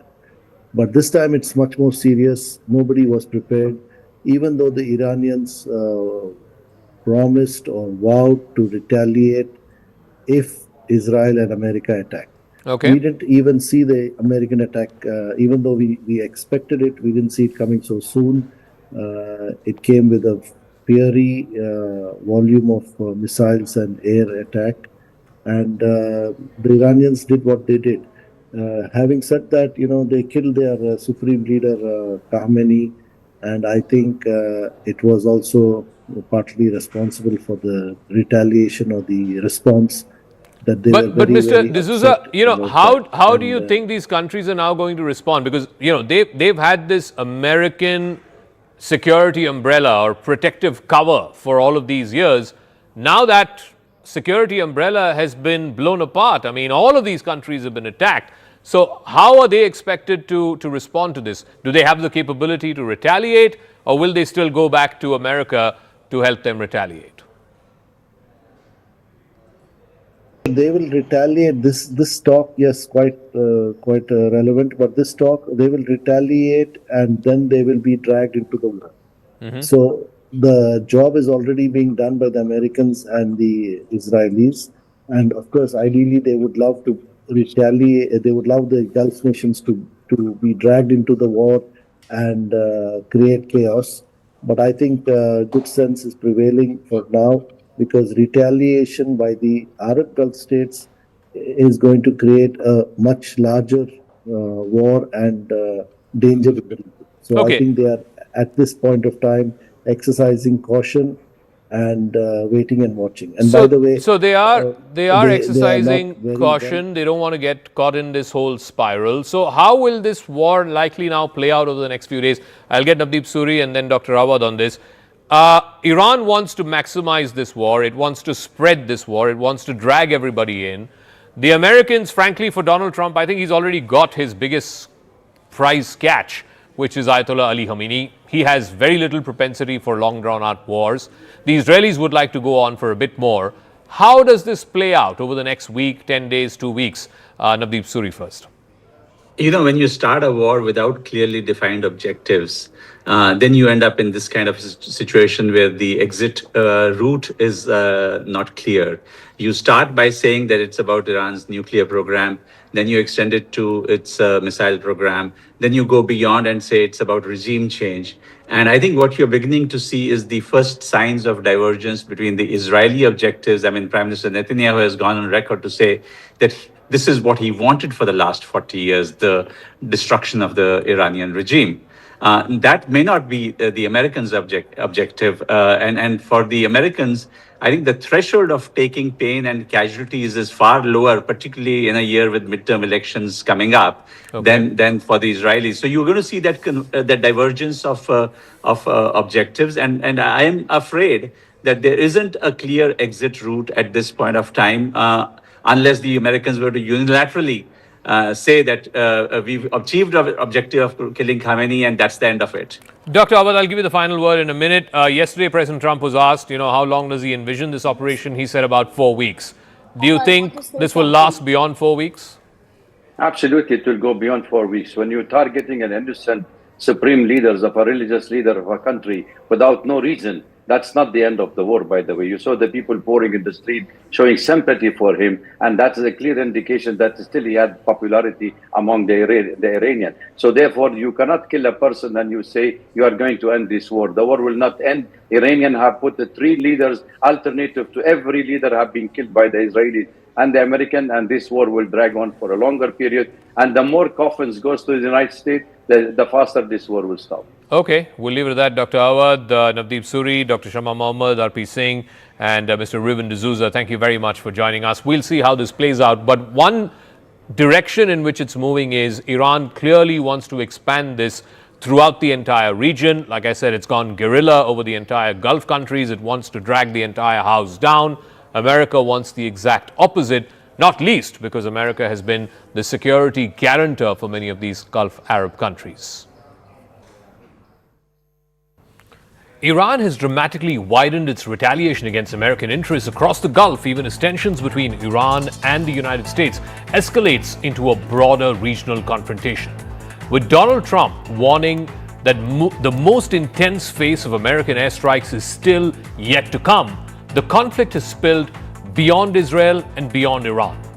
U.S. embassies and military bases have been attacked, global oil supplies have been threatened, Gulf Arab countries are facing their biggest security nightmare in decades. As missile barrages, drone attacks, and airstrikes ripple across the region, fears are mounting that this crisis could spiral into a much more prolonged and far more dangerous Middle East war. I dig a little deeper.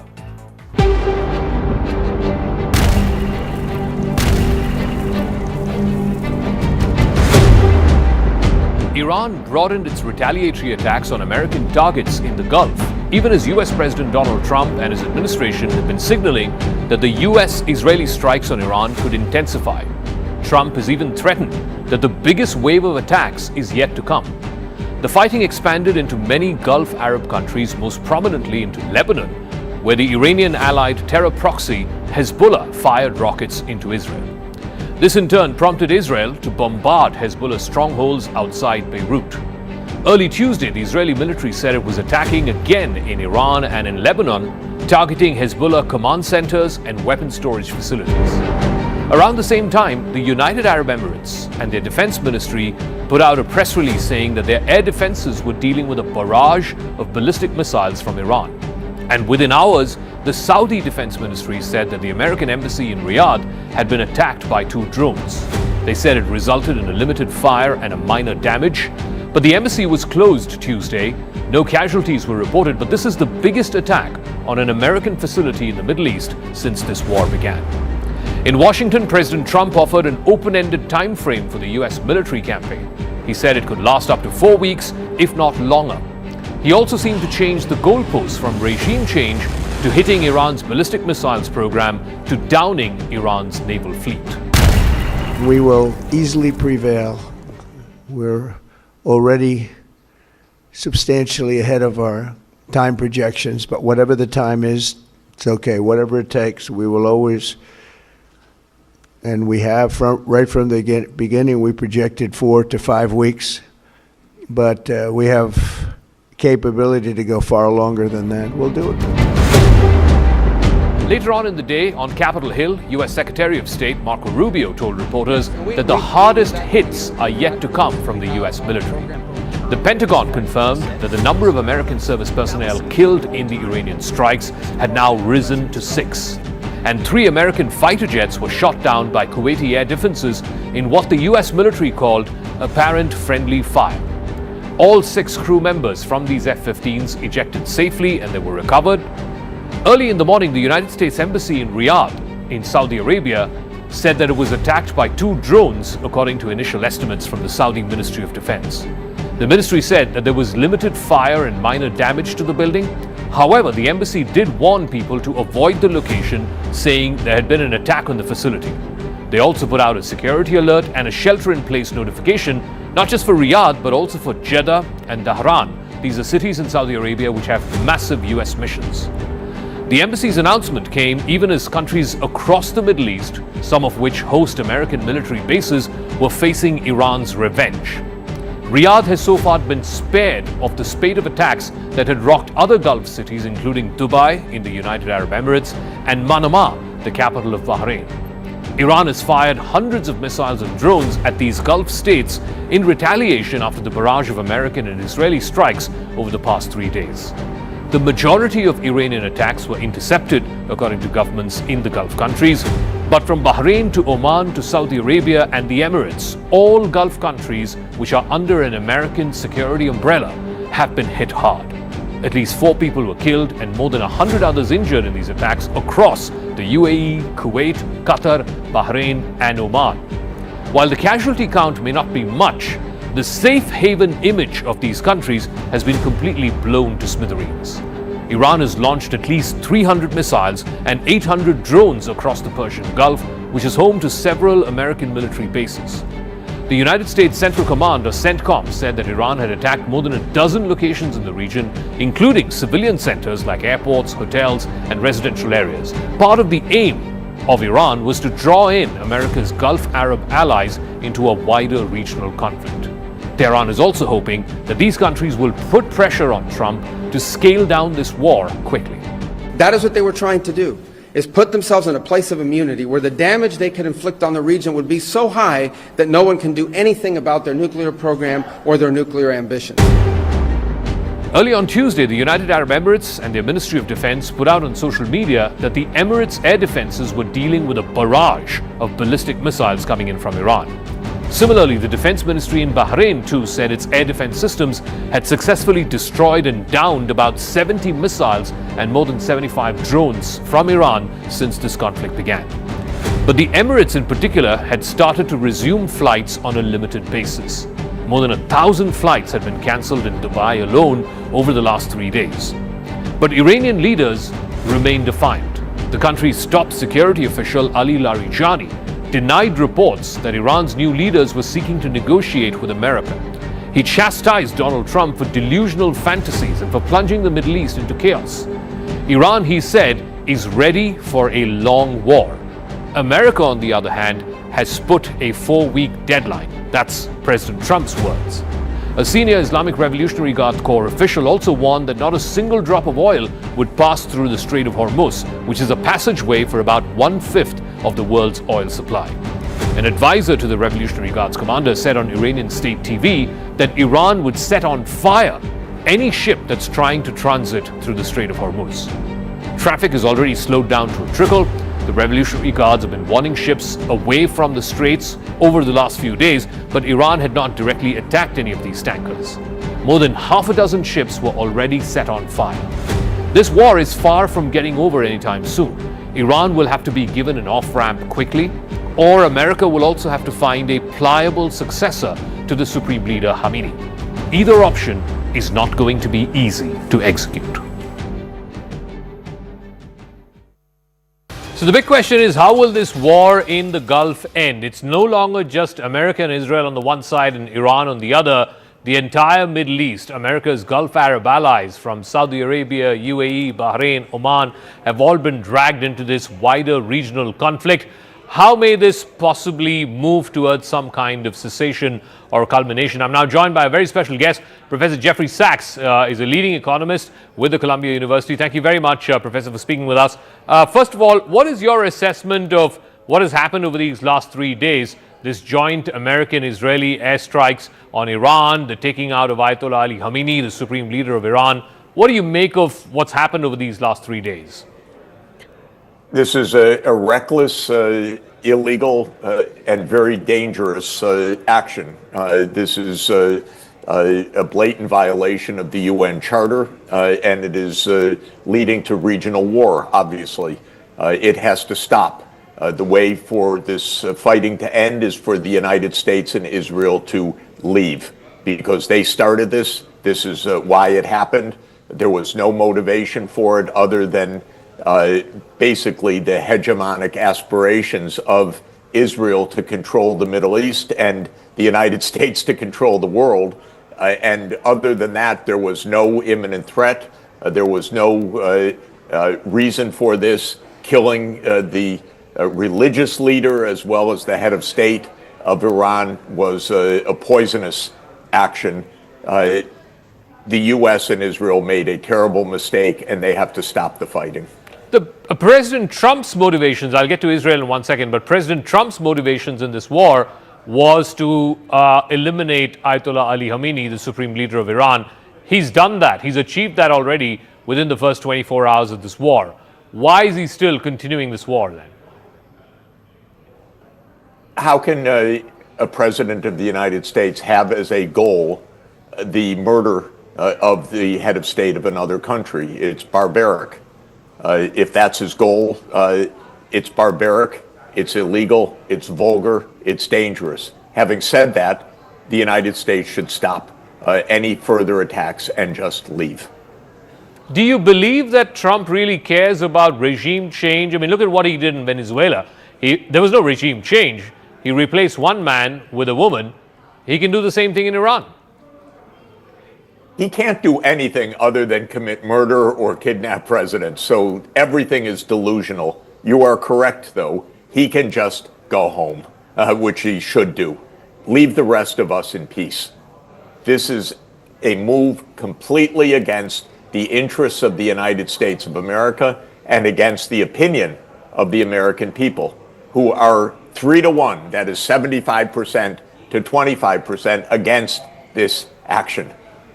So why do you think he's continuing it, particularly for a president who came to office saying he's not going to, launch these endless wars in the Middle East or anywhere else in the world? His MAGA base doesn't approve of it.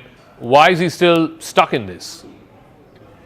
I think that there are two reasons. One, the U.S. deep state, which is led by the CIA, has global hegemonic aspirations. Those continue. And the CIA is the main driver of American foreign policy, not the President of the United States. The second reason is Israel.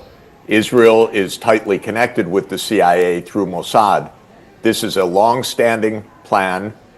Netanyahu said yesterday this is the culmination of his 40 years dream. This isn't something that just came up last week because negotiations bogged down. This is something that Israel has been calling for decades. Israel has a very unusual stranglehold on the United States, including the CIA, which is in very close partnership with Mossad. So this is a deep state operation. It is also a part of a broader U.S.-Israeli hegemonic approach. It's not disconnected from what happened in Venezuela, because that's also part of the idea. The U.S. wants to control the Americas. It wants to control the Middle East. It wants to have the lever over oil. It wants to tell India whether to get oil or not to get oil, and at what price to get oil, and at what price not to get oil, and whether to trade with Russia. Now it wants to say whether to trade with Iran. Who's going to get control? So this is a matter of control. It's absolutely reckless and completely in violation of every international standard. The Prime Minister of India was there in Israel 2 days before Israel and America launched this operation against Iran, and many are saying that that's not a coincidence. What do you make of that? I hope it is a coincidence. This action by Israel is a criminal action, in my view, and a very dangerous one. And I hope that India, as a president of the BRICS this year, upholds the UN Charter. The United States and Israel have blatantly, vulgarly, and dangerously threatened the UN Charter with this action. The UN Charter, Article 2, Paragraph 4, says that no nation may threaten the use of force or use force against another sovereign state. That's straightforward. So this is absolutely a vulgar and dangerous violation. And Netanyahu explained it, as I said, clearly. He's been dreaming of this for decades. I've been making that very point for years and years and years. And then Netanyahu came out and confirmed it. This is his lifelong ambition, to bring the United States into a civilizational war with Iran. How reckless is that? Iran has responded by targeting some of these Gulf Arab allies of the United States, Saudi Arabia, United Arab Emirates, Bahrain, Oman, Qatar, Kuwait. Why do you think they're doing that, and how may the U.S. choose to now respond to this? Well, they're not targeting those countries. They're targeting the U.S. military bases in those countries. This is a difference.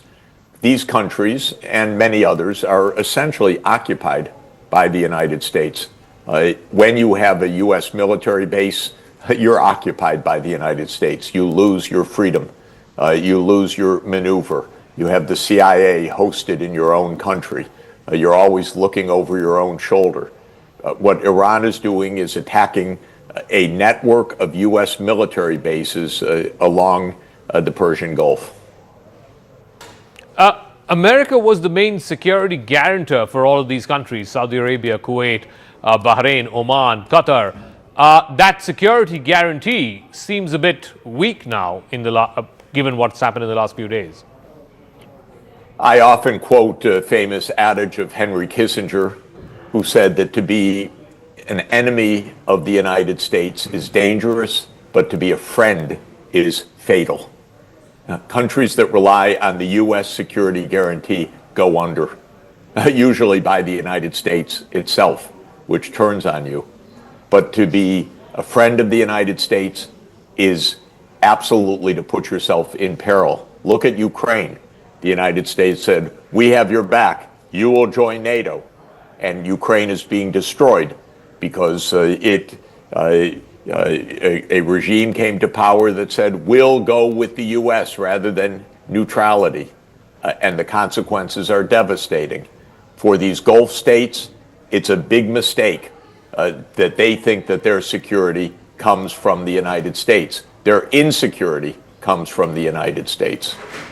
So, finally, Professor Sachs, how do you see this war ending? How do you see this war ending, and by when do you see this war ending?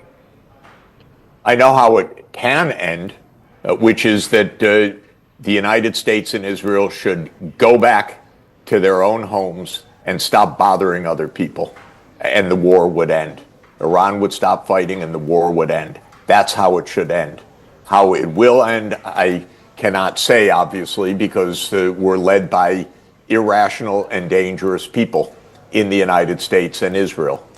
So they have lusted for this war against their own publics, against all logic, against all strategic considerations, and these are very dangerous people. And in the United States, we do not have a constitutional order. We do not have Congress that plays a role. This is basically an executive branch decision-making by the CIA and by the White House. So it's very dangerous and very unpredictable. This makes no sense, this war. It's dangerous for everybody. It's dangerous for India. It's dangerous for China. It's dangerous for the BRICS. It's dangerous for Europe. It's dangerous for the Middle East. It's dangerous for the United States. It was a war of choice that never should have happened. All right, Professor Jeffrey Sachs from the Columbia University, thank you very much for joining us here on CNN Good News. to be with you. Thank you.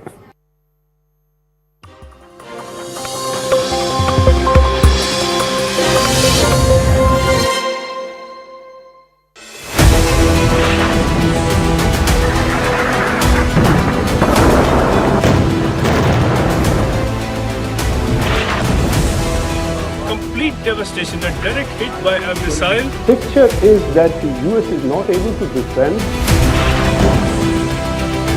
Of a drone of massive, the number of ballistic missiles.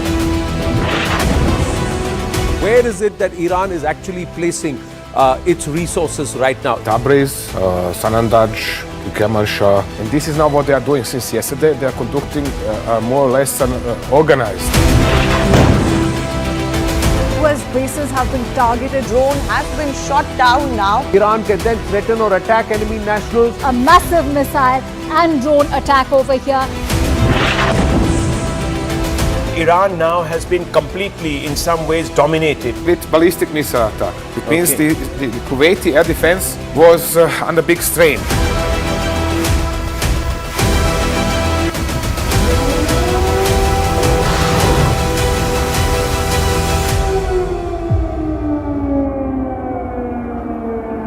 IDF spokesperson Ben Cohen, who joins us from the front lines, really. Thank you, Ben, for speaking with us.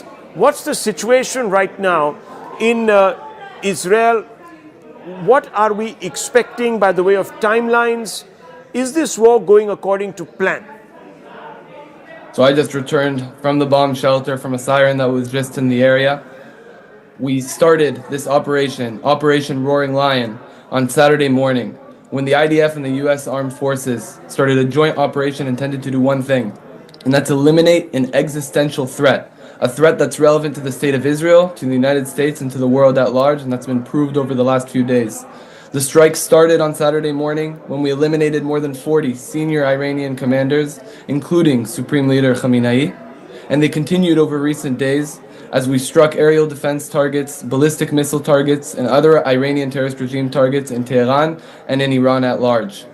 Over the last 36 hours, the Hezbollah terrorist organization, the Iranian terrorist regime's main proxy, made a strategic mistake and decided to fire dozens of rockets and UAVs at Israel, and at this time, incongruent to IDF strikes and U.S. Armed Forces strikes, in Iran, the IDF is striking Hezbollah terrorist organization commanders and targets in order to eliminate that threat on Israeli civilians. So, of course, we're hearing that the new Iranian defense minister has been eliminated in a fresh wave of strikes from Israel. But what we're seeing also is resistance coming from Iran. They seem to have hunkered down. They're sending these drones. Many people are saying that this is a strategy where they are trying to exhaust your munitions, the Iron Dome, patience of the Gulf allies. Is this what Iran's game plan is, or are they actually not being able to react using some of their hypersonic weapons and other bigger weapons because of compulsion. What's exactly happening? From your perspective, how do you read this? So I can tell you that after 2.5 years of war, and after the 7th of October, the IDF has learned that we never underestimate our enemies. We understand the threat that the Iranian terrorist regime poses. And as far as it goes to their strategy, I can tell you one thing for certain. And that's that they have a strategy to target and hurt civilians, specifically. This isn't just a message, it's concrete intelligence we have at hand. They're sending those ballistic missiles on their drones to civilian areas, not just in Israel, but in the entire Middle East. Okay, well, what we're also hearing is that the longer this war continues, and I'm going to ask you a little bit about timelines, but the longer this war is continuing, costs are also escalating, as we know. Right now, I'm hearing that oil is up by about 8 to 10%, silver is up by 11%, the Strait of Hormuz is completely blocked. The new Iranian defense minister, of course, has been eliminated, and I just discussed that with you, and you're doing a fantastic job of trying to eliminate the top leadership. But is that really having an effect? Can bombs substitute for a ground invasion and affect regime change? So one is that question, and the longer we obviously stay in this war, there are these knock-on effects. So how do you react to that? So we operate in accordance to clear military objectives. And that military objective is to eliminate that existential threat, those ballistic missiles, the launchers, the infrastructure, to eliminate the ability of the Iranian terrorist regime to operate their proxies on our borders, as we see with Hezbollah, and to eliminate the ability of the Iranian terrorist regime to pose a military threat upon Israel and the Middle East. And we will continue to do that for as long as the political echelon asks of us. We have many targets at hand. We continue to strike all the time, and we'll do that for as long as need be. But I want to make clear our target is to eliminate that military threat. And the IDF, in contrast to the Iranian terror regime, strikes military targets. There are some experts who say that your stockpiles will fast deplete, and you will then have to sort of recalibrate. Is there a danger of that? The IDF has been at war for 2.5 years on more than 7 fronts. We've been prepared to operate on all of those fronts, and we've been able to continuously protect ourselves on all of those fronts. We have the capacity and the ability to keep operating for as long as we'll need to, even in multiple fronts at once, in order to protect Israeli civilians. Can you explain the reason behind crossing the border once again into Lebanon and launching what some people are saying is a ground offensive? What's the idea behind that? Of course. So on October 8th, when Hezbollah made the decision to start firing indiscriminately rockets and UAVs at Israeli civilians, Israel made a choice to evacuate tens of thousands of civilians from their homes in northern Israel. After October 7th, we understand that we can't allow for a reality where terrorist organizations on our borders move our civilians away. For that reason, overnight IDF troops situated themselves in an enhanced forward defensive posture. And I want to emphasize, this isn't a ground invasion.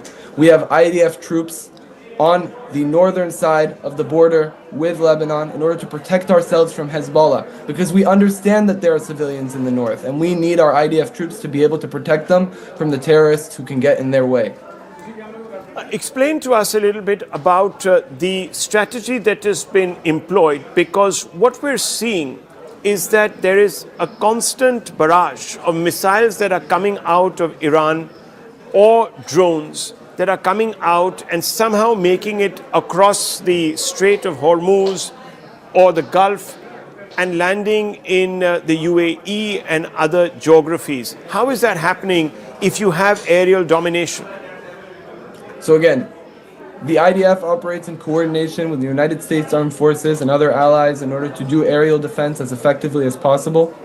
The Iranian terrorist regime has very clearly proved over recent days that they are not just a threat to Israel and to the United States, but to the region at large. They're firing ballistic missiles in every direction. We do the best within our operational capacity to defend ourselves, but we understand that there are risks. There are risks involved when you have a terrorist regime with hundreds of and thousands of ballistic missiles that they want to fire on civilians. I want to come back to that original question. The Americans have now come out and said that regime change was not the objective. Trump has come out and said it. Hegseth has come out and said it. Rubio seems to be suggesting it.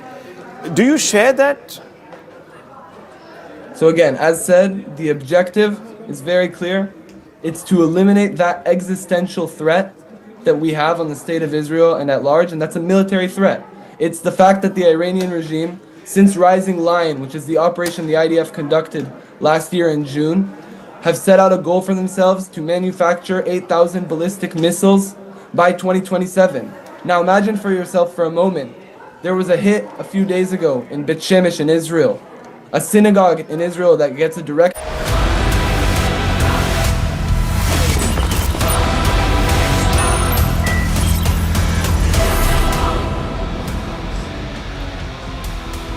Hello and welcome, viewers. Let's begin with the headlines tonight. Let's put this entire day 4 into perspective for you. Lots been happening on the ground. Donald Trump says it is too late for Iran to negotiate, says the United States has unlimited mid to upper tier weaponry to punish Iran. That's the big headline at the top of the hour. Iran moves to escalate the cost of the conflict, targets oil production sites. In Saudi Arabia, Oman, UAE and Qatar, global oil prices shoot up by 8%. 8%, viewers. Iran issues a dire warning to the United States, and Israel says that the process that has begun will soon engulf all of Europe. This is going to be spreading, say the Iranians. And as Iran launches missile strikes across the Arab world, Israel blasts mobile missile launchers into Iran to cripple drone swarm strikes. It's all happening, viewers, on day 4, and it's getting more intense, and it is definitely, viewers, spreading. Israeli strikes hit the assembly of experts in Qom in Iran, the body that chooses the supreme leader of the country. So here is an attempt by Israel and the United States to double the decapitation toll. And NATO chief Mark Rutte says there is broad backing among European allies for President Donald Trump's military campaign against Iran. That axis is going to stay together. And viewers, last but not least, India expresses grave concerns over the West Asia war. Says 1 crore Indians work in the Gulf, and security and stability of the region impacts Indian economy. Oil Ministry says it will source petroleum products through non-Strait of Hormuz routes, as the Prime Minister calls 8 world leaders in the last 48 hours, and they're all in the Gulf. Viewers, where is the war in the Gulf heading? That's the single most important question. The swift resolution that Trump hoped for appears unlikely, not because the Iranians are not on the ropes, but because Trump's objectives appear unattainable to a large number of people.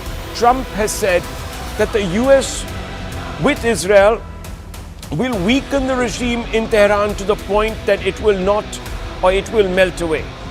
And if it does not, it will be so smashed, so degraded, that the Iranian people will take to the streets to overthrow it. In other words, regime change is the logical end point.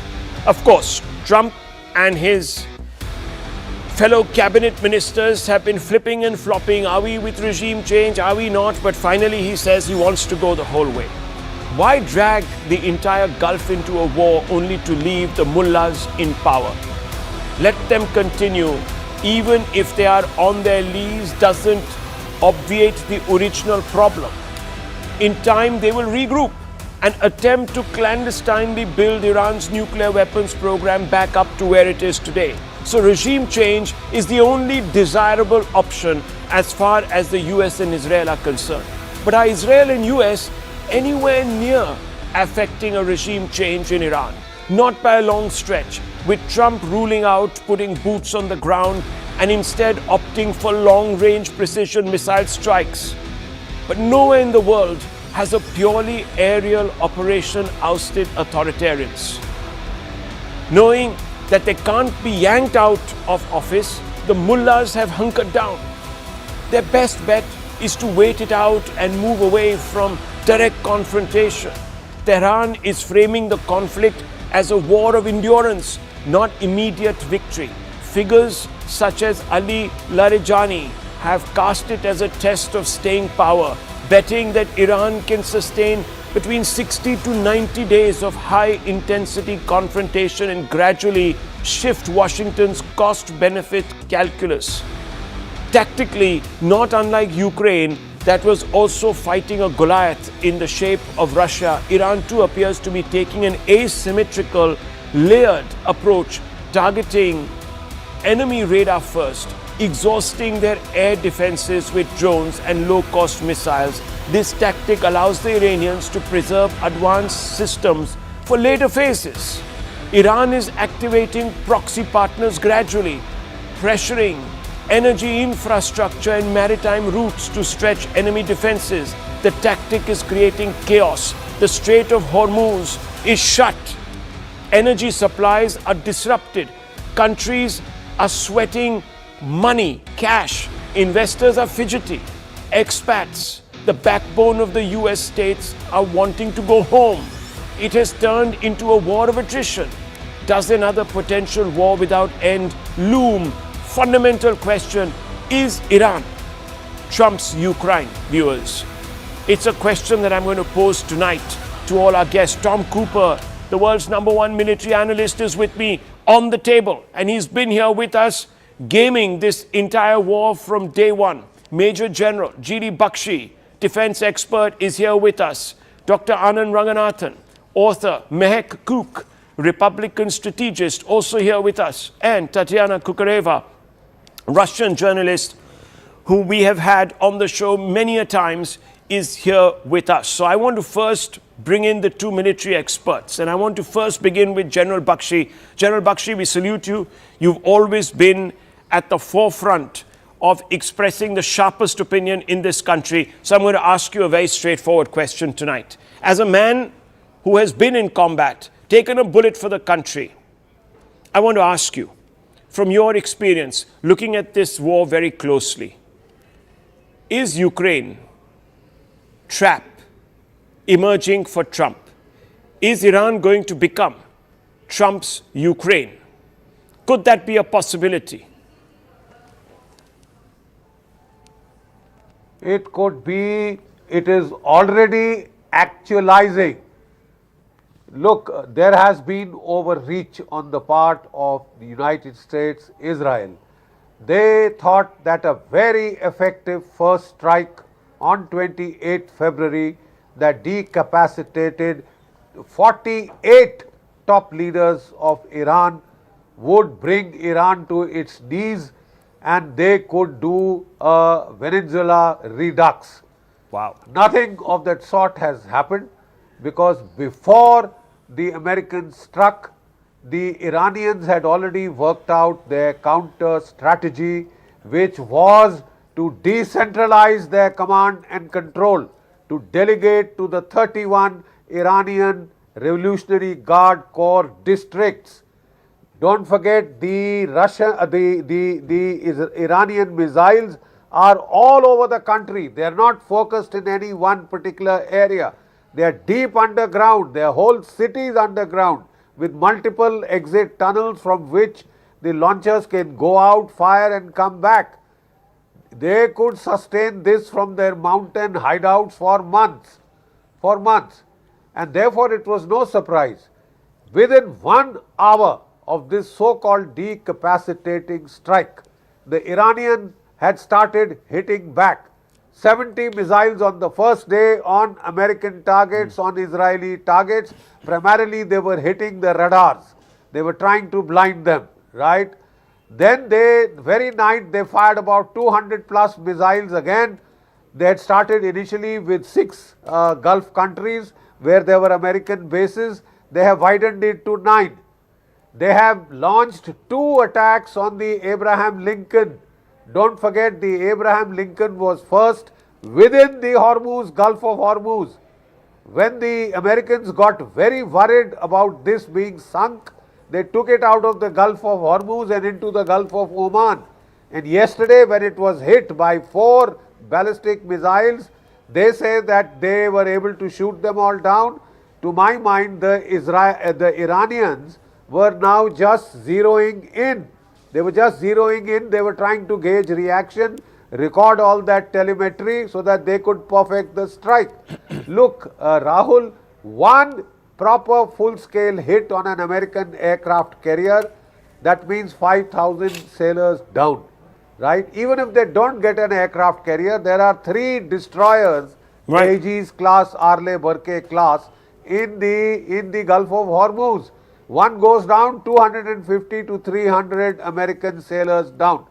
This is a midterm election years. Body bags in this year can cost Donald Trump very dear. Okay. Very extremely costly it would be. There are various... The Gulf of Hormuz is already blocked. Already blocked. The price of oil is going to hit $100 a barrel. It is going to hit the economies of Europe, of America itself, of India, Japan, China, South Korea. We all have a stake that this nonsense stops at the earliest. Yeah. We must focus on our national interest. Big one. We are not the fan club of Donald Trump. Yes. Right? And even though we are very friendly with Israel, there is a state at which we have to count the costs to our national security. I think you put it so wonderfully. We have friendly ties with both. We cannot afford. We have afford... friendly ties with both. Yes. India should take the lead in should getting this to stop. We have to, because we can't afford a long, protracted fight, just as the US and Israel can't. Let's be very honest, viewers. And I want to turn to this camera and I want to take my friend here, Tom Cooper, to that big wall, because what we're going to show you, viewers, is something that you haven't seen till now. And I'm going to show you a map that's going to tell you what really is happening. Tom, what are we seeing? These big red dots, how are they? What are they? How have they been captured? What do they tell us? This is a map that was eventually published by Israeli think tank ENSS, based on, between others, satellite photographs of areas where there were, in the last 4 days, there were bigger fires registered. So you're saying that these are special satellites that capture areas where there are big fires? Yeah, for example, this is Israel, bush fires. This is Israel, yes. I mean, this looks as if it's completely burning. And Israel and southern Lebanon. So Israel and southern Lebanon, Beirut, viewers, for example, is up here. These are the boundaries of Israel. No, of Lebanon. Of here, Lebanon. Right, and that's Israel. That's Israel, yes. And so you have a situation where there are some big fires in both areas. Yes. Up here and in then both in central, areas. this is Tel Aviv. This is Tel Aviv. This looks as if it's not a one-way street. This is a fight that is also being fought in Israel itself. Yep. And now you look at Iran, and you look at Kuwait, and you look at Riyadh. These are lesser intensity fires. The red ones are really big, that have raged for 24 hours, or maybe even longer, right? I'm not sure how long, but yes. It's interesting to see. We have Bahrain here, Qatar, we have United Arab Emirates and the tip of Oman up here, also heavily hit. And this red area? Yeah. This is Dubai. This is Dubai. This is Abu Dhabi, and this is the Hormuz Strait. The Hormuz Strait. And then along the coast, several objects have been hit, obviously. And this is, of course, Iran. We expect to see heavy fires in Iran because of the bombardment. But what we didn't expect was this picture, and we didn't expect this whole picture, because this tells us this whole picture. This tells us that there has been a fair amount of Iranian strike back. Yes, for example, indeed, we can follow Bushehr. This is one of the biggest ports in northern Persian Gulf. We can follow, for example, Bandar Abbas in this area, and obviously the Americans striking Iranian missile sites around the coast, which are firing at Bahrain and Qatar. Plus here Chabahar. Yes. So all of this, viewers, is a theater, and this is all being captured now by these satellites. Let's go back there and let's talk a little bit about. So, Tom, are we to suggest, and are you telling me that perhaps at the end of the day, this is not the easy in and out war that we were thinking it was going to be? This is obvious from the start. the Iranians are firing many more missiles than they used to fire, for example, in June last year. In June last year, maximum was something like 50 a day at Israel. In this case, they are firing so many that Israel is not even reporting exactly how many missiles are fired at Israel and striking Israel. But how many missiles does Iran have? We believe they have a limited stockpile. So can they just carry on? And what happens when they run out of missiles? That's the end of them, isn't it? Last year, they didn't run out of ballistic missiles that could reach Israel even after 12 days of war. But the Israelis were out of anti-ballistic missiles, not only the Israelis, the Americans were out of anti-ballistic missiles after 7 or 8 days of war.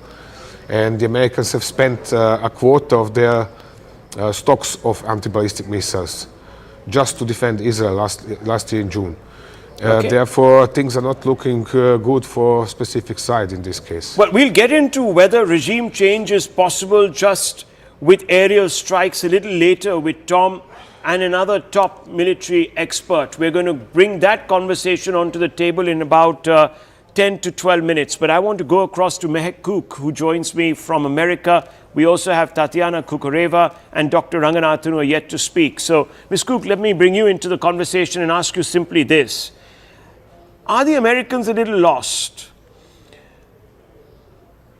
The direct answer is no. I mean, we have been very clear for 5 decades. We have watched Iran wage a terror war, not only against their allies in the Gulf that are no longer allies today, against every single country, including the United States of America. We have lost thousands of American citizen lives, troops, and then there was an assassination attempt on President Trump. Let's not forget that. So as we look at this, we have been very clear. This is not about a regime change. Look at the way we targeted attacks. We took out the supreme leader. We took out over 49 top military officials. And then on top of that, we have been targeted in not only the airways, but in U.S., in some of the port areas as well. The Strait of Hormuz is extremely important for us to protect.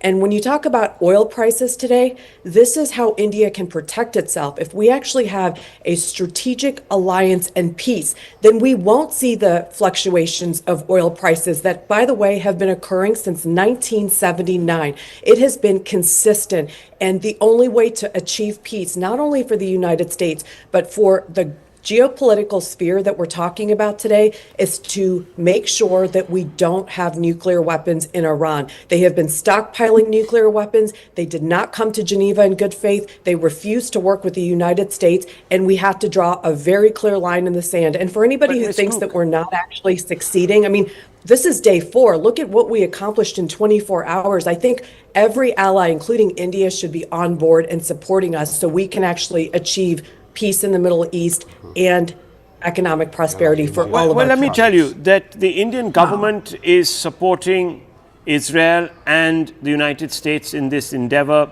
That has pretty much been made clear because we haven't come out and condemned, like some other countries have, the killing of Khamenei. So, and there's a lot of pressure on the Indian Prime Minister to do that. So the Indian Prime Minister is not doing that, which should be, and nor should he. That's up to us to decide. Thank you very much. I mean, I understand where you're coming from, but that's up to us for us to decide. But I just want to ask you this: if it's not going to be regime change, then these mullahs are not going anywhere. They'll regroup. They'll be back. They might, for the sake of it, for optics, sit across the table, have a perfunctory conversation with you.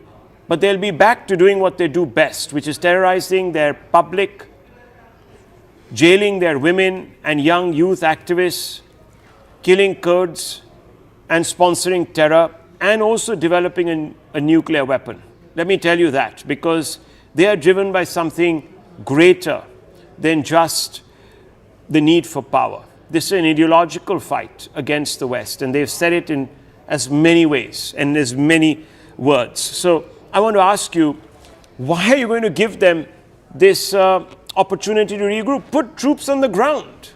Take them out, like you did in Iraq and Afghanistan. Well, we don't need to put troops on the ground today. I mean, the fact is that we have our capabilities between Israel, ballistic missiles, and all of our defense No, that is the we don't United actually States have to scared? put American Is troops the on the US ground today. scared of putting troops on the ground? I'll tell you why. Because about 5 or 6 months ago, you waged a 12-day war against Iran. And these mullahs were back to the point where you've had to return with a whole bunch of new weapons, with the largest deployment in decades to take them out. Well, and that's they'll not be back accurate. again. We actually took out their nuclear facility during that 12 days. So we have continued to ramp up efforts to actually destabilize their regime. And when you talk about the fact that these individuals are extremely motivated, you're basically saying, sit back and do nothing. Wait for Trump's 4 years and then the next president to come in, and for us to go back and forth for another 50 years where we're all held hostage. And that's unacceptable. There are ways for us not to put troops on the ground and to still wage war, to work with our allies. And by the way, the Gulf states have all been attacked by Iran, so they're getting involved. The Saudis have come out strongly and said that they're actually going to be pushing back and they're going to be defending the region. Wow. So viewers, this entire area that prided itself in being relatively stable now is plunged in chaos. Oil prices are shooting through the roof. Oil prices are shooting through the roof. City-states like Kuwait and Abu Dhabi that promised that there would be an oasis of tranquility and peace and built their new economies by attracting capital and moving away from fossil fuels to the tune of about 70% of their GDP are today very worried because the moment a drone passes by, everyone freezes and work stops. Viewers, their economies splutter to a halt and investors look for the exit door. That's what's going to happen, viewers. All these Gulf nations with their towering, shimmering, glitzy skyscrapers are going to find that those office spaces will be wide open. There'll be nobody working there. And that miracle will collapse, and it will collapse, viewers, into abjectness and instability. So we'll create another problem. That's what many people think. It's not my opinion. This is what many people think. And I'm just going to bring in Tatiana Kukareva. Tatiana Kukareva, Ms. Cook says, look, we're doing what the world wants us to do. We're doing the best by the people of Iran. We're taking out this horrible regime, which it is. It's a horrible regime. And one is glad that it's happening. But was this operation not thought through? And why isn't Russia helping the West in also sorting this out? Well, first of all, Rahul, I love that you brought up Afghanistan. You know, and this is a perfect example, really, of America putting boots on the ground in an effort to try and take out a fundamentalist hardline regime. Those 20 years and thousands of American troops lost in that battle, reversed in 1 year. Might I remind you who's in power in Afghanistan right now? It's the same Taliban that the US spent 20 years on trying to combat. And this is the reality right here, right now. We can talk the big talk about trying to topple a fundamentalist government. But the fact of the matter is, when you take out the head of a state in a targeted killing, you don't topple a regime. You kill a person. You give the nation, you give every single supporter of that regime an enemy, two enemies in fact. You completely confirm the philosophy behind it. And I said it a couple of days ago to an Israeli speaker, and I will say it again. The fact that the Iranian regime was saying, look, we need to eliminate Israel because it is a threat to Iran. Well, now you have actual proof that Israel, along with the US, can come in and kill the leader of a state. This is not about the fact that, you know, whether Khamenei was good or bad. This is, again, as you said, rightfully so, this is not our place to decide. It is for Iranians to decide whether he's good or bad. He is the supreme leader of a country. The fact is that there is already a replacement. There will be a permanent replacement.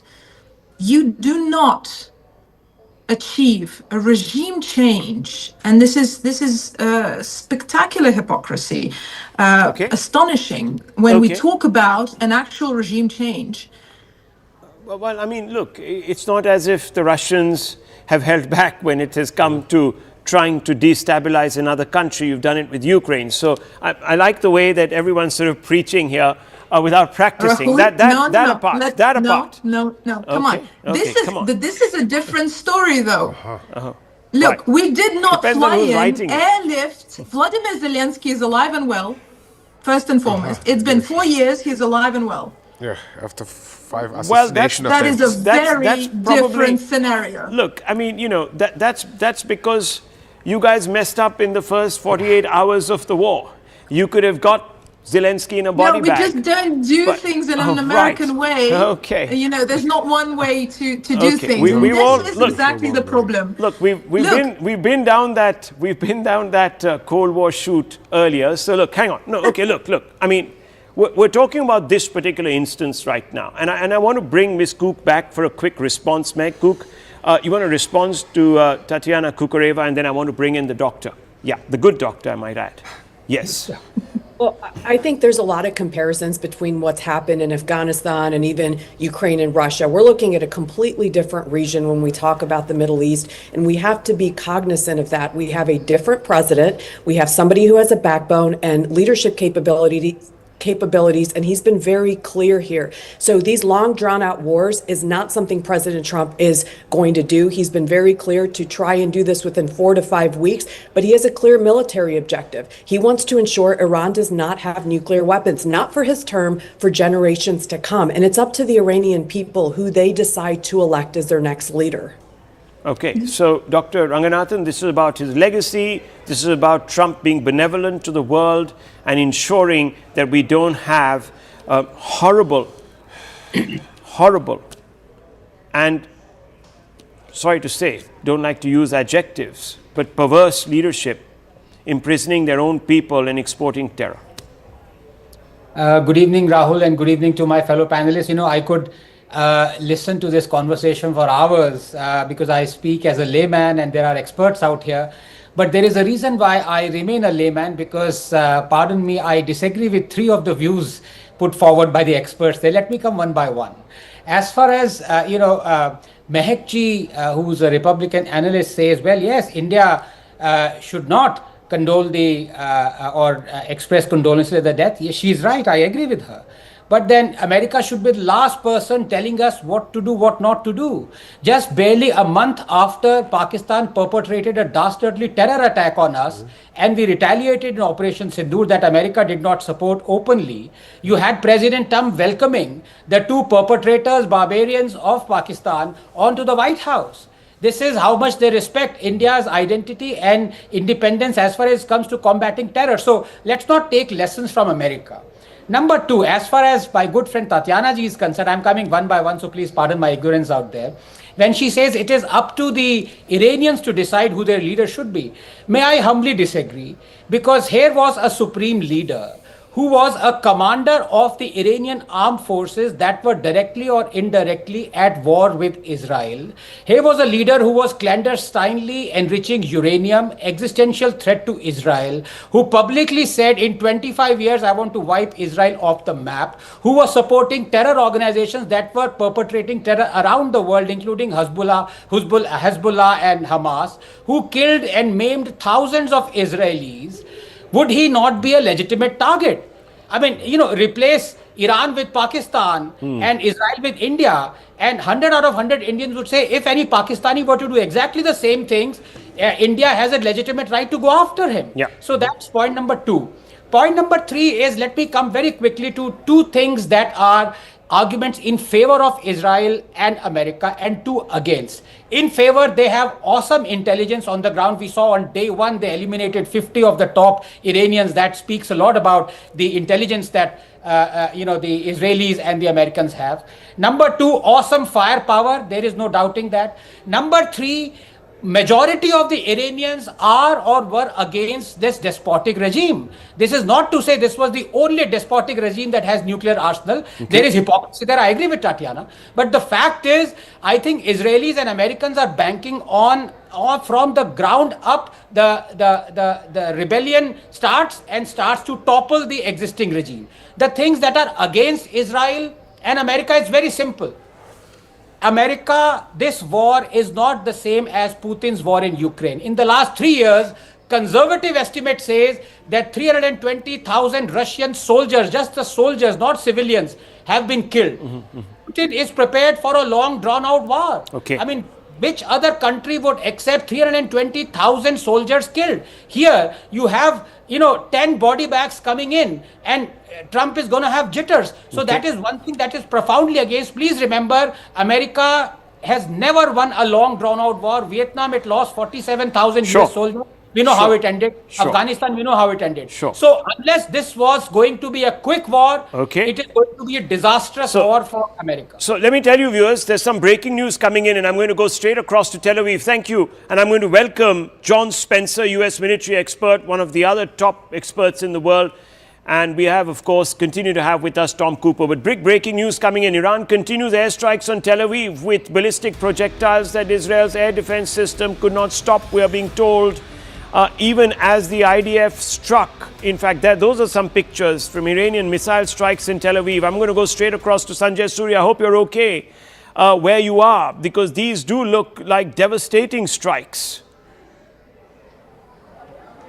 Rahul, through all of this information and analysis, one or two things stand out quite remarkably by way of simple fact. We know by way of fact that the Iranian leadership had been saying for a long time that they will widen the war and they will target nations hosting US bases. When that attack came, as warned, as promised, these places were defenseless. The US has not been able to defend its bases.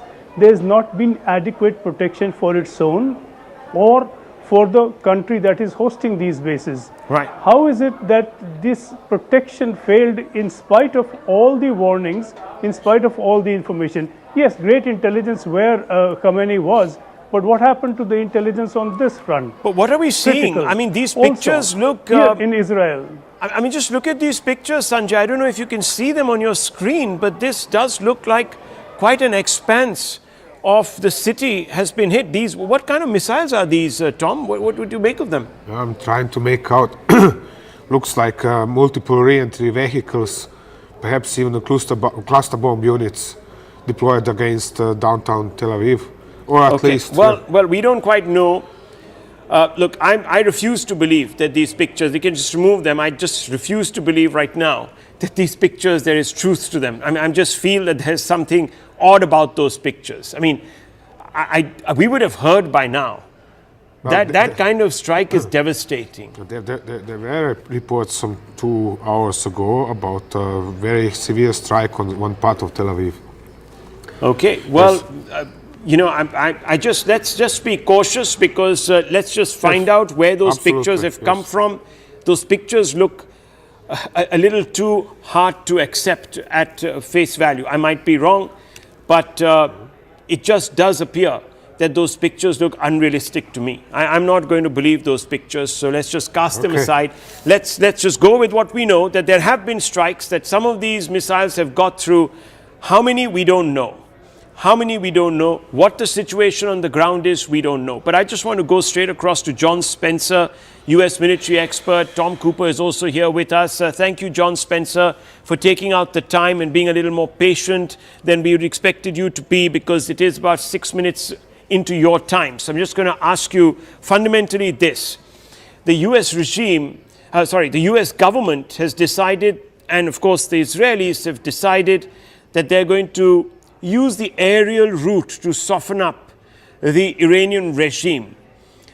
Will this be enough? will this be enough to affect regime change and attain the goals that Trump has now defined? Or do you need boots on the ground or some other sort of intervention?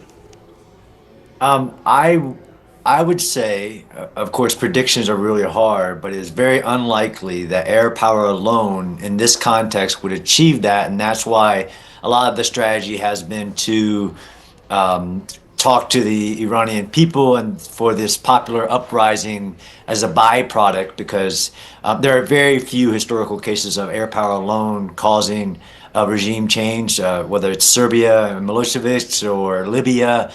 Different contexts as whole, although this morning there is a very credible report that Israel struck the Supreme Council that was trying to elect a new Ayatollah. That will have a considerable impact, but I think the intent here is to paralyze the regime. War is a act of force to compel your enemy to do your will.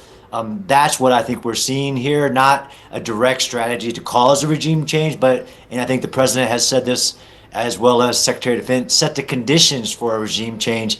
And just about your video, I've seen multiple reports from those in Tel Aviv that say that's an AI-generated fake video. Yeah, it could be, because it just does look very, very fake. I've not heard. Too much. Yes, just too much. It looks fake to me.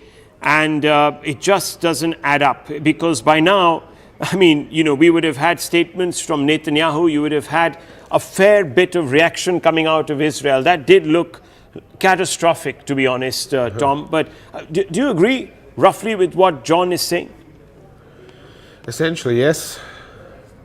I would just add that as to me, it's obvious that Trump has miscalculated, and his 3-day special military operation has ended exactly like the one by Putin in Ukraine. That's all I can add in this regard. That's the question that we were debating, John Spencer, before we came out to you. That is this going to be one of those pointless exercises where we are going to get embroiled in a war that's really not going anywhere spectacular, a war without end, without really a closing story? I don't think so. I do a lot of comparative analysis as well, and I wrote the case on the Battle of Kyiv when Putin took his shot. Had Putin had the capability to eliminate Zelensky, all the senior military figures or any personality in the push of a button, Putin didn't have that capability. While he tried this almost the attack of Baghdad type of approach on Kyiv to do a psychological impact. That's the context. A little different if you look at Iran, even if what was happening in January with the conditions of the internal stability, right? The internal stability of the population, the economic situation, the water situation, all of those variables. Now, whether, again, I don't think it'll be a forever war. I think this is actually trying to end a forever war and change the behavior of the Islamic regime. Of course, take away capabilities of the nuclear program, the ballistic missile program, of the Navy's threat to the Straits of Hormuz.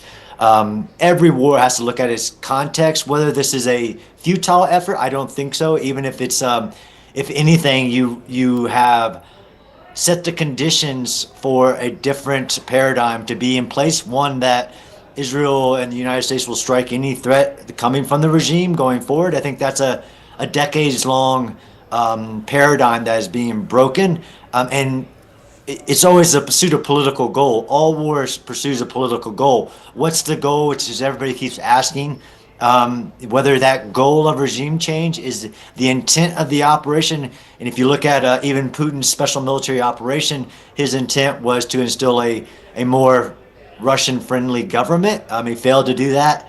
And now, of course, goals can change, and that's happened. I think for this operation, the goals have been pretty clear.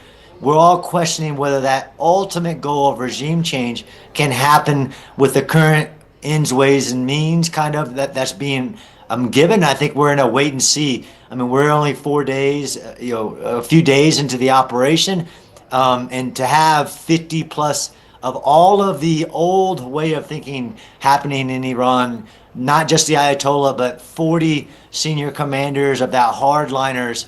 I don't think anybody can tell you like how's this going to go, given the variety of context that is Iran basically. Okay, so how are you assessing the timelines here? Because we're seeing evidence of a large number of strikes on Iran. We've had one on the spiritual headquarters in Qom. And we're not seeing the Iranian regime throw in the towel. What does that tell you? Again, it's with the amount of information, despite all of our open source intelligence, it's hard to know. Of course, we know from the Iranian constitution that meeting that was being held was to elect a new Ayatollah. The fact that all of the generals were taken out, of course, we believe there are plans put in place for such a scenario, and that's why you have possibly this, what I would say is just irrational behavior of attacking all of the Gulf states and all basically these 14 different states and basically isolating yourself. We don't really know who's in charge, who's making the decisions.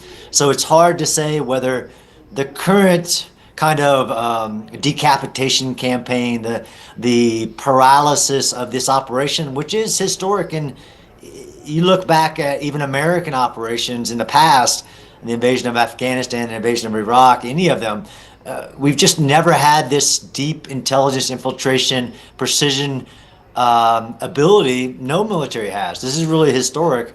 So the outcomes of predicting of it, there is no comparative case to say, well, this will likely lead to this.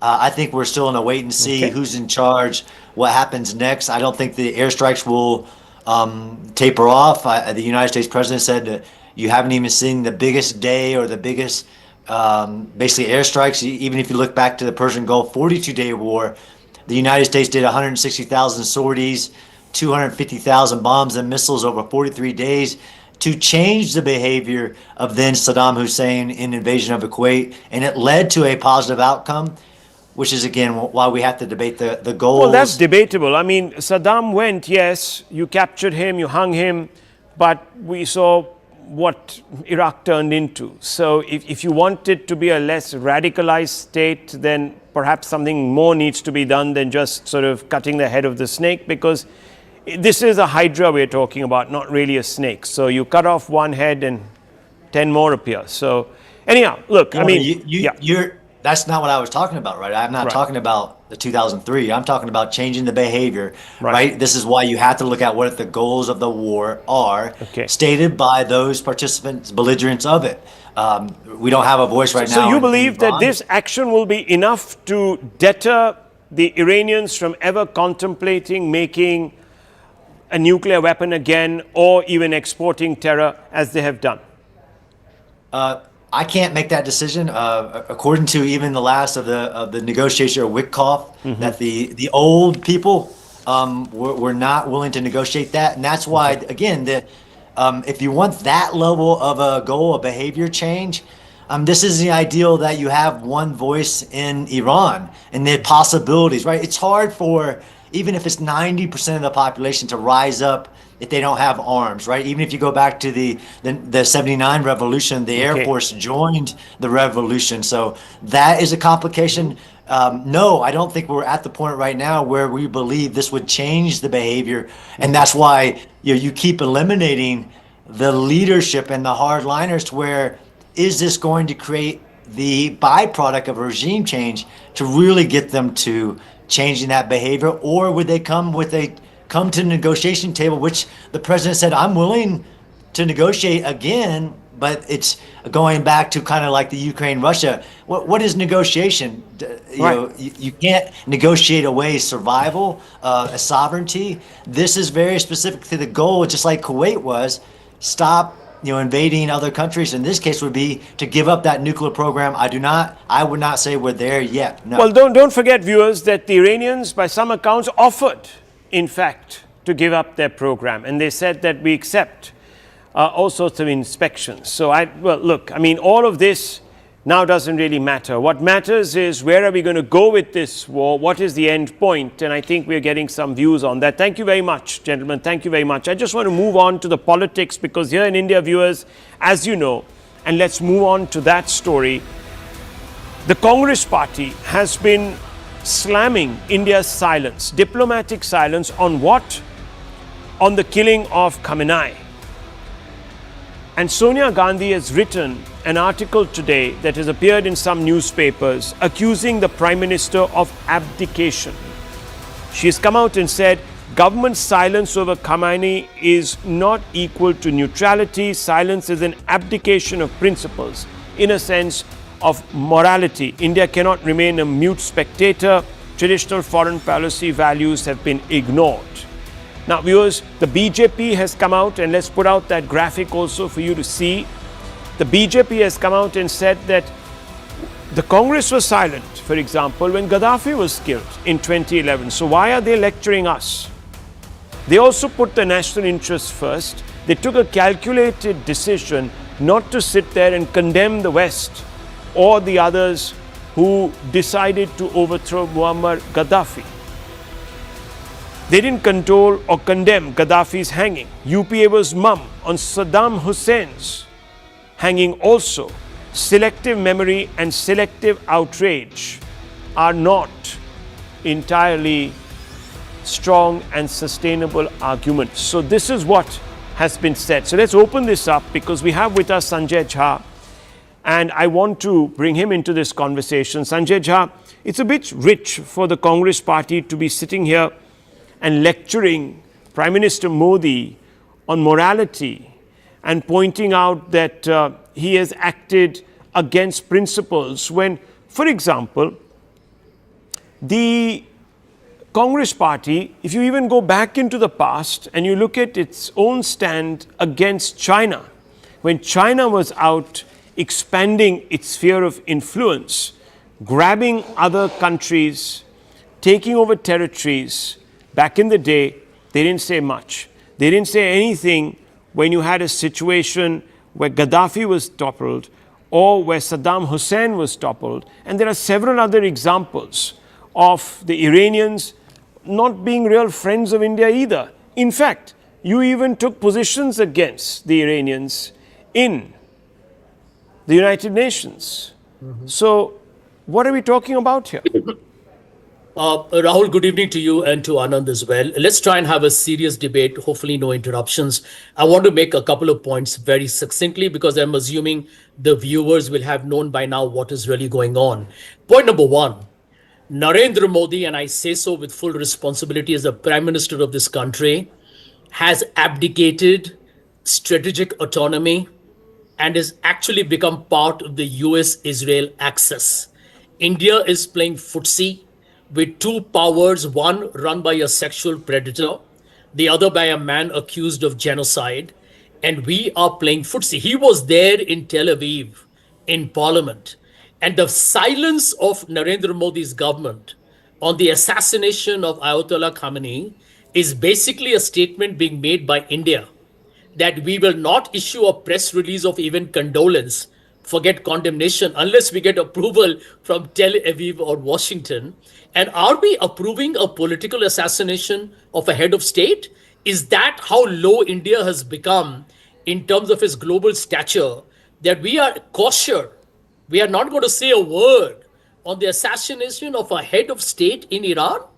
Are we serious here? Point number two, and this cannot be ignored, that end of day, everybody knows that Iran attack by the Americans and by the Israelis happened when the negotiations were on. So this is obviously nothing to do with regime change. And by the way, who is America to do regime change? Can they just do a Venezuela whenever they want? Trump is threatening Greenland. I mean, he's threatening Canada. I mean, he can't run his own country today, and he's talking of regime change. Okay. And you have Israel, which basically doesn't even believe in the two-state solution, wanting regime change. Basically, this is nothing but an attempt on Epstein file. This is an Epstein file story. Okay, well, one second. You know, Sanjay war. Jha, perfectly okay. I mean, look, you're entitled to your views. But let me also tell you that on the other side was Hamas that actually didn't believe in a two-state solution. Hamas' first resolution, if you read their manifesto, their first one said that we want to cleanse the land from the sea to the river. And then they made a modification to that initial resolution because the United Nations latched on to it. But they continued, viewers, to carry out terror attacks. Now, I'm not getting into the specifics there because that doesn't involve us. My point is, and I want to bring in Dr. Anand Ranganathan to respond.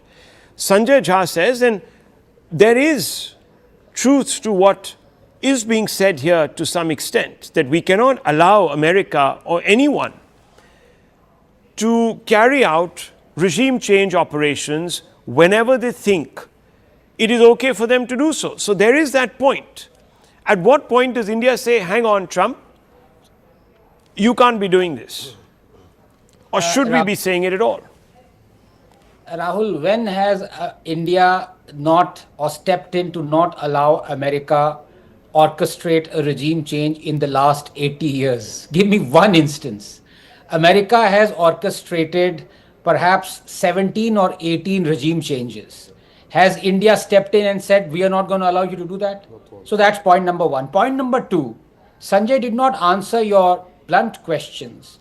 That is, if BJP has not expressed condolences at the passing away of a dictator, the Congress also did not express condolences at the passing away of Gaddafi and Saddam. In fact, I supported Congress and I support Congress for not expressing condolences at the killing of dictators, even though those two dictators were quite friendly with India, even though this one, Khamenei, was, calling India an oppressor state and talking about all nonsense that India and Hindu state is massacring Muslims. That's point number two. Point number three is we have to look after our interests. It is not our war. It is a war of Israel with Iran. Now, I ask a very simple question. Is an Pakistani leader, for example, I just give you one very simple example. When people say, Rahul Gandhi say, we must express condolences, he was not a legitimate target, Khamenei. Simple question. I want to reduce it to a simple question. Would a Pakistani leader who is commander-in-chief of his armed forces that attack India directly or indirectly all the time, who stocks nuclear arms and enriches uranium clandestinely, who calls India a cancer and vows that he will wipe India off the map, who trains and supports and funds multiple terror organizations, who arms and sends hordes of terrorists to India to kill thousands of innocents. Would such a leader be a legitimate target for India? Now replace Pakistan with Iran and India with Israel. What's your answer? If in a war between Israel and Iran, wasn't this guy a legitimate target? Any commonsensical person would say, yes, he was, just like any Pakistani leader who would be doing exactly what Khamenei was doing to Israel. Any Pakistani leader does that to India, we would treat him as a legitimate target. So I don't know where this irrationality springs in. There is only one reason for it to spring in. Vote bank politics and shameless appeasement.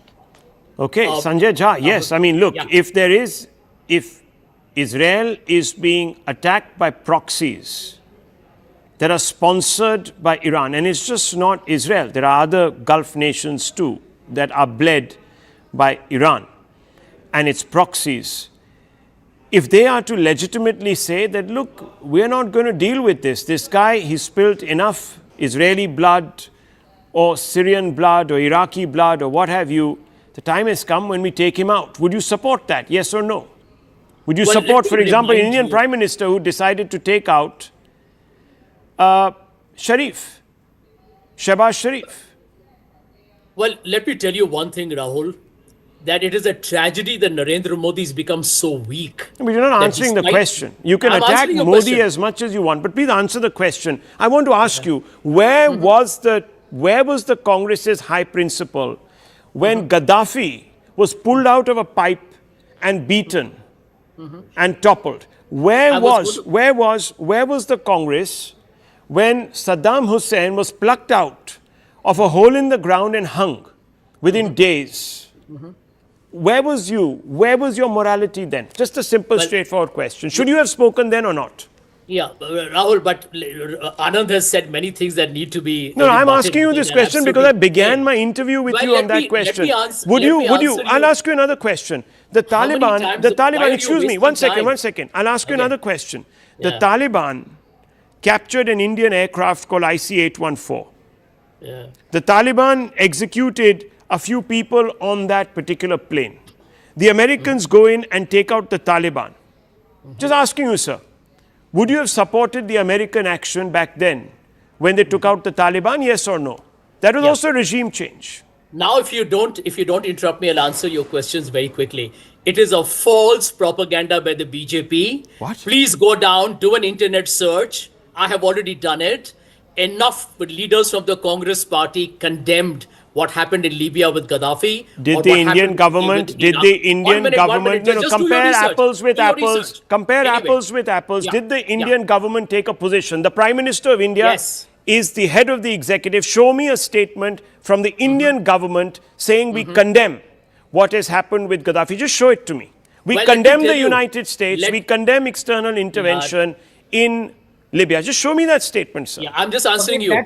Dr. Manmohan Singh as the Prime Minister was not so weak, fragile and spineless as to be quiet when Saddam Hussein was hung or when Gaddafi was killed. Show me the proof. Point number two. Rahul, can you read this? 1 minute. I Point number can't two, actually. very When important. Manmohan Singh's people, speak? something of India, I don't know. Could you read this? Here is the Can I same speak Manmohan for a Singh minute? Yeah. Who Can I said to speak George without giving Bush, this entire Yes. who platform killed to another 1 and another? million Muslims. Is this going to be a Here fair is debate or Manmohan an Singh who unfair said, debate?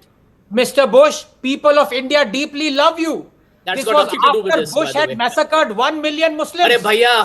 Arey bhaiya, he never said ab ki baar Trump sarkar. Don't get into that poor level of debate. I mean, look at this. Apna banda Look to at ab ki this. baar Trump sarkar That bol is raha also tha. fake Anyway, news. Rahul, can I answer your question? Yeah, of course. The truth is that Anand Ranganathan, he's a dear friend of mine. He's obviously being very disingenuous with facts. No, which I is want you okay, to show because me a he has to defend statement Modi. by the government 1 of minute. India, sir. Why are we beating around the bush?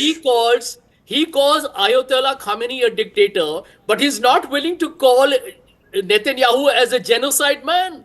He's No, not hang willing on, to just call a him minute. out for war of, What is that? Hang war on, just of- a minute. war No, against hang on. Now that's humanity. what. No, He's hang not on, willing hang on, to hang say on. that. We are talking about. No, hang on, just a minute. Unbelievable. Listen, if Netanyahu thinks that he can attack Iran because the leadership in Iran is hurting the sovereignty of his country, what does it matter if Netanyahu is a war criminal or not?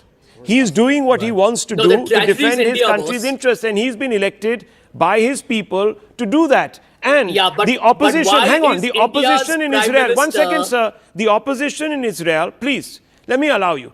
Unlike in India, the opposition in Israel is supporting Netanyahu today on conducting the operation to decapitate Khomeini. So let me just put that down on the record. But that apart, I want to come out to you again and ask you, sir, please answer this question. Show me the statement by the Indian government. Give me the date, the time when this statement was made by the UPA government, I said, in support of Gaddafi. Show it to me. Okay. So, I mean, you want me to do it right now on your screen? Well, you or should what? have, sir. Well. Here is the point. Here is the point, ladies and gentlemen, watching the program. Mr. Modi is backing Again, Mr. America Modi? and Israel Show at me a the time statement. when abandoning India's sovereignty, abandoning India's independence, abandoning the strategy of actually multi-alignment and becoming part of the most dubious, discredited axis where the two leaders are one is in the Epstein file and the other one monitors all the is Epstein fine. file. All is What a that shame. all you can What a say shame. all of that. You haven't answered the single question I posed. I have. You are lecturing It's Modi, on record. but you have done exactly what Modi has done. That I find hypocritical. That is what I began by asking. In any case, that is Has not Sonia, even relevant. Has Sonia, no, it's very, very relevant. Has Sonia It's not. acted, then is she guilty of hypocrisy? Because this current Is she US guilty of- president is a sexual Okay. predator. Now, The sexual Israeli predator, Prime Minister this is a predator, genocide that man. predator, He's got an a arrest genocide warrant man. against him. Fair enough, It's a sir. serious issue. I just want to bring in Dr. Ranganathan one last time, and then we wrap this up. No, it's very simple. This is not It's a our CIA war. Mossad war. Now, please, And India is Sanjay, I playing didn't interrupt pygmy and you. footsie like a weak power. Sanjay, please. Sanjay, please. You already have not answered 5 questions. Let you not answer 6th one also. Look, No, don't the worry. I simple have fact answered is, everything. No, you've not. You answered not- by evasion. But anyhow, go ahead. Yeah. This is not our war. Israel has a moral argument in its favor to go after Iran. Because if Iran goes nuclear, the first thing they would do is to bomb the living daylights out of Israel and try and I just want to put one other fact down on the table, viewers. Just 1 minute. I just want to put, excuse me, I just want to put down one more fact. And let me be extremely, this is the hard facts, this is what the show is called. How many Muslim nations have come out and condemned America for taking out Khamenei? Do you know how many viewers? One sec. All Muslim countries are vassals of America. Now that's the response. It doesn't matter to me, sir. I'm only asking a question. All Muslim countries are vassals. Viewers, 8 countries around the world, excuse me, don't shout. Please, don't shout over me. Only 8 countries in the world have taken that position. Out of 50. Only 8. And if you are talking about these countries being really morally enlightened, I'm talking about 2, Russia and China. Both are headed by authoritarian regimes. So viewers, they are doing so because they have a vested interest. We don't have a vested interest. Our vested interest, if there is one at all, lies in the Gulf, where we get a 40% market for our exports and we bring in 40% of our oil. That's where our loyalty should lie. Not with some guy who was mass murdering his people and sponsoring terror. Are you talking of Netanyahu? I'm talking about, sir, very, very simply, the man who is 6 feet under today in a bunker somewhere, fried to a toast called Khamenei. It's very simple. And Netanyahu is a saint. And I will leave it at this, viewers. I will leave it at this. I will leave it to this. I will leave it at this. We can have our discussions about who's a genocidal maniac and who's not, and we can accept Netanyahu as one and all of that, viewers. But tomorrow people can say that so was Bush, so was Obama. And so was, by the way, viewers, the hero of the Second World War for most of the West, a man called Churchill. Many people could say the same. Where are we going to stop with the labels? I leave it at this, viewers.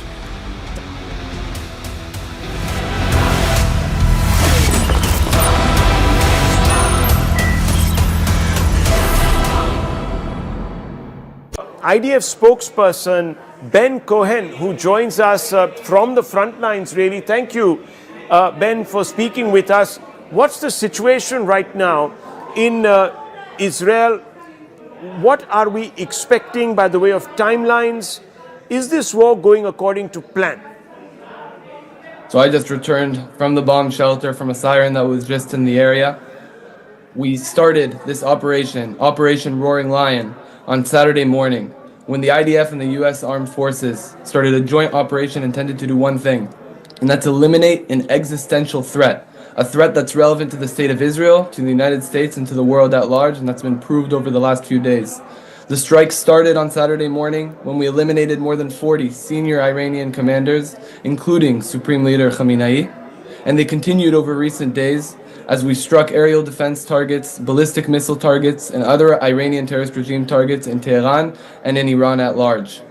Over the last 36 hours, the Hezbollah terrorist organization, the Iranian terrorist regime's main proxy, made a strategic mistake and decided to fire dozens of rockets and UAVs at Israel, and at this time, incongruent to IDF strikes and U.S. Armed Forces strikes, in Iran, the IDF is striking Hezbollah terrorist organization commanders and targets in order to eliminate that threat on Israeli civilians. So, of course, we're hearing that the new Iranian defense minister has been eliminated in a fresh wave of strikes from Israel. But what we're seeing also is resistance coming from Iran. They seem to have hunkered down.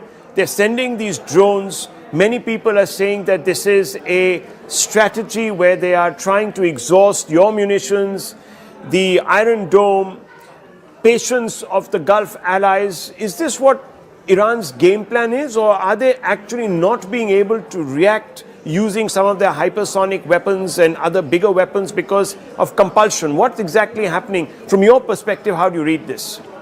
So I can tell you that After 2.5 years of war, and after the 7th of October, the IDF has learned that we never underestimate our enemies. We understand the threat that the Iranian terrorist regime poses. And as far as it goes to their strategy, I can tell you one thing for certain, and that's that they have a strategy to target and hurt civilians specifically. This isn't just a message, it's concrete intelligence we have at hand. They're sending those ballistic missiles on their drones to civilian areas, not just in Israel, but in the entire Middle East.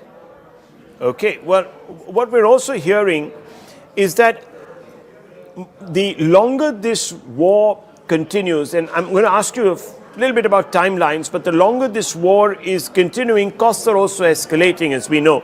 Right now, I'm hearing that oil is up by about 8 to 10%, silver is up by 11%, the Strait of Hormuz is completely blocked, the new Iranian defense minister.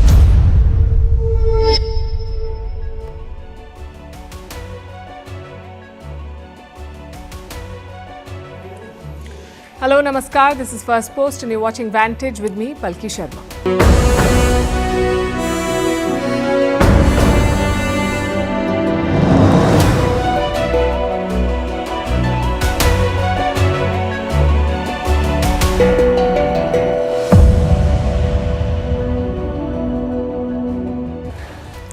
Day 4 of the war, it's expanding and dragging in more players. Iran says the gates of hell are open. Israel says it will respond with force. Meanwhile, missiles continue to fly in all directions. We'll bring you the latest updates tonight and the videos that sum up this war, from strikes in Lebanon to mass graves in Iran and Israelis partying in bomb shelters. We're also looking at who could join next. Will the Gulf states fire back? Will Europe be dragged into this conflict? We ask because now European bases are also under attack. Also, the backstory of how Ayatollah Khamenei was tracked. A report says Israel hacked Tehran's traffic cameras and studied patterns for years. In Tehran, the big discussion is that of succession. Who will be the next Ayatollah? Will it be Khomeini's grandson? Also trying to make sense of Donald Trump's strategy. What's his plan? Did he bite more than he can chew? And the economics of exhaustion. Iran's $20,000 drones are exhausting America's $4 million interceptors. That's all your questions answered in our special segment as we try to make sense of this chaos. The headlines first. Prime Minister Narendra Modi calls the leaders of Qatar, Oman and Kuwait. He expressed his concern over the attacks on their countries. The Prime Minister also discussed the security of the Indian community residing in these Gulf countries. Around 10 million Indians live in the region.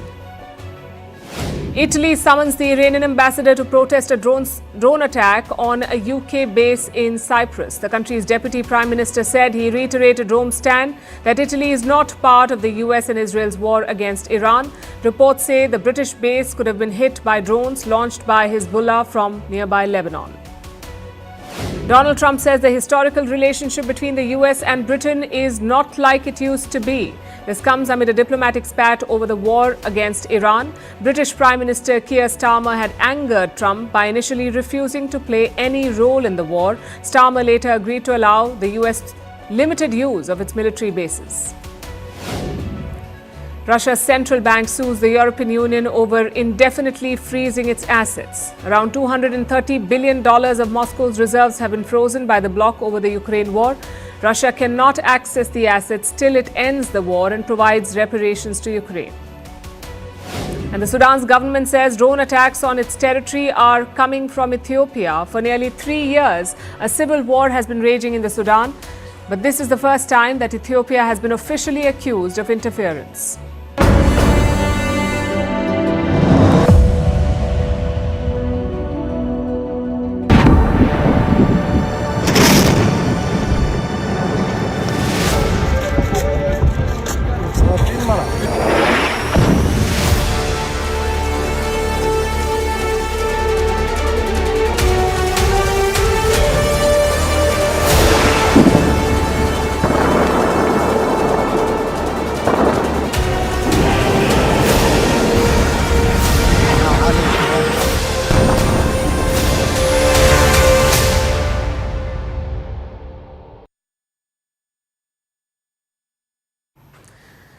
There is no let-up in West Asia.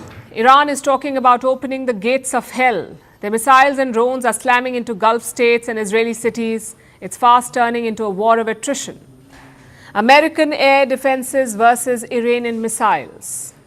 Today, Tehran struck the US embassy in Saudi Arabia. 2 drones slammed into the American building and soon it was engulfed in smoke. Yesterday, the US embassy in Kuwait was also hit. So Washington has decided to shut both embassies. The UAE was also targeted by drones today. One of the interceptions caused a fire at a major oil facility.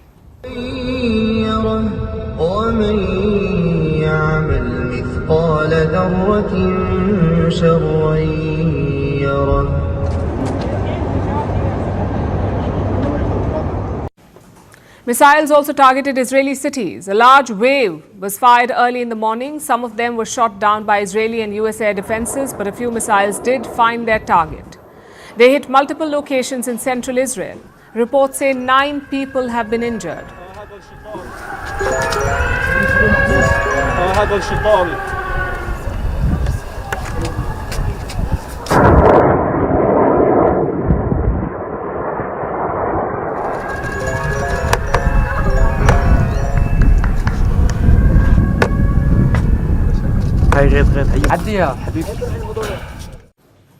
And what about the other side?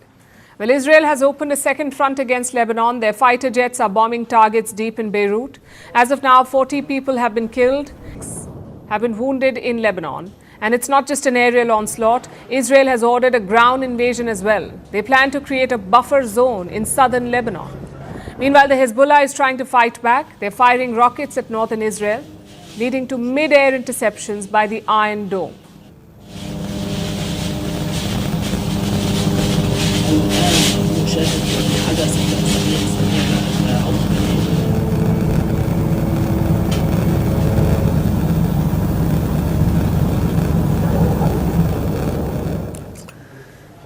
This is the secondary front. For Israel, Iran remains the primary target. Their fighter jets continue to bomb locations in the west and in Tehran. Today, they hit government buildings in the capital, including the presidential office and the Assembly of Experts. These are sites attacked in Iran. Now, this Assembly of Experts, this assembly building, is where the next supreme leader is supposed to be selected. But Israel has blown it up.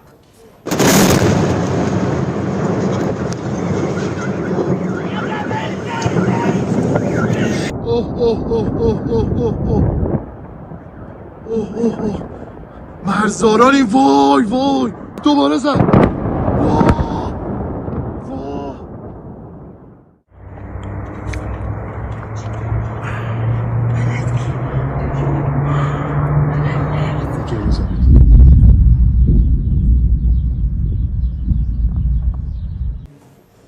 Like yesterday, they're also hitting missiles and launchers. Remember, Iran has the largest missile stockpile in West Asia. It is their biggest weapon in this war.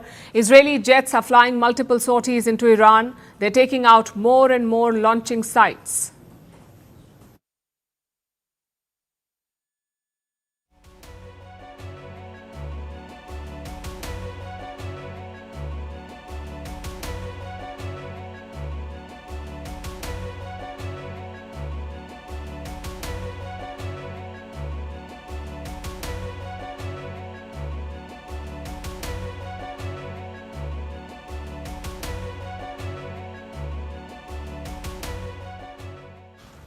Israel claims they have carried out 60 waves of attacks. Put together, more than 2,000 Iranian targets have been hit, which brings us to the US.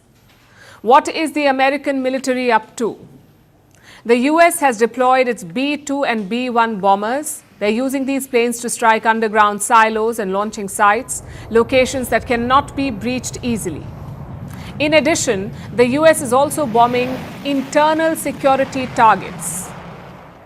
Things like police stations, detention centers, intelligence offices. The Americans are going after all of this in Iran.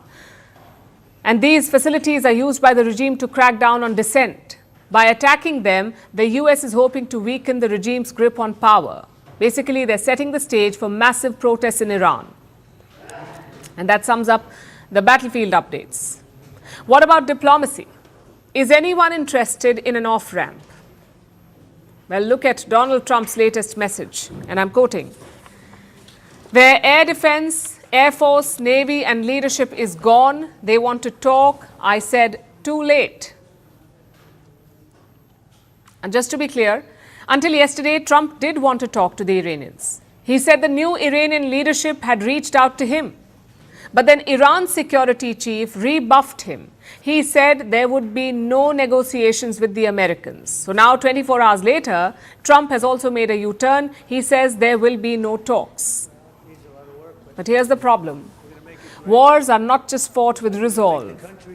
You need weapons to keep fighting them. Multiple US media reports say the Pentagon is worried. That's the US Defense Ministry. They're worried. They fear a long war will deplete American stockpile. So once again, Trump came out with a long social media post. And let me quote again from what he said. The United States munition stockpiles have, at the medium and upper medium grade, never been higher or better. As was stated to me today, we have a virtually unlimited supply of these weapons. Wars can be fought forever and very successfully using just these supplies. At the highest end, we have a good supply, but are not where we want to be. Well, that's a half admission by Donald Trump. He says the high-end stockpile is not where he wants to be, and yet he's not de-escalating. Trump actually says a bigger wave of attacks is coming. So it's not clear what he's trying to say.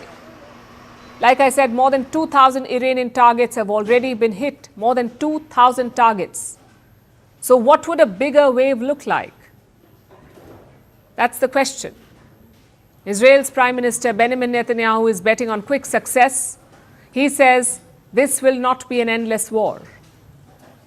I hear the people are saying we're going to have an endless war here. I said it could be quick and decisive. It may take some time, but it's not going to take years.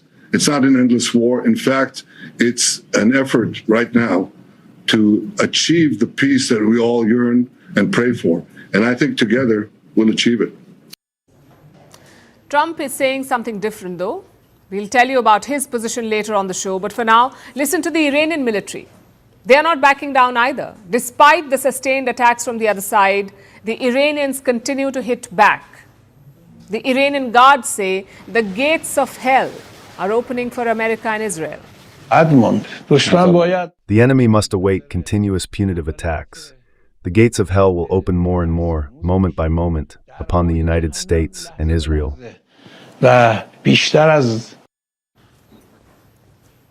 It's basically a race against time. Iran wants to grind out the enemy air defenses, much like they did in last year's 12-day war. Meanwhile, Israel is betting on a blitzkrieg. They want to defang Iran's missiles before their air defenses run out. It's a question of what will happen first.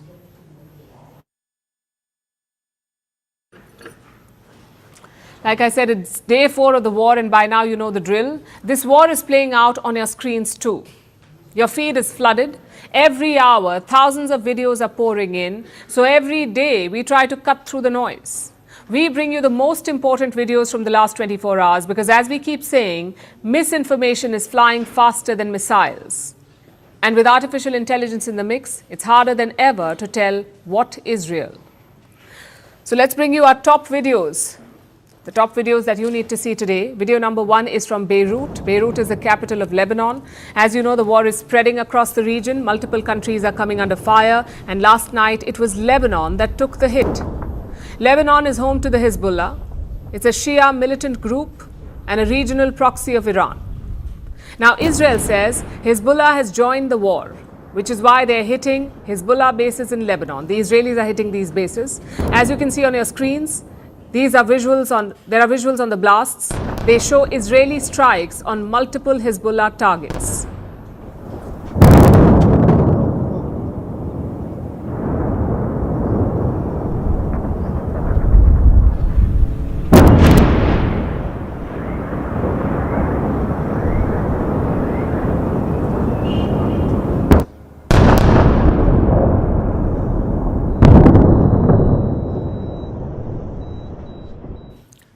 Multiple videos captured the exact moment of the attack. People were seen sprinting away in panic. Onlookers dropped everything and ran for cover. Thick plumes of smoke erupted into the sky, and in a matter of seconds, chaos took over the streets.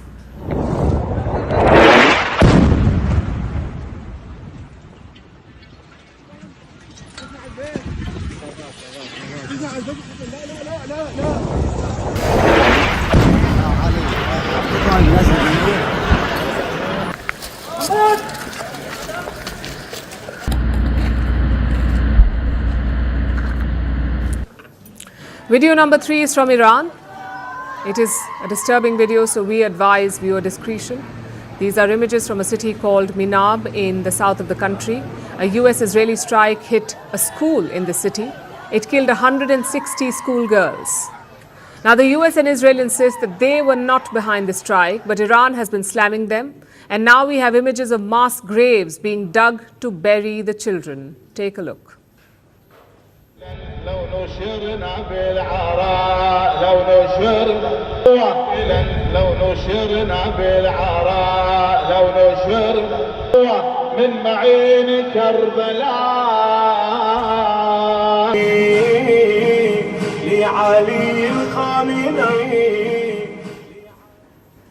Multiple funerals were held in Minab. Thousands also gathered to mourn these schoolgirls.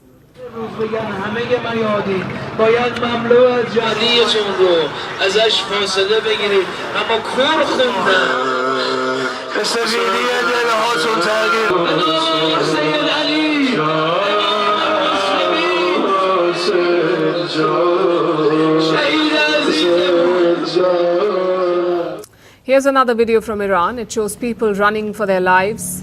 This is after an airstrike near the Russian embassy in Tehran. Footage shows locals dragging injured people. Some were even overcome with grief.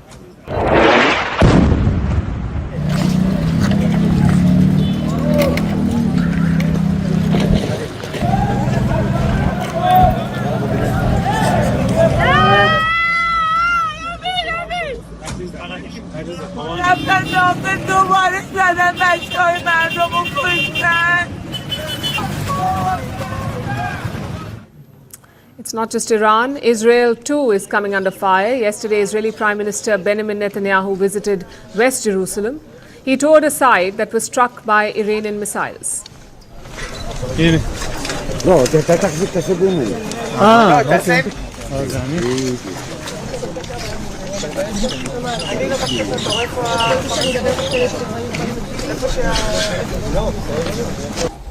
When I stand here in a place that was bombarded by the terrorists in Tehran against innocent civilians, you see the difference. The tyrants of Tehran target civilians. We target the tyrants of Tehran to protect civilians.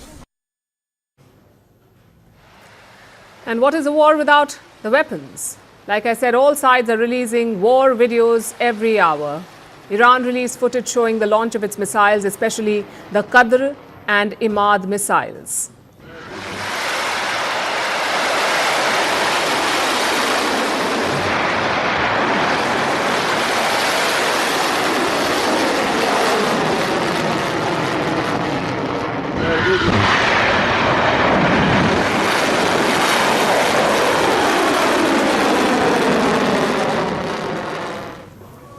Meanwhile, America's Central Command showed off US firepower, including the B-2 bomber.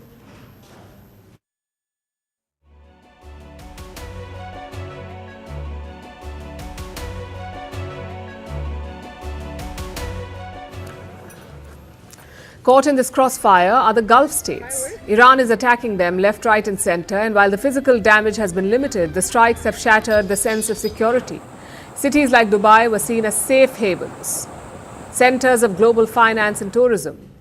An attack on Dubai was unimaginable, and yet it happened.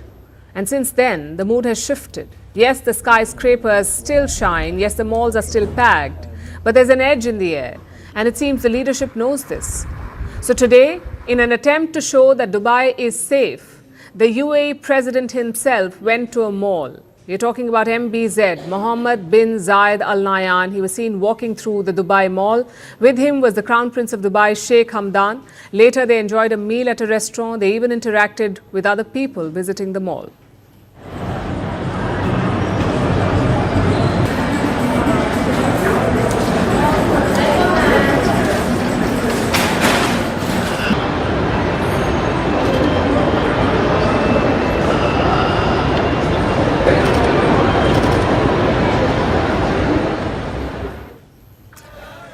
Dubai is out shopping amid falling missiles. Israel is one step ahead. It is partying. They have a Jewish holiday called Purim, but the government has banned public gatherings, so Israelis have moved the party underground. They're celebrating in garages and bomb shelters.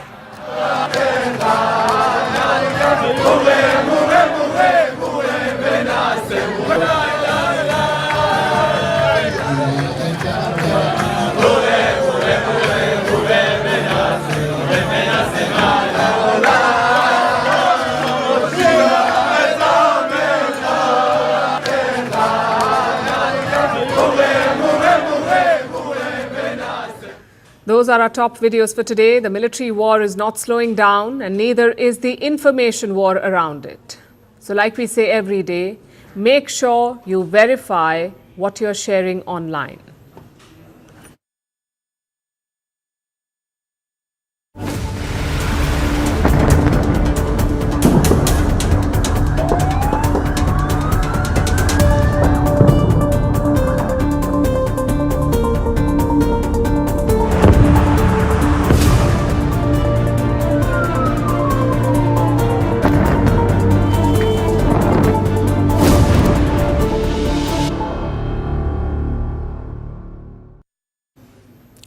Iran's strategy is clear. They want to make this a regional war, a war that will hurt America's allies in the Gulf, a war that hurts countries like Saudi Arabia, the UAE and Qatar. We have seen relentless missiles and drone strikes from Iran. First at US bases in these countries, then at civilian sites like hotels, and now at energy facilities. Yesterday, Iran hit Saudi Arabia's largest oil refinery, Aramco's Ras Tanura on the Persian Gulf. The refinery was shut down following the Iranian strikes. On the same day, Iran also hit Qatar's Ras Laffan facility. This is run by Qatar Energy, the largest LNG producer in the world. Doha too has shut down this facility. And then today, the UAE was hit. Their oil facility in Fujairah was struck by drone debris. Also today, the Iranians have shut the Strait of Hormuz. This waterway carries 20% of global oil trade. It's a key export route for the Gulf states, and Iran has shut it. Of course, Iran is doing this on purpose. They know that that energy is the lifeline of the Gulf economy. If you cut that off, you can choke them, you can make them desperate. You can make the Gulf states desperate. The question is, what happens after that? Well, there are three possibilities. One, the Gulf states continue holding a defensive posture. Basically, they keep shooting down Iranian drones and missiles. But there's a problem with that. They do not have endless air defenses. They're using multiple interceptors to shoot down missiles, so the worry is they will run out of stock. Reports say some Gulf states have used up missiles built up over years in just 4 days. And apparently the US is not replenishing their stock. When some Gulf states asked for interceptors, the United States ignored them. So the current status quo is not sustainable. You cannot endlessly defend against drones and missiles. Which brings us to the second possibility. The Gulf states can enter the war. They can either allow Israel and the US to strike Iran from their airspace, or they can hit back themselves. Yesterday, Qatar scrambled fighter jets against Tehran. They shot down 2 Iranian warplanes. In Saudi Arabia too, patience is wearing thin. The Saudi kingdom has placed their military on a state of high alert. The question is, will they take the plunge? Will they join the war? Let's look at their firepower first.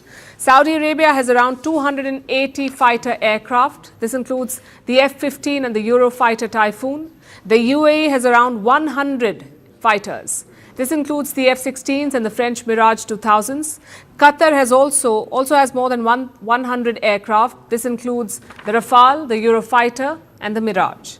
Now, politically, it makes more sense for the Gulf states to join the fighting, to attack Iran themselves. Because if they open the airspace to Israel, the locals may not like it. The Arab population, as you know, is overwhelmingly anti-Israel. Having said that, an attack carries its own risks. For starters, you could be crowding the airspace. We saw what happened in Kuwait. 3 American jets were shot down by Kuwait's own air defenses. So that's a real risk. And secondly, Iran may hit back even harder. Iran's ballistic missiles could destroy oil and power facilities in the Gulf. It would take years, if not decades, to rebuild these. Which brings us to the final possibility. The Gulf states can push for peace.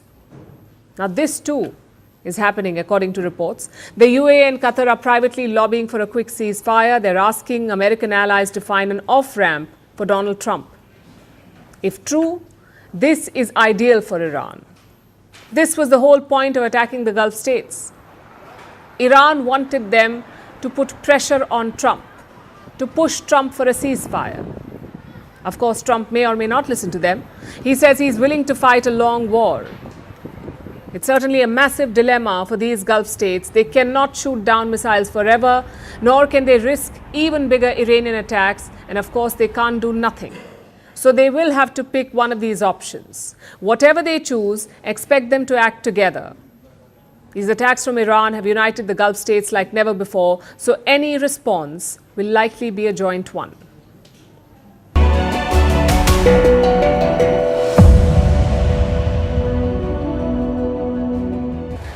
IDF spokesperson Ben Cohen, who joins us from the front lines, really. Thank you, Ben, for speaking with us.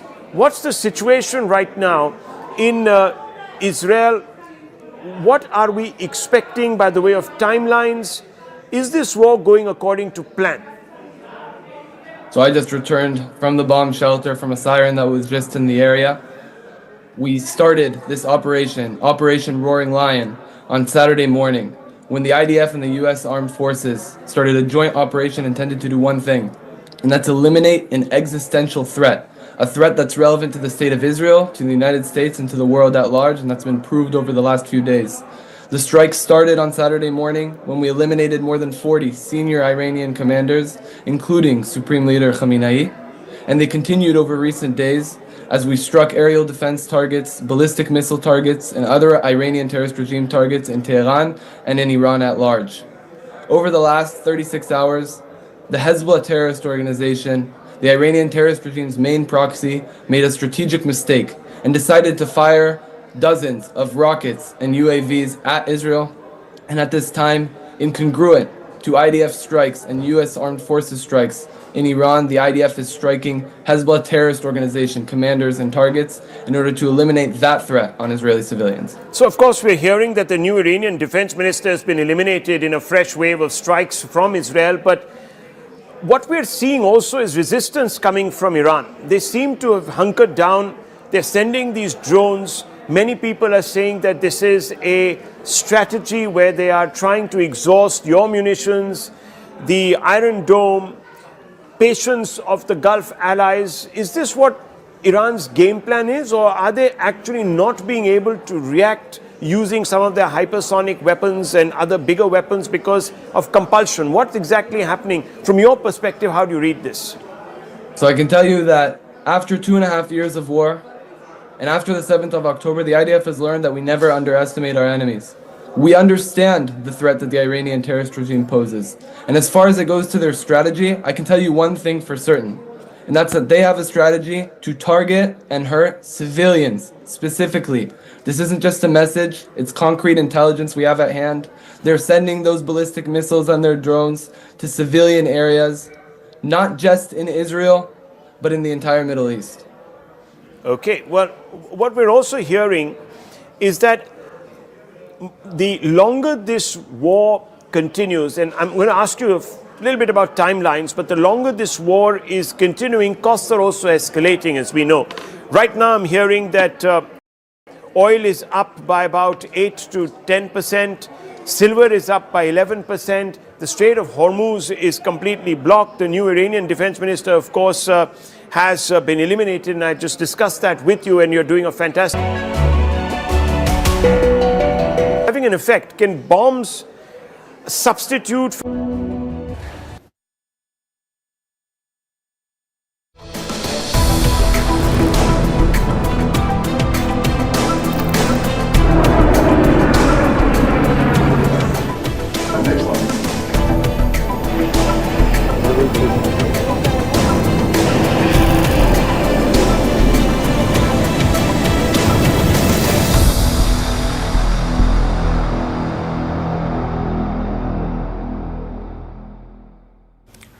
Iran was attacked on Saturday. It retaliated, first by attacking Israel and US assets, then by targeting Gulf Arab states, and now it has begun hitting the Europeans. Iran has struck a British air base in Cyprus, and it has fired drones at a French base in the UAE. Plus, air defense systems have been activated at multiple European facilities in the region. Long story short, Europe is being dragged into this war. European assets are under attack, and European leaders are struggling to respond. Because this is not a war they want to get into. But if they're targeted, they will have to respond. So far, we've heard from their biggest players, the UK, France, and Germany. We've seen them responding. They issued a joint statement over the weekend. The statement carried a direct message to Iran. Stop your attacks or we will strike back. Strong words. It appears that the big three in Europe are putting up a strong and united front. But in practice, European nations are heading in different directions. Take Britain, for instance. London received a request from Washington. The US wanted access to 2 British bases in West Asia. The Americans wanted to use these bases to launch attacks on Iran. The UK resisted first, but then it agreed, and it called them defensive strikes. The United States has requested permission to use British bases for that specific and limited defensive purpose. We have taken the decision to accept this request to prevent Iran firing missiles across the region, killing innocent civilians, putting British lives at risk, and hitting countries that have not been involved. He said it's for a defensive purpose. Well, here's the problem with that framing. The United States is the one that is driving this escalation. This is not a defensive operation in any sense of the term. So effectively, British bases will be used as launch pads for American attacks. France, meanwhile, has taken a different direction. France has deployed Rafale fighter jets over the UAE. This is to protect French naval and air bases from Iranian attacks. And then there is Greece. Athens has now ordered a military deployment to Cyprus. Greece is deploying 2 frigates and 2 F-16 fighter jets. What about Germany? Germany has decided to wait and watch. Germany says it will act only if its own soldiers come under direct attack. But the risk of an escalation is no longer hypothetical. Tehran has made it real today. Today, Iran issued a warning to European states. Its foreign ministry released a statement. It said any action by European countries will be regarded as an act of war. And in response, Iran says it will target European cities. Iran is threatening to target European cities if European countries respond or take any action. Clearly, Europe is being drawn into this fighting. It's a conflict that they had hoped to avoid. The threat assessment for them has changed almost overnight. And now European governments are rushing to manage the fallout. They've started pulling out their nationals, those who were stranded across West Asia. Italy has started airlifting its nationals out of Dubai. Other countries are expected to follow suit. European leaders have begun consultations. This comes after Ursula von der Leyen faced criticism over the weekend. Soon after Iran was attacked, the EU chief made a statement. She announced an emergency meeting to discuss the conflict. An emergency meeting not within hours, but on Monday, basically after the weekend. And sure enough, the internet mocked her response to this war. Memes spread on social media saying that Europe's war response could wait until after the weekend. Then on Monday, she made a statement. Allow me to quote from what she said. She said that she was focusing on a wide range of things, from energy to nuclear, from transport to migration to security. She also said, we must be prepared for the fallout. So far, Europe has not been a direct target, but after today's statement from Tehran, European states are clearly in the crosshairs, increasingly being drawn into a conflict that they were hoping to avoid.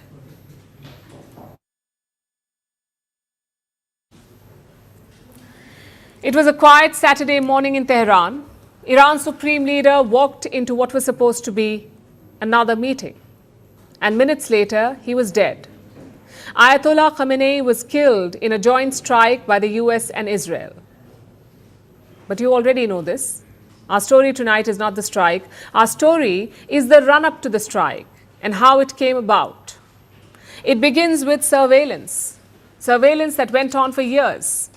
This is according to a new report by the Financial Times. It talks about surveillance so thorough that Israel knew Iran like the back of their hand. We're not talking about a spying operation limited to a few officials. We are talking about hacking a city's entire traffic network. You heard that right. Apparently, Israel hacked into Tehran's traffic network, and that meant access to cameras. You see, Iran has built a very extensive internal surveillance system. It had installed cameras to spy on its own people, to monitor protesters and dissenters. Unfortunately for them, the same cameras were used by the enemy to spy on the regime. One camera placed at just the right angle reportedly showed something small, but something very, very critical. It showed the place where Ayatollah Khamenei's security detail parked their cars. So Israel started analyzing this footage. They started analyzing the patterns. When do the guards arrive? Where do they park their cars? Who drives which official? Who protects whom? Who swaps shifts? Israel gathered all these details by hacking Tehran's traffic cameras. And it proved to be a game changer. Because you don't kill a leader by watching him. Leaders are hard to track anyway. You kill a leader by watching the people around him. And that's what Israel did. Over time, the Israeli intelligence built data files. They call these pattern of life files. That's what they built. They gathered home addresses, commuting routes, and duty hours of these guards. It's like building a Google Maps timeline, but for a regime's inner circle. And Israel did this for years. Leading the project was Unit 8200. This is Israel's elite signals intelligence unit. The report says Unit 8200 fed mountains of data into AI-driven systems. I'm talking about billions of data points, phone signals, camera feeds, movement patterns, relationship maps. They use something called network analysis. What does that mean? It's basically mapping who talks to whom and who influences whom. You try to make sense of a network. And with this, they built a whole picture of Ayatollah Khamenei's daily life. Now here's where this becomes almost sci-fi. On the day of the strike, something strange happened. Cellular networks around Khamenei's compound were disrupted. Phones rang busy and warnings could not get through. Say you were Khamenei's bodyguard, you could not reach your team. Your calls were failing. At the same time, Israeli and US intelligence was at work. They confirmed that Khamenei was at his residence and that he was meeting top officials. And here's the other thing. They were not just depending on data. American intelligence also had a human source confirming all of this. That's what reports say, that they also had human intelligence. Now, Iran knew that an attack was coming. They knew that Israel and the US were going to strike at some point. Of course, the Ayatollah knew that too.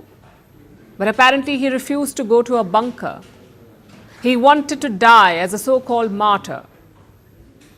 What Tehran did not anticipate was the timing. They did not think that the strike would come in the morning. They did not think that it would happen in broad daylight. But that's what happened. And as dramatic as this backstory is, it's not new for Israel. Their intelligence is known for things like this, for operations like this. You may remember what happened in 2024, the pager explosions. Israel crippled Hezbollah's communication network. Their rank and file used pagers to communicate. Israel hacked those devices and blew them up. So thousands of pagers exploded simultaneously, and this killed thousands of Hezbollah fighters.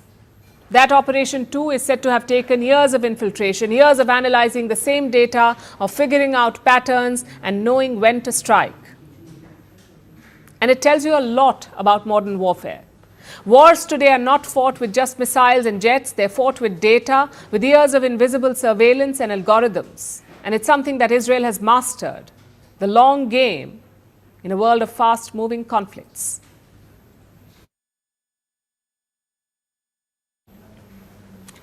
When Ayatollah Khomeini died in 1989, Iran did not hand over power to his family.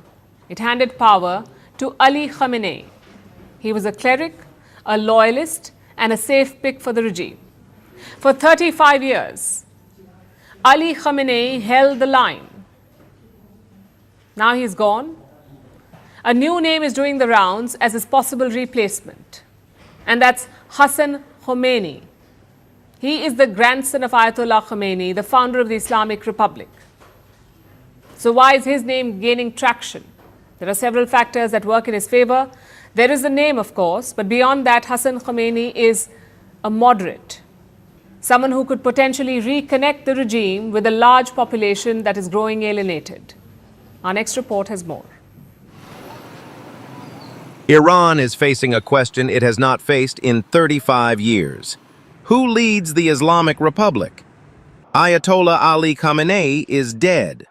The man who held absolute authority over the military, the judiciary, foreign policy is gone. And the name being spoken most in the corridors of Tehran is not a new one. It is Khomeini, not the founder, his grandson. Hassan Khomeini is 53 years old. He holds no government title.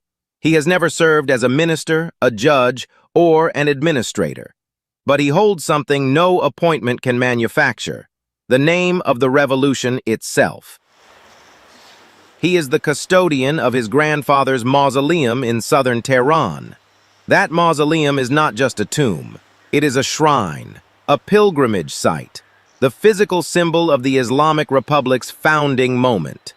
And Hassan Khomeini stands at its center. He is the most visible of Ayatollah Ruhollah Khomeini's 15 grandchildren. Within Iran's clerical establishment, he is seen as a relative moderate. He has close ties to former presidents Mohammad Khatami and Hassan Rouhani, both of whom pursued engagement with the West when in office. That is the political tradition Hassan Khomeini represents. Reform within the system. Engagement, not confrontation. His track record reflects this. In 2021, Iran's Guardian Council made a key decision. This is the body that vets candidates who can stand in elections. The council barred reformist candidates from running for president. Hassan Khomeini pushed back publicly against the council's decision. The following year brought an even sharper test. In 2022, Mahsa Amini, a young Iranian woman, died in the custody of the morality police. She had been accused of violating conservative dress codes. Her death ignited protests across Iran. Hassan Khomeini did not look away. He demanded accountability from the state. January this year brought fresh unrest to Iran. Protests swept through cities. Dissent was widening. The Islamic Republic was visibly under pressure, not just from outside, but from within. And inside Iran's political establishment, a conversation began. Could a moderate successor steady the ship? Some senior politicians believed in the idea. The case for Hassan Khomeini gained momentum. Khomeini himself had taken note. Last June, during the 12-day war with Israel, he went into hiding. And from that hideout, he named 3 men. 3 possible replacements for Supreme Leader Hassan Khomeini was one of those 3 names. But Hassan Khomeini's path to the top is not straightforward. The body that will decide Iran's next supreme leader is the Assembly of Experts. It has 88 members, all senior Shia clerics. They are elected, but only candidates vetted by the Guardian Council can stand, which means the assembly skews conservative, and the hardliners have other options. Khomeini's shortlist included 2 other names. The first, Ali Asghar Hejazi, Khomeini's chief of staff. He may no longer be a factor. The Israeli military says he was killed in the strikes on Tehran.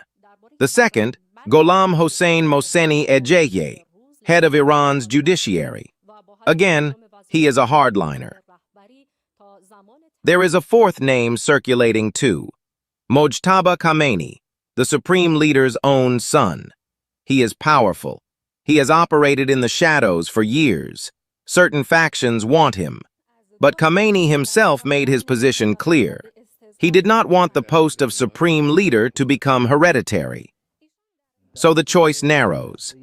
The assembly of experts will decide, and they will do so under extraordinary circumstances. A country at war, cities under attack, and a younger population that is watching closely.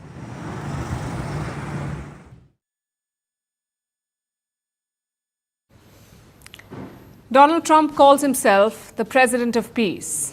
He wanted peace to be his biggest legacy. No endless wars, no foreign interventions, no nation building. Except now, he's doing all three.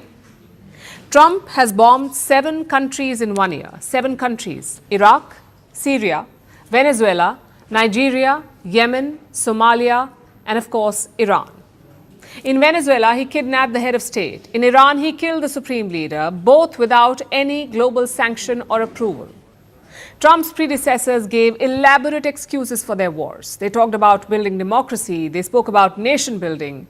Donald Trump is not wasting time with fake excuses. He is bombing countries because he can, because he thinks American might makes him right. Of course, we don't expect anything less from a US president. The only difference is that this one promised to be different. He built his career around opposing foreign wars. Unlike other candidates for the presidency, war and aggression will not be my first instinct. You cannot have a foreign policy without diplomacy. A superpower understands that caution and restraint are really, truly signs of strength. But actually, my personality is what kept us out of war. I was the only president in nearly 4 decades who did not get America into any new conflicts. Instead, I brought our troops and our wonderful children back home. I brought them back home where they belong. Proudest legacy will be that of a peacemaker and unifier. That's what I want to be, a peacemaker and a unifier. I guess Trump lied. Shocking, isn't it? This is a man who openly coveted the Nobel Peace Prize. He shamelessly took the Nobel medal from last year's winner, Venezuela's Maria Corina Machado. And weeks later, he went ahead and bombed Iran. Reports say at least 700 civilians have been killed so far, including more than 100 innocent schoolgirls. Just compare his actions to his words. Donald Trump has repeatedly claimed that he ended 8 wars. He also formed a so-called Board of Peace to end global conflicts. Again, days later, he bombed Iran. I wonder what Pakistan's Prime Minister will now say. He called Donald Trump the savior of South Asia. Is he now saving West Asia too? Do the Iranians and the Arabs feel safe yet? I bet they don't. And don't forget Trump's multiple claims on Indian fighter jets. You may remember this. He kept swinging from 8 to 11 jets down. Listen to this first. They weren't fighting. They were fighting. 11 jets were shot down. Very expensive jets. 8 planes shot down. They were going to go nuclear, in my opinion. 10 planes were shot down. They were going at it. The real answer is 3. Not Indian or Pakistani jets, but American jets. In 3 days of fighting, the US military has already lost 3 jets, 3 F-15s in Kuwait. And guess how? Shot down by friendly fire. Basically, the Kuwaiti air defenses shot down American jets. Let's hope he'll remember that number well. 3 jets downed. But on a serious note, the Trump White House is under a lot of fire. They seem confused and unserious. Consider what happened yesterday. Trump attended a medal ceremony for soldiers. He also paid tributes to the troops killed in the ongoing war. And then out of nowhere, he made this detour. We have a lot of great service members here with us, too, in this beautiful building. Isn't it beautiful? We're adding on to the building a little bit. We're improving the building. See that nice drape? When that comes down, right now you see a very, very deep hole. But in about 1.5 years from now, you're going to see a very, very beautiful building. And there's your entrance to it right there. In fact, it looks so nice, I think I'll save money on the doors because it can't get more beautiful than that. I picked those drapes in my first term. I always like gold, but I think we can save a lot of money. I just saved curtains. How about that? Trump has just plunged West Asia into war and now he's joking about his ballroom. In times like this, the world is looking for clarity. They want the US president to spell out his goals and his timelines, but the very opposite is happening. Trump officials are giving out conflicting versions of the war. We'll focus on three main issues. First is the trigger. Why did the US military launch this attack? Listen to what the Secretary of State and the Secretary of War had to say. We believe the objective that we have set for this mission, which is the destruction of their ballistic missile capabilities, both launch capability and manufacturing, can be achieved without ground forces. Are there currently any American boots on the ground in Iran?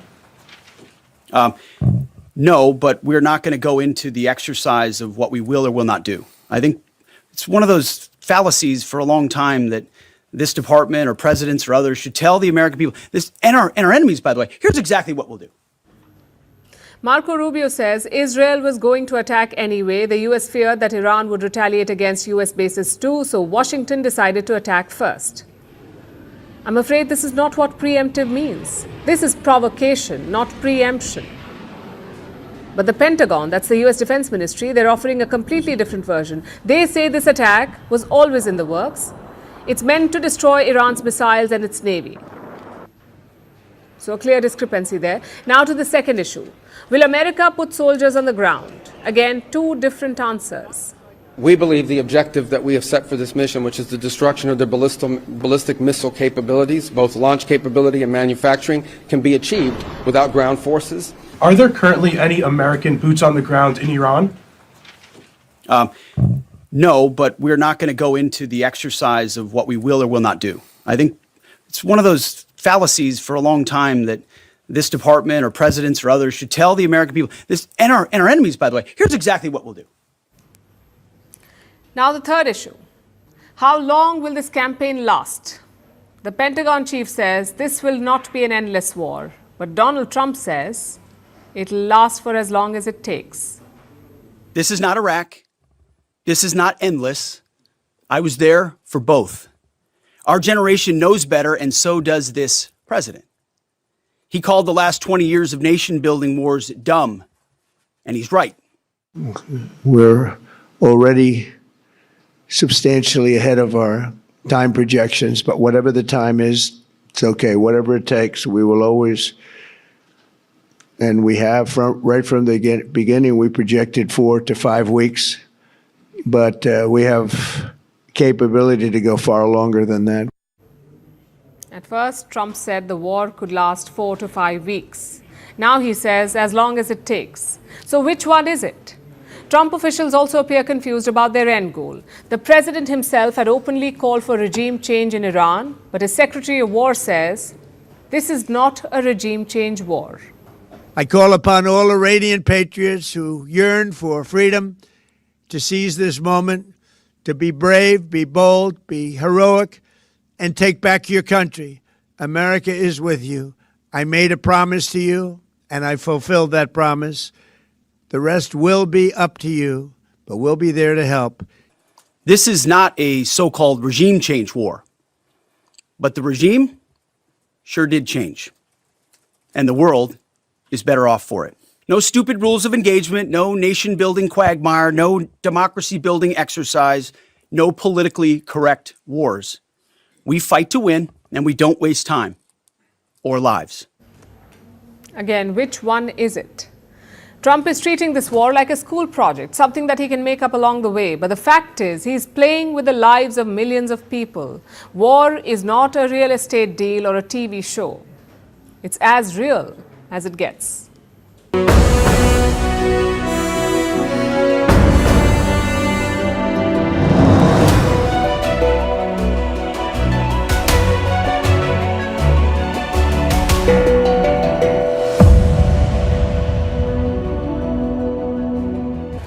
IDF spokesperson Ben Cohen, who joins us from the front lines, really. Thank you, Ben, for speaking with us.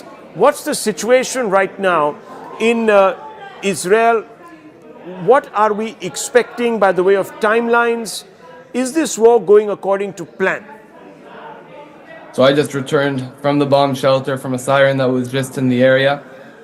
We started this Operation Roaring Lion, on Saturday morning when the IDF and the U.S. Armed Forces started a joint operation intended to do one thing, and that's eliminate an existential threat, a threat that's relevant to the state of Israel, to the United States, and to the world at large, and that's been proved over the last few days. The strike started on Saturday morning when we eliminated more than 40 senior Iranian commanders, including Supreme Leader Khamenei, and they continued over recent days as we struck aerial defense targets, ballistic missile targets, and other Iranian terrorist regime targets in Tehran and in Iran at large. Over the last 36 hours, the Hezbollah terrorist organization, the Iranian terrorist regime's main proxy, made a strategic mistake and decided to fire dozens of rockets and UAVs at Israel, and at this time, incongruent to IDF strikes and U.S. Armed Forces strikes in Iran, the IDF is striking Hezbollah terrorist organization commanders and targets in order to eliminate that threat on Israeli civilians. So, of course, we're hearing that the new Iranian defense minister has been eliminated in a fresh wave of strikes from Israel, but what we're seeing also is resistance coming from Iran. They seem to have hunkered down. They're sending these drones. Many people are saying that this is a strategy where they are trying to exhaust your munitions, the Iron Dome, patience of the Gulf allies. Is this what Iran's game plan is, or are they actually not being able to react using some of their hypersonic weapons and other bigger weapons because of compulsion? What's exactly happening? From your perspective, how do you read this? So I can tell you that after 2.5 years of war, and after the 7th of October, the IDF has learned that we never underestimate our enemies. We understand the threat that the Iranian terrorist regime poses. And as far as it goes to their strategy, I can tell you one thing for certain, and that's that they have a strategy to target and hurt civilians specifically. This isn't just a message, it's concrete intelligence we have at hand. They're sending those ballistic missiles on their drones to civilian areas, not just in Israel, but in the entire Middle East. Okay, well, what we're also hearing is that the longer this war continues, and I'm going to ask you a little bit about timelines, but the longer this war is continuing, costs are also escalating, as we know. Right now, I'm hearing that oil is up by about 8 to 10%, silver is up by 11%, the Strait of Hormuz is completely blocked. The new Iranian defense minister, of course, has been eliminated, and I just discussed that with you, and you're doing a fantastic job of trying to eliminate the top leadership. But is that really having an effect? Can bombs substitute for a ground invasion and affect regime change? So one is that question, and the longer we obviously stay in this war, there are these knock-on effects. So how do you react to that? So we operate in accordance to clear military objectives. And that military objective is to eliminate that existential threat, those ballistic missiles, the launchers, the infrastructure, to eliminate the ability of the Iranian terrorist regime to operate their proxies on our borders, as we see with Hezbollah, and to eliminate the ability of the Iranian terrorist regime to pose a military threat upon Israel and the Middle East. And we will continue to do that for as long as the political echelon asks of us. We have many targets at hand. We continue to strike all the time, and we'll do that for as long as need be. But I want to make clear our target is to eliminate that military threat. And the IDF, in contrast to the Iranian terror regime, strikes military targets.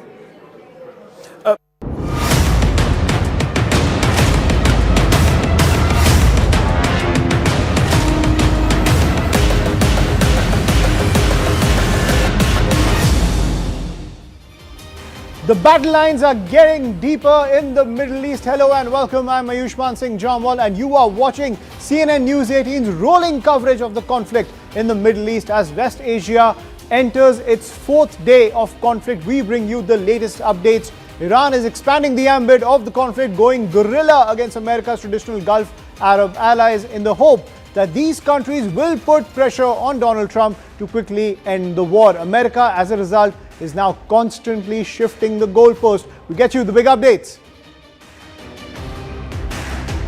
Donald Trump now makes it extremely clear regime change is the aim of the entire conflict, also hitting out at Spain as well as the United Kingdom when it comes to supporting the American efforts in the Middle East.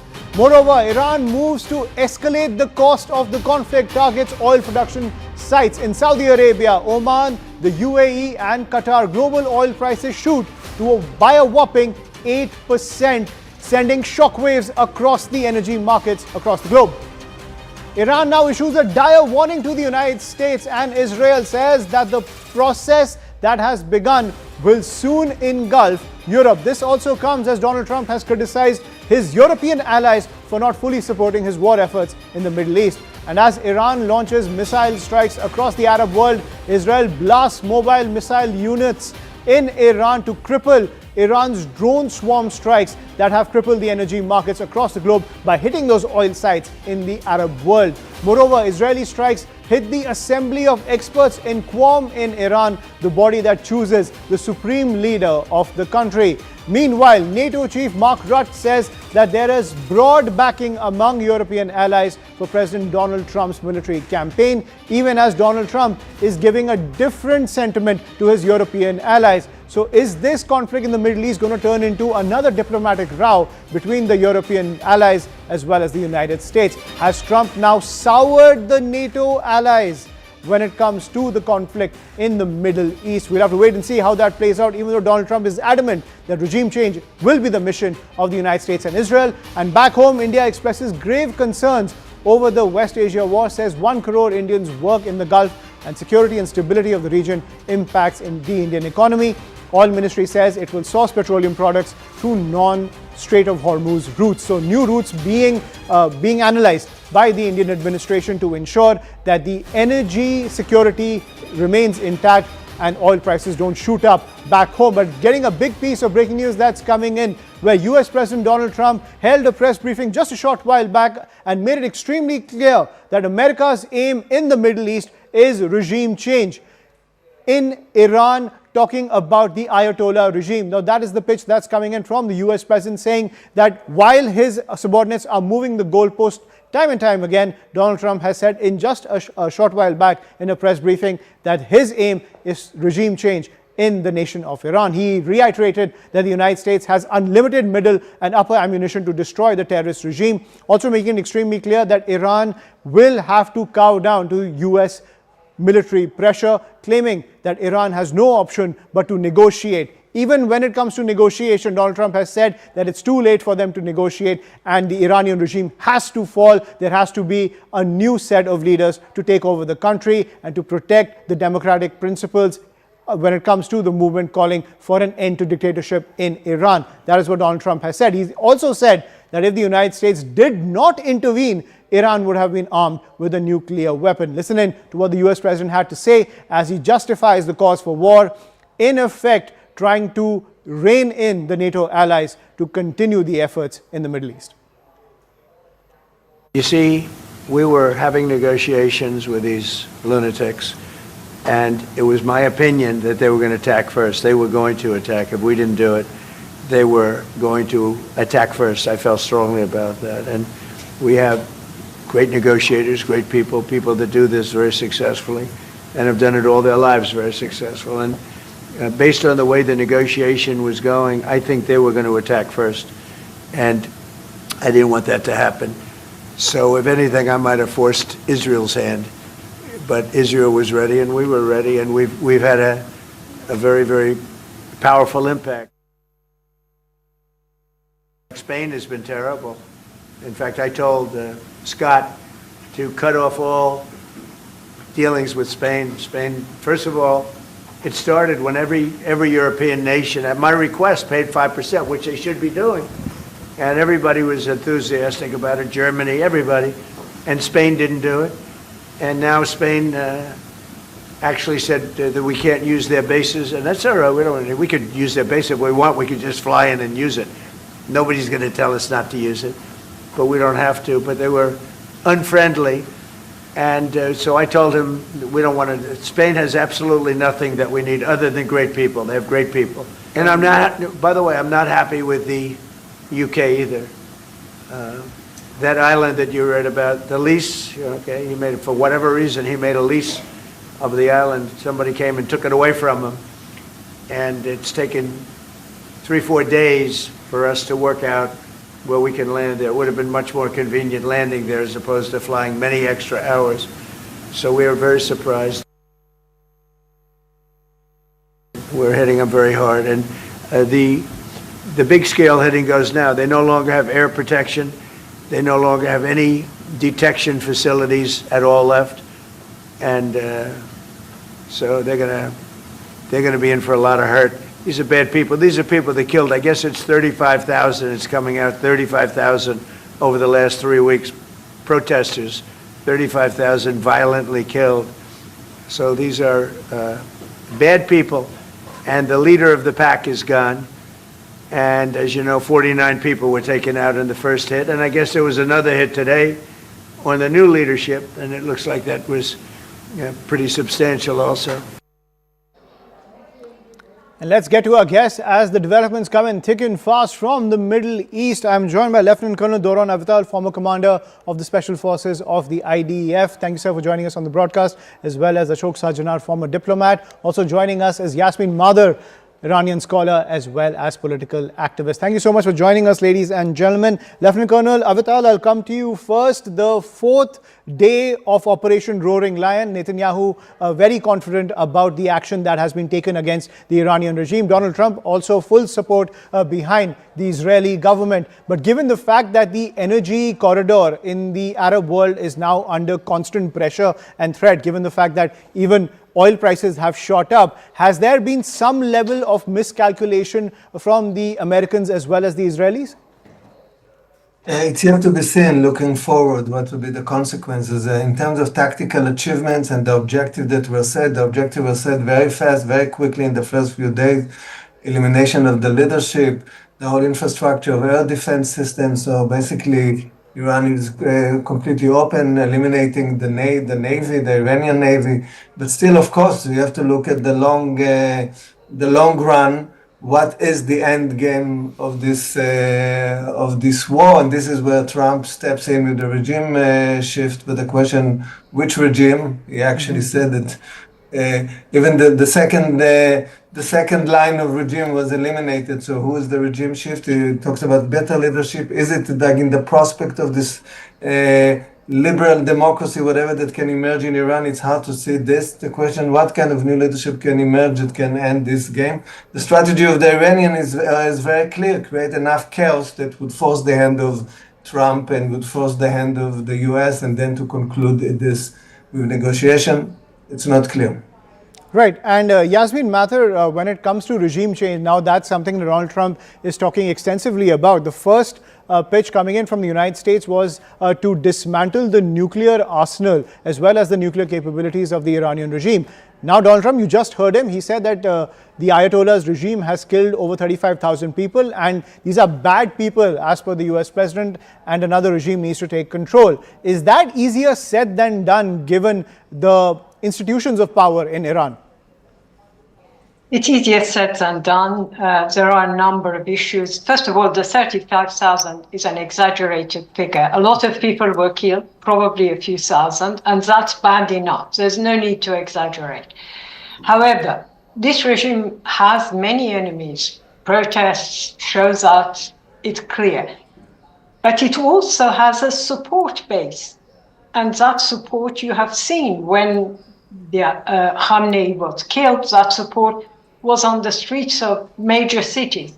So you're either going to have civil war, or this government, this regime in its various formats will be able to repress the protesters.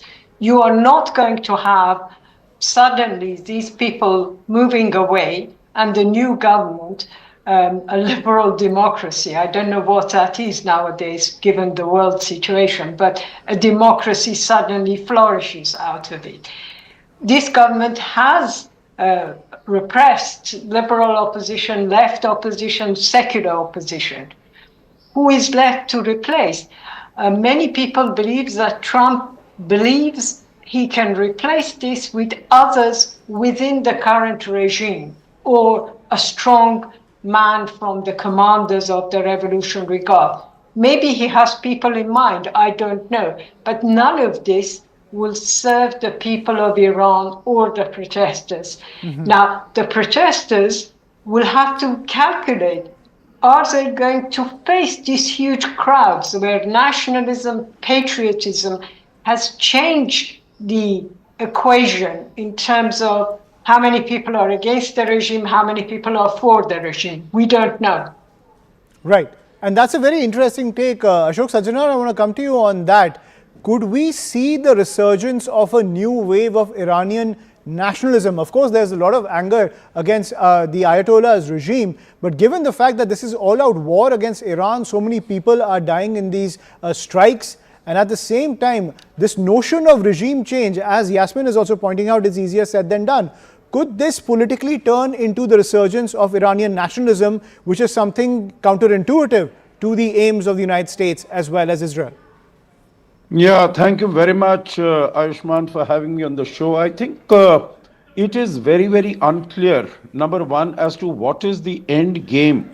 What are the, the end political objectives of the United States?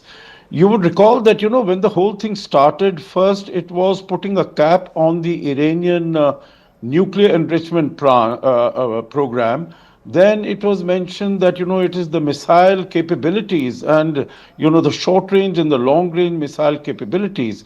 And you would have heard today, when Marco Rubio, he was talking to the Congress, his hearing, he mentioned this, that, basically our interest is not in a regime change. We are looking at capping the capabilities, whether it is nuclear enrichment or it is missile capabilities, etc.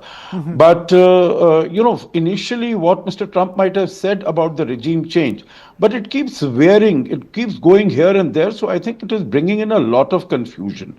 Now, basically it is, there is no individual who is waiting in the wings to take over power when the leadership is decapitated and it crumbles. I think the assessment of the United States, which at this stage within 4 days appears to have been a miscalculation, is that once the top leadership, whether it is as far as the IRGC, intelligence, defense minister, and Ayatollah Ali Khamenei, once they are gone, then the whole structure will crumble. That has not happened. And, they have dug in their heels, and we have seen as to how the sort of havoc that they are wreaking, not only on Israel, but on the whole of West Asia. Absolutely. So I think it is very unclear at this stage as to how it is going to turn out.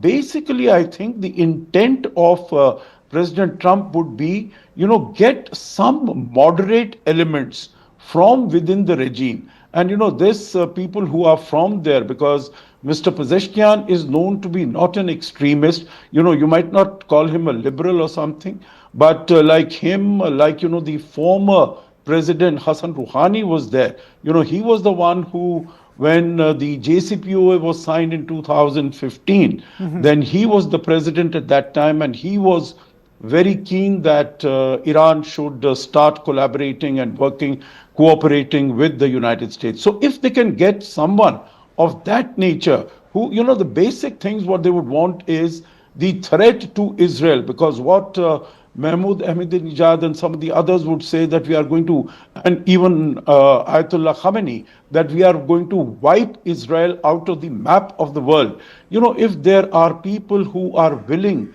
to acknowledge and accept the existence of Israel and put a cap on the nuclear program and the missile program. But Ambassador Sajjanar, given the conditions, could we see another Ahmadinejad type figure emerge in Iran?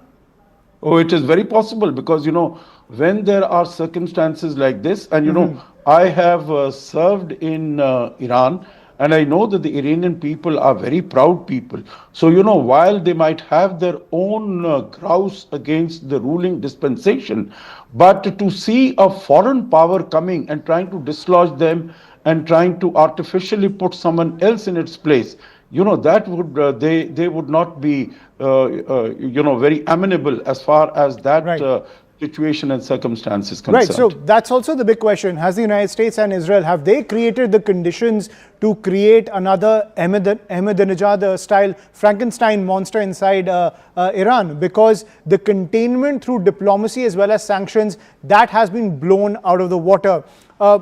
I want to come back to my guest because we're getting a piece of breaking news, and I want to come to you, Doron Avital, on this piece of breaking news that's coming in. We're getting these visuals from the war zone when it comes to the clashes taking place between Israel and the Iranian forces. The IDF has struck an Iranian launcher that had fired towards the Golan Heights. You can see all of these Iranian launchers which are moving in Iranian territory.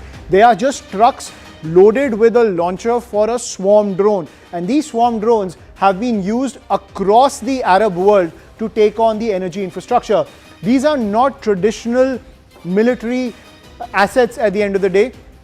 Even though the Israeli forces and the American forces have crippled a lot of the military infrastructure, these mobile trucks which are moving around Iranian territory are finding the right point just to strike the energy infrastructure as well as certain sites inside the Golan Heights from Iranian territory, because the swarm drones are not that big. They are mobile and they can be launched from almost any direction to exact cost, not just on residential areas, but also those oil sites that we've been seeing in Saudi Arabia, Bahrain and Oman, which have been hit by these drones. And Mr. Avital, I want to come to you on that point.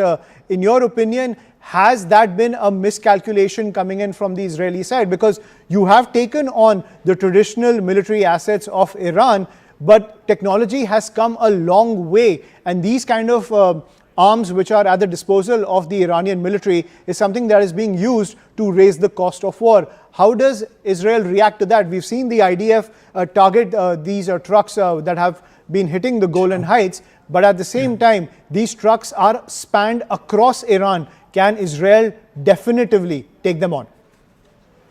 We've seen them already in Ukraine, for sure. I mean, this is a weapon that we have to be well prepared for, but I think Israel has the technological superiority. We're fighting against those tools against Hezbollah in the previous war, and right now when Hezbollah joined forces and is attacking in the north, we already have to eliminate them when they come from Lebanon. And when they come from territories that are far away, like Iran or Iraq, then we have a longer time to intercept them or to identify that they are coming. And I think we have proven, or the air defense system of Israel, together with the US help and NATO, by the way, in the previous chapters, proved itself. So it's not something that changes the climate, or it's not a new challenge that we can't cope with in terms of our air defense system. Even today, we were tracing one of them from the north, coming all the way to, I think, even the Hadera, like in the midst of Israel, but we succeeded to intercept them. We have the tools, we have the know-how, and we have all the array of air defense system to trace them, including the Air Force, and we do this. So it's not a game changer from our perspective. It's not a game changer, but given the fact that Israel has targeted all those military sites as well as command centers inside Iran, how is Iran still able to coordinate all of these military operations? If the claim coming in from the United States and Israel is that the upper command has been completely decapitated, how are these military operations still continuing? It's interesting. I would think they decentralized from the beginning. I think they were expecting, in this respect, they were prepared, because there was the previous chapter in which we attacked Iran, and I think though they turned out to be a lot of deficiency in terms of the defense system, in terms of the coordination. They must have decentralized it down the line so people can make autonomous decision in the different layers of the system. This is for sure, because we really hit hard their command and control in the higher level. Mm-hmm. So we are still tracing them and hitting them on the ground. And we have shown, in terms of technological superiority, it should be very clear, and I say to the Iranian, in many respects, they were very celebrative about their technological capabilities, but I think it was proven that against Western capabilities and the kind that Israel commands, right, they don't match. But Lieutenant Colonel Avital, you've also seen that in war zones in the past as well. Just look at how the Taliban was able to exact that cost against the United States as well as the